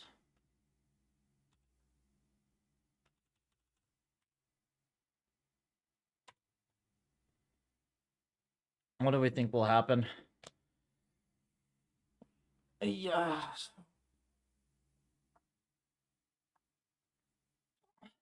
I think I have the job set to be super short, which I don't know if was going to work.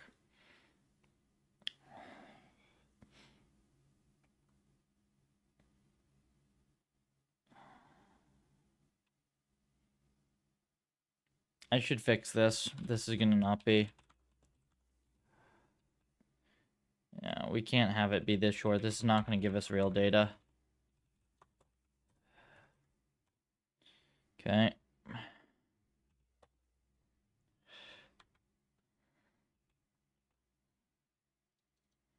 B, D, there. Okay, so we have that in the background. It's so bizarre.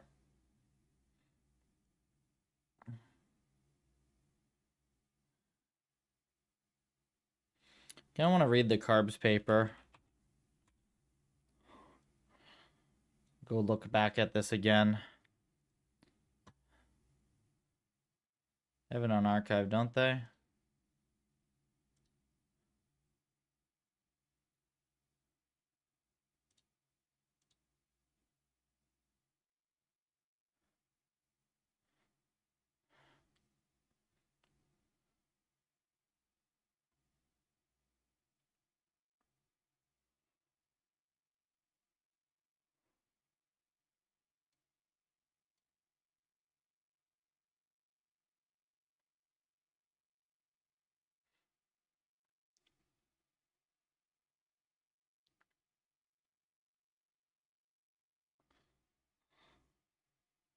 Where were their scaling laws thingies?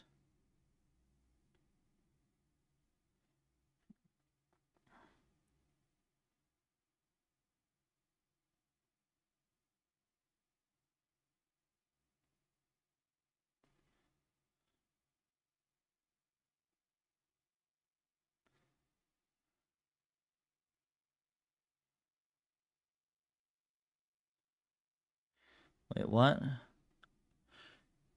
Environment steps.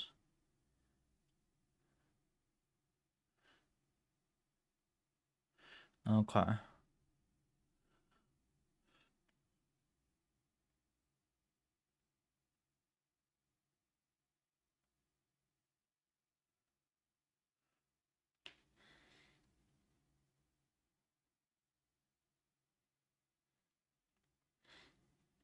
Training time for a single task. Normalized score.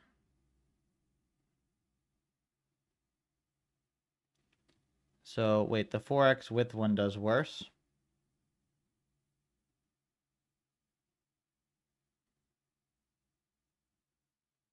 Yeah, it does work. It's worse than wall clock. Okay, right. Because that model's huge.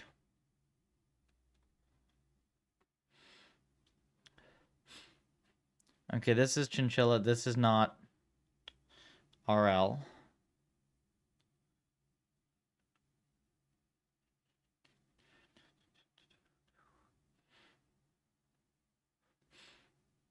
They did so much stuff here.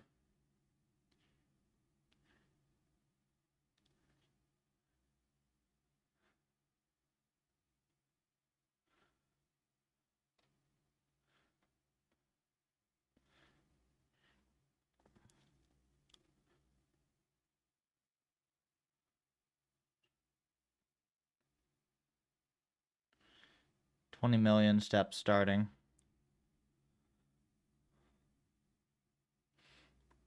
So how many params did they do here? 1, 2, 3, 4. They did 13 parameters in their case.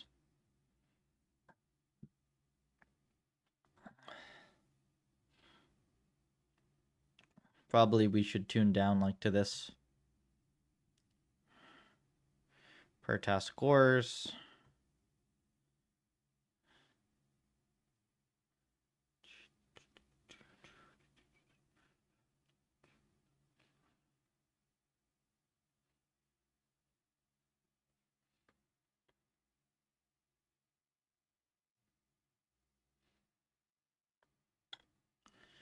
I like how you can see here that just increasing the size of the model doesn't help with RL in terms of wall clock.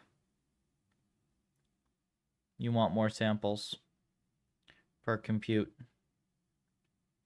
And the carbs gives you this very nice tuning result.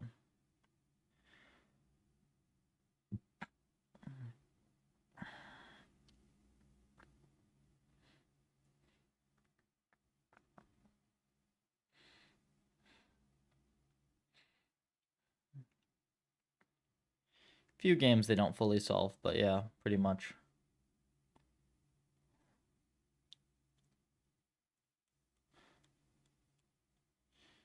Parameters for comparison experiments. Wait, is double descent not a thing in reinforcement learning? I don't think I've ever seen it. You know what? The thing what's a thing in reinforcement learning is models just crashing and being a pain in the ass, and you like doubling your model size and it's suddenly not learning and bullshit like that.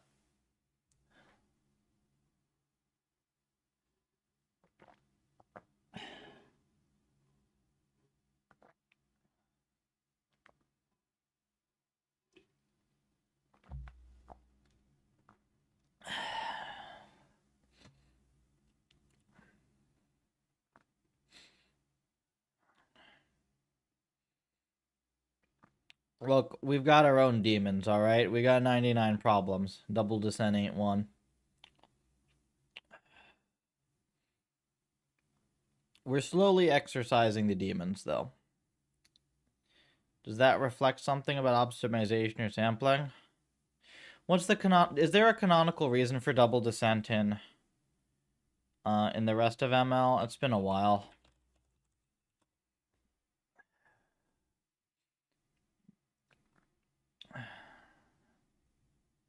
Test error drops as model grows larger. Drop in test error. Wait, test error drops as... That's not what it is it?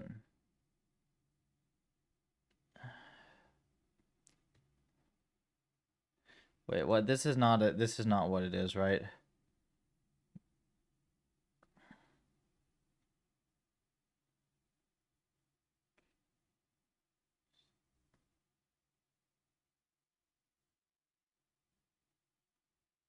Isn't it? It's this, right?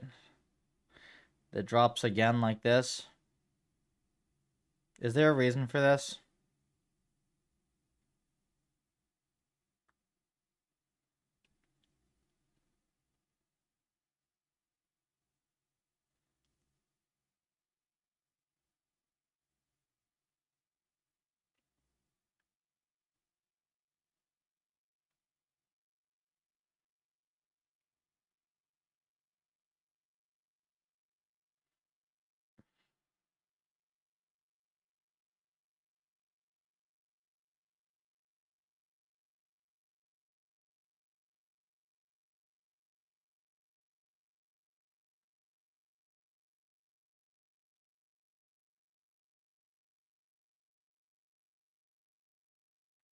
Well, here's the thing.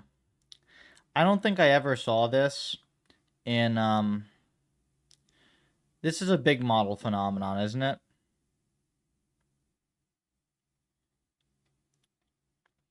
This shit happens in language models, right? Yeah, so here's the thing. I worked in language models before transformers were a thing. Not a great paper, but I did do it. I have no idea why this paper has 45 citations. That's actually kind of hilarious. I guess it's because I wrote some math. Review, like, people like math, huh? And yeah, these were my curves. There was no double descent with the smaller models. And I think that this was like, I don't know, millions or tens of millions of parameter model. In reinforcement learning, we're using models that are between like 100K and like 5 million parameters almost all of the time. So there you go. We also don't have test sets like that. We have unlimited perfect quality data direct from the environment.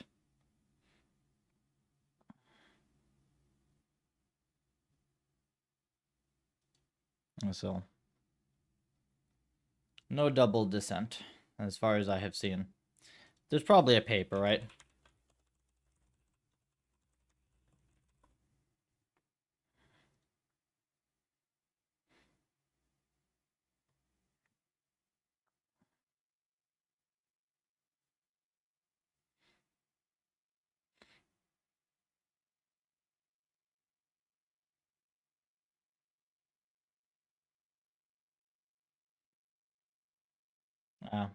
Maybe if they make really giant parameters. Yeah, okay. They did big parameters. We don't do that. There's actually there's a paper that suggests why you don't need more parameters.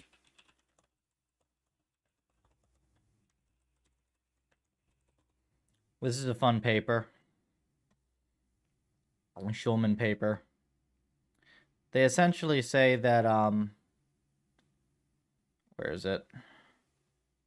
They come up with some cool curves that essentially show that you need way fewer parameters in reinforcement learning for any amount of compute you're going to use.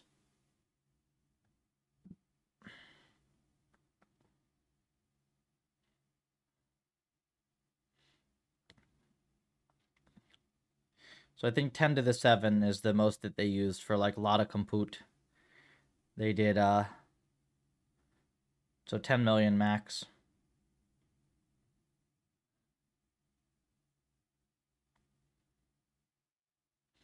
You get cool curves. Do we have complete catastrophic failure of neural networks yet?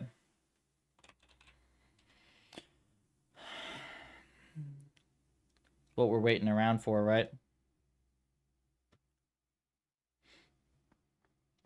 Complete catastrophic failure of neural nets.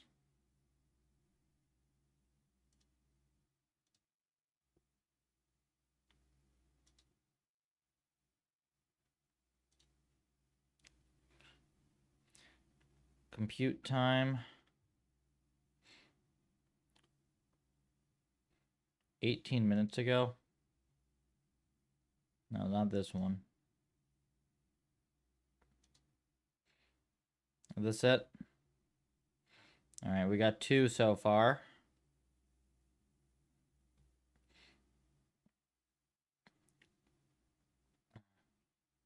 That's pretty funny how our second data point here seems to solve it. We get one that's... I don't know why we would get a data point that literally does nothing. That's weird. Do some crazy hyperparameters.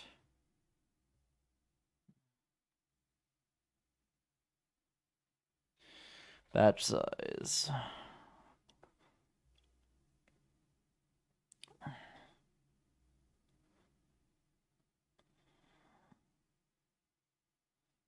Oh yeah, it did some crazy hyperparameters. That's okay then.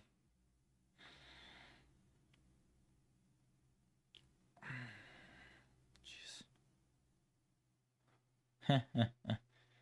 That's pretty quick, isn't it? How much process time is this? Could be better. 4 minutes to solve the environment. I think we've seen better than that.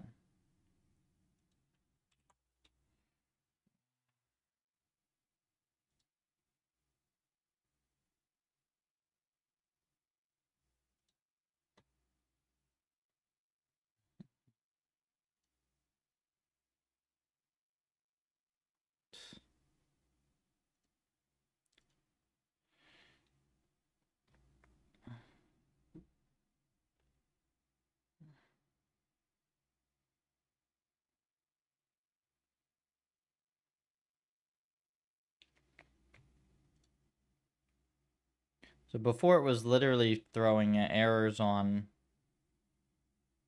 Yeah, okay, so now this is actually 3 separate sets of hyperparams.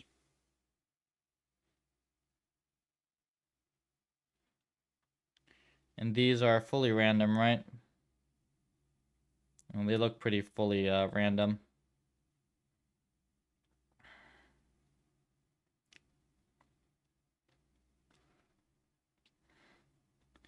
I guess I just let this run and see what happens, huh? It's just very obnoxious because, like, I've been spending a lot of time trying to find this thing. And, like, the whole ability to tune stuff and make this work kind of rests on having high-quality sweeps. Because the goal is going to be that we do sweeps for each environment. And that just will run 500 experiments in a day. Or whatever it takes. So we have like 1 day for perfectly optimally hyperparameter tuned Atari. Would be good.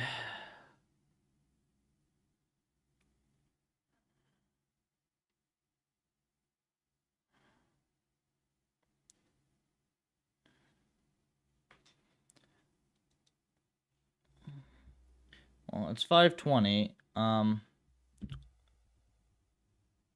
Do you have it start with the number of random as... Yeah, I added that. Number of random as number of dimensions, but it was still failing before with that, which is odd. Like, it was failing on the second run even with that. I added some RNG stuff, which, like... If it's getting random data, I can't think of anything other than just it needing RNG, right? So hopefully this fixes it. We'll see. That's still like a ridiculous number of things, though, to be having to... Like, having to start with like 17 random data points is really obnoxious for a hyperparameter sweep, right? So probably what I'll do is I'll like tune these a little bit. Oh yeah, the other thing I was thinking about, right, was whether I wanted to be able to initialize... Okay, here, this is something cool that we can go through. So starting randomly seems kind of jank to me because like 1 data point per number of dimensions, like that doesn't make any sense, right? You need exponentially more data points to cover the number of dimensions. So what I was thinking instead is we seed it with 1 fixed data point, which is going to be like our current best known hyperparameters, right? And then, you know, as you run more and more tuning jobs, like it'll just keep getting better and better because every time you run a new tune job, it'll just start from the best known current set of hyperparameters, right? So you'll always have a good starting point. Yeah, that's like the main question for stuff. I guess technically we could have it occasionally do like a random point, but like, I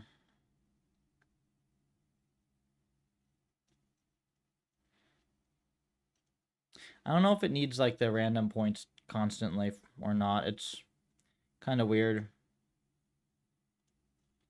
Let me look. Let's actually spend some time reading the paper.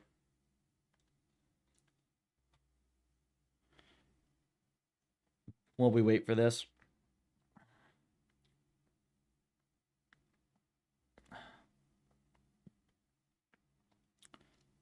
We're interested in maximizing the function f of real input parameters x that we observe through a noisy channel y equals f of x plus epsilon y. Zero mean Gaussian. Wait. We're interested in maximizing a function f of real input parameters x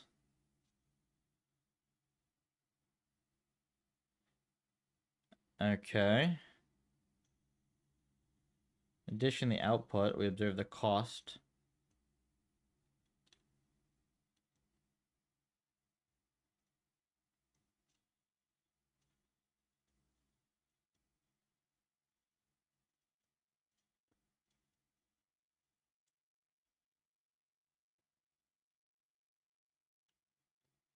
so much math. Generating candidates in local search space defines. We observe their t observations with observation as parameters x, I. Then the Pareto front is I in 1 through t. Okay, so this is saying that this is the observations such that, okay, this is just math for Pareto cost.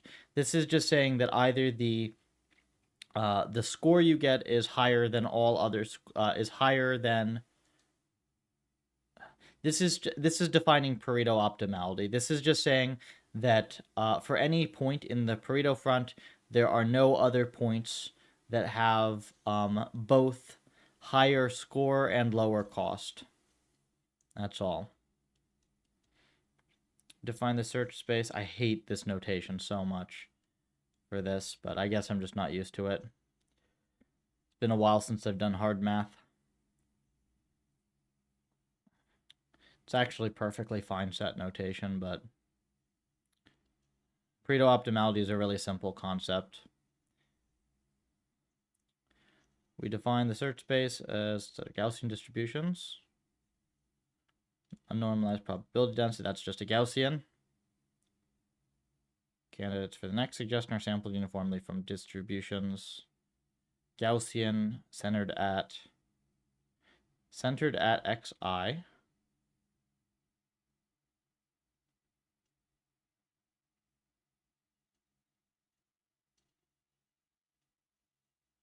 From an evolutionary strategies perspective, these can be described as mutations from a dynamic pool of parents.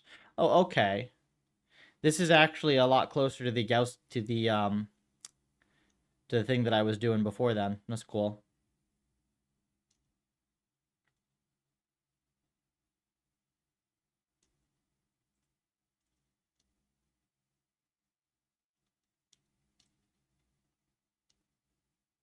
We used Gaussian process surrogates to estimate the cost and output based on the parameters of each candidate.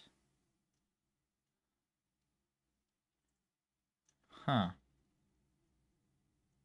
Is standard deviation a parameter? Yeah. I think that there's a scale parameter. You can specify it individually for each parameter, each hyperparameter. You can specify a scale. We'd have to look at it.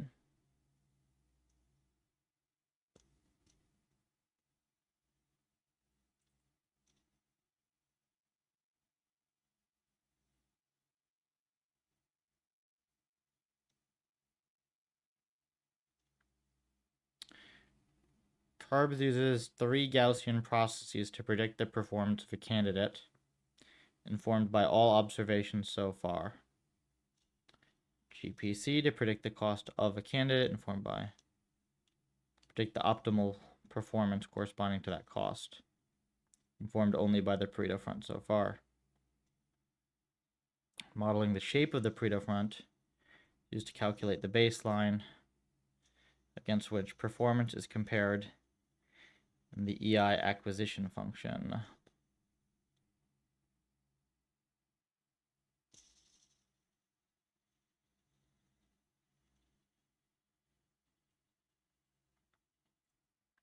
Okay, Gaussian processes annoy me.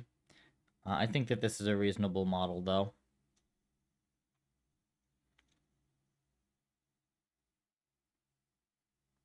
Probably I could sub this for a much simpler model and make the implementation easier. Right? Like I could just get a correlation of each parameter with runtime and use that.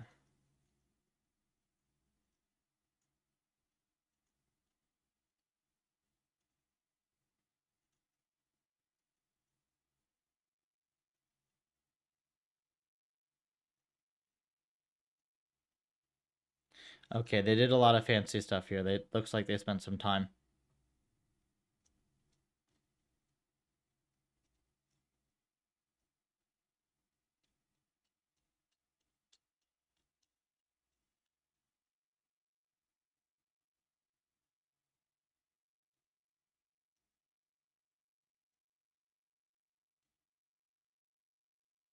Scoring candidates.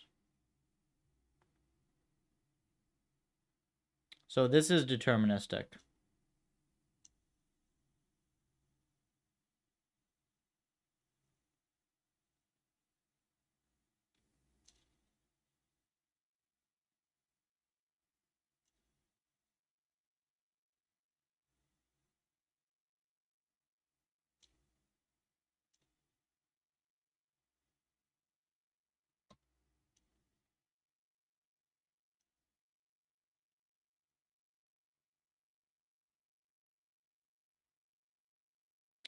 Okay, so this is something I was wondering about. Performance improvements on like models that are run for 10 seconds aren't as important, right? So they do actually have a parameter for this.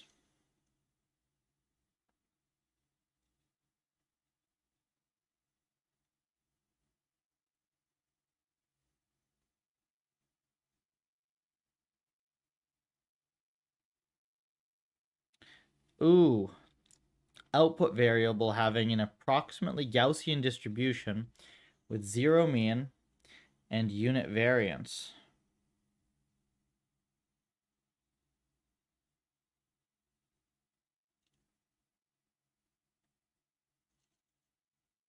Parameter free transform is more stable and repeatable than the learned parameter transforms. Okay.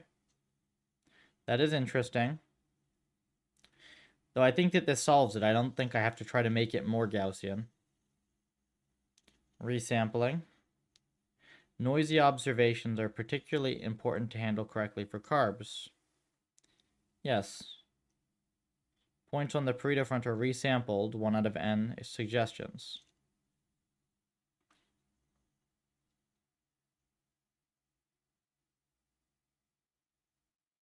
Yeah, okay. And then Pareto front minimum. Because the cost itself is a noisy parameter, the very lowest cost observation is usually not very interesting to include.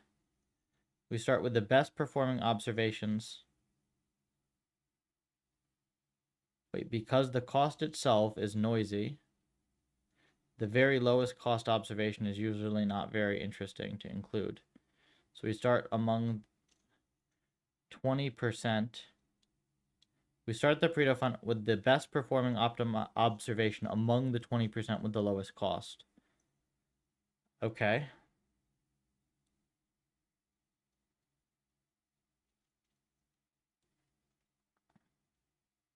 Cost really shouldn't be that noisy, though. It's really just like setting a good minimum. Parameters like model size can be difficult if some parameters OOM or whatever.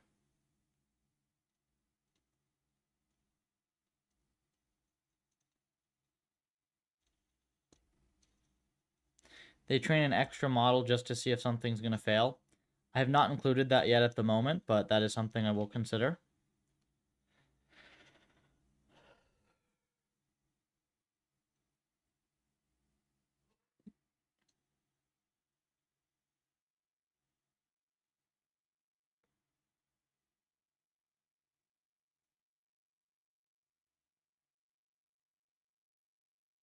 Okay, so that's a decent overview, I think, of the algorithm.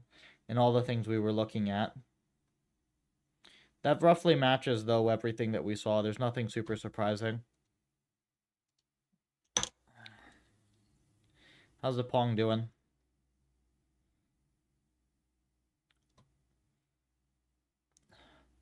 One, two, three, four, five. 1, 2, 3, 4, 5. We've got 5 separate curves.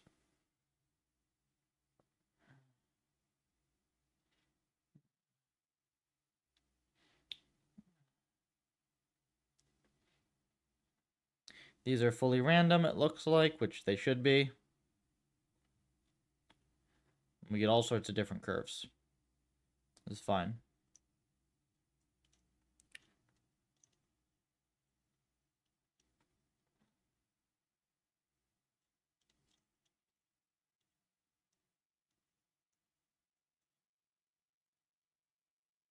Do not like being stuck on this. Basically, instead of 1, yeah, they have 3. This is like a very... The thing is, when I read this original paper, I said, oh, this is an awesome algorithm. I should implement it, right? And then I looked at the details and went, no way. Right? This is going to be way, way, way too difficult. This is like the type of thing that they tuned for 3 months or whatever until they got it just right. So instead, I went to NeurIPS and I begged them to open source it, and they did.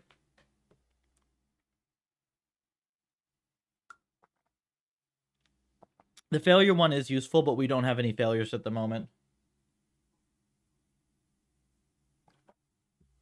So, Puffer has a bunch of optimizations in the latest version, and we're using like thousands or tens of thousands of like batch size.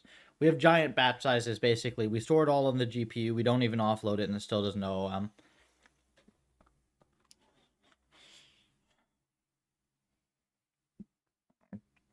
TLDR, store your image data as uint8. Don't store it as float32. And then you have lots of memory.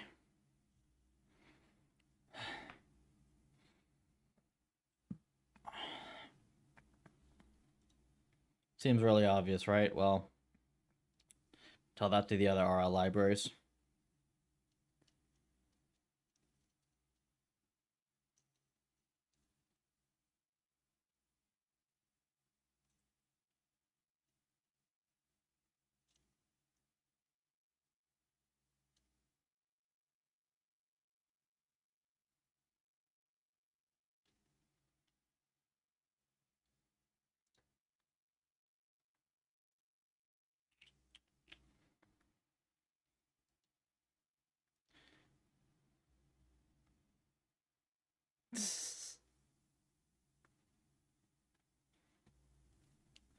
Funny.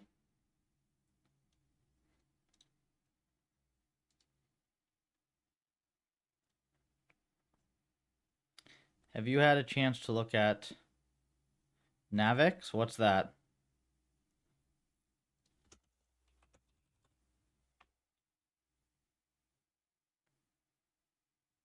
Is it this one?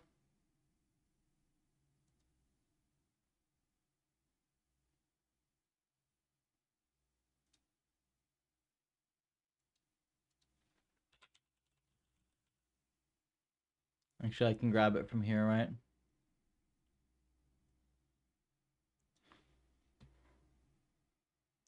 Mini grid and jacks? That's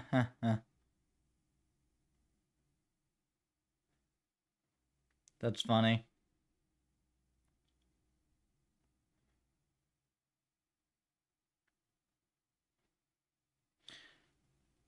Probably don't have to do it in Python then if it's in jacks already. I was considering doing this in Python. It would be easier. So yeah, the thing is I wouldn't be able to get 670 million steps per second, but I would be able to get 10 to 15 million per CPU core very easily, and you're not training on that much data anyways.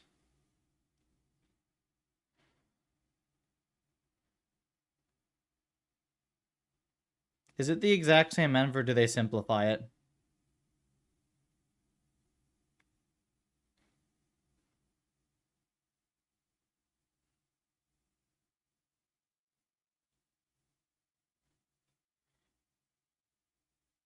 Is this brand new? Oh no, it's not brand new. Cool. Yeah, I mean, cool. How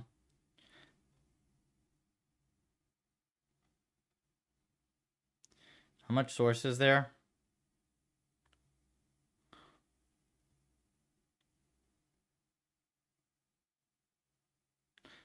I was thinking of doing this in Python because it would probably only take me a week to do the entire thing in Python at most.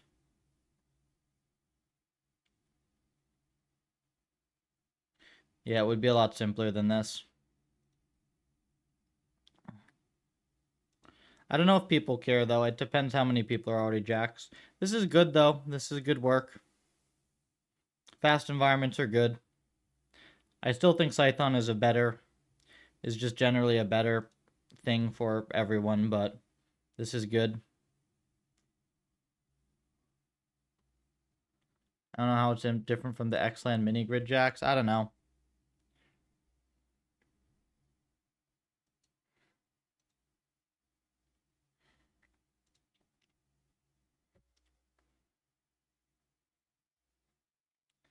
This makes it a little bit less useful for me to do my own like mini grid and puffer, but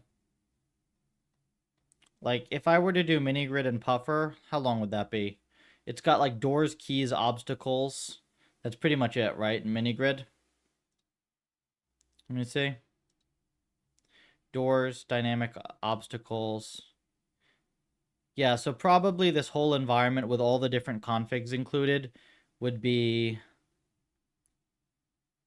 300 lines of wrappers because I don't have a proper API, and then like 500 lines, maybe 600 lines of Python, like single file with no other depths.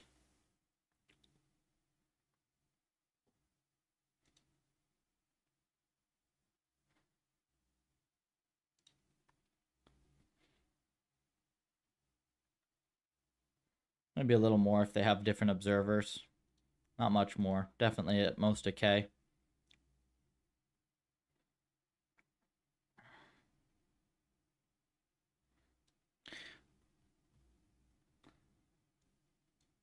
This is interesting.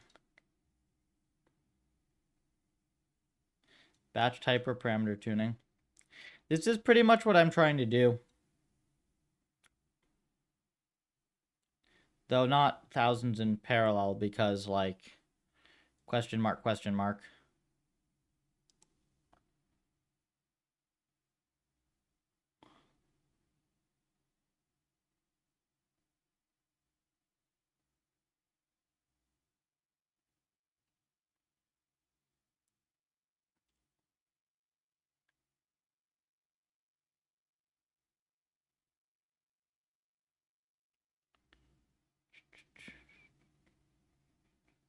Training throughput.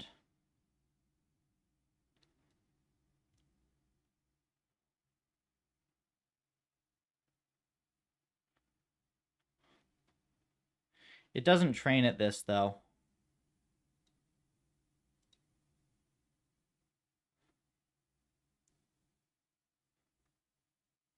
It definitely doesn't train at this.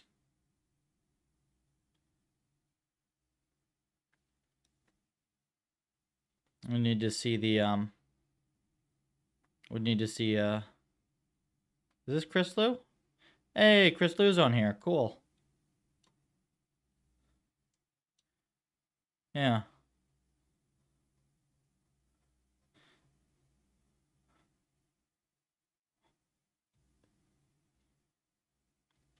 Cool stuff. So here's the thing. I'm actually kind of doing something pretty similar to this type of stuff, but here's the thing. So I'm not doing batch type or param tuning because I think that more complex envs need bigger batch size anyways. So I'm just planning on having everything run large batch, which means you just saturate GPU and you don't need to do this. And the thing with Jax is it limits the types of environments you can write. So I'm trying to push us towards high performance, but also on complex environments, right? Mini grid is really, really simple. This is like, mini grid is basically a sanity check. Like, this is the simplest possible like environment that you should be using for stuff. So the problem with jacks is like when you try to do more complex stuff, that's when it breaks down. This is good on its own though. This is very good on its own.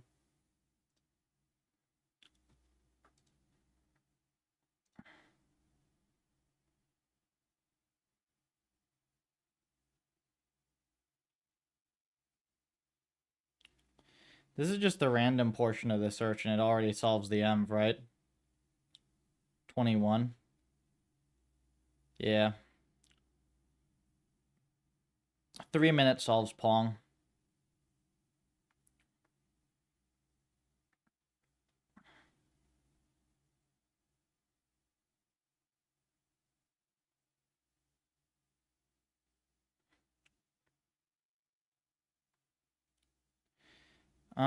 I guess I'll commit this and then I'll run the MOBA as well, just to give me a more comprehensive test. I expect that this thing is going to crash anyways, but whoops. Thank you for minimizing all my windows. I definitely like an operating system that does the opposite of what it is named and removes all of my windows. That is very productive.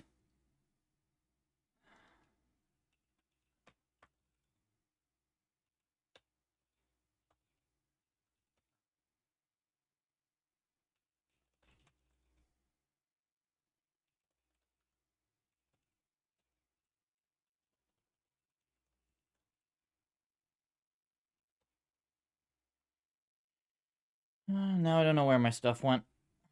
Probably here.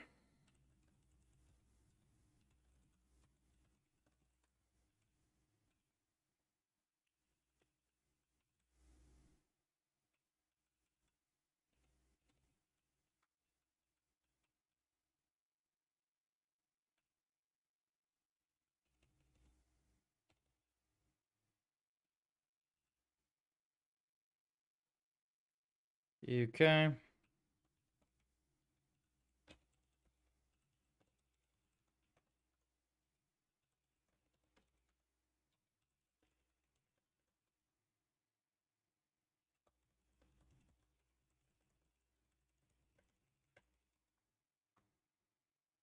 Signing off. Yeah. I think I'm about to just go early as well. It's Friday. I kind of don't have much to do here. It's really dependent on the experiments, so I may as well take the the little bit of hour or whatever off and then get to bed early. I do lots of solo dev tomorrow for sure.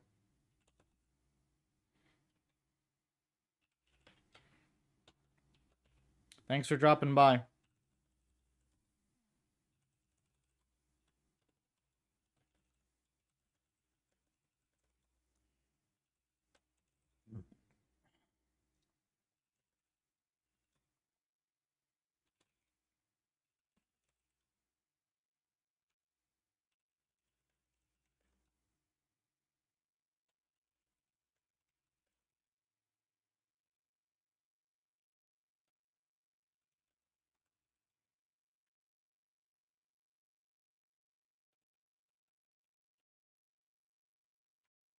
Do this.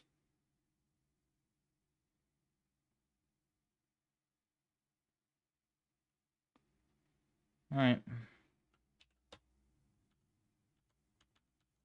We got stuck on a bunch of stuff today, unfortunately.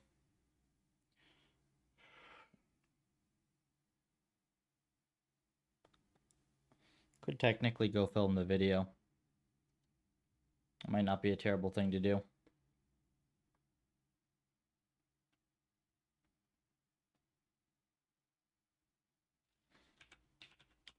I have system space on here.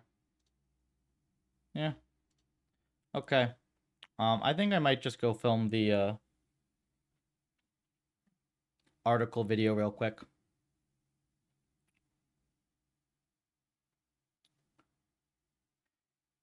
And then I will go sleep. Though, I might actually wait until I redo the hyperparam sweeps, just to be sure. I don't know. Either way, I will be signing off here. Plan is solo dev tomorrow, probably back on Monday. Hopefully by then we have these experiments working. I'd like at some point next week, I'd pretty much like the entire research pipeline to be fully automated. So just like the hyperparameter sweep is so good that it's like you run it, it's fast. If it doesn't work, then it's because something is wrong in the env or whatever. That's the general goal. And I'll think about some things from there. But I definitely need a little R&R. So see you. And star Pufferlib if you like any of this work. Helps me out a whole bunch. We're at 716 stars last I checked. It's awesome. 717, perfect. So go ahead and star this if you haven't. It helps me out a whole bunch.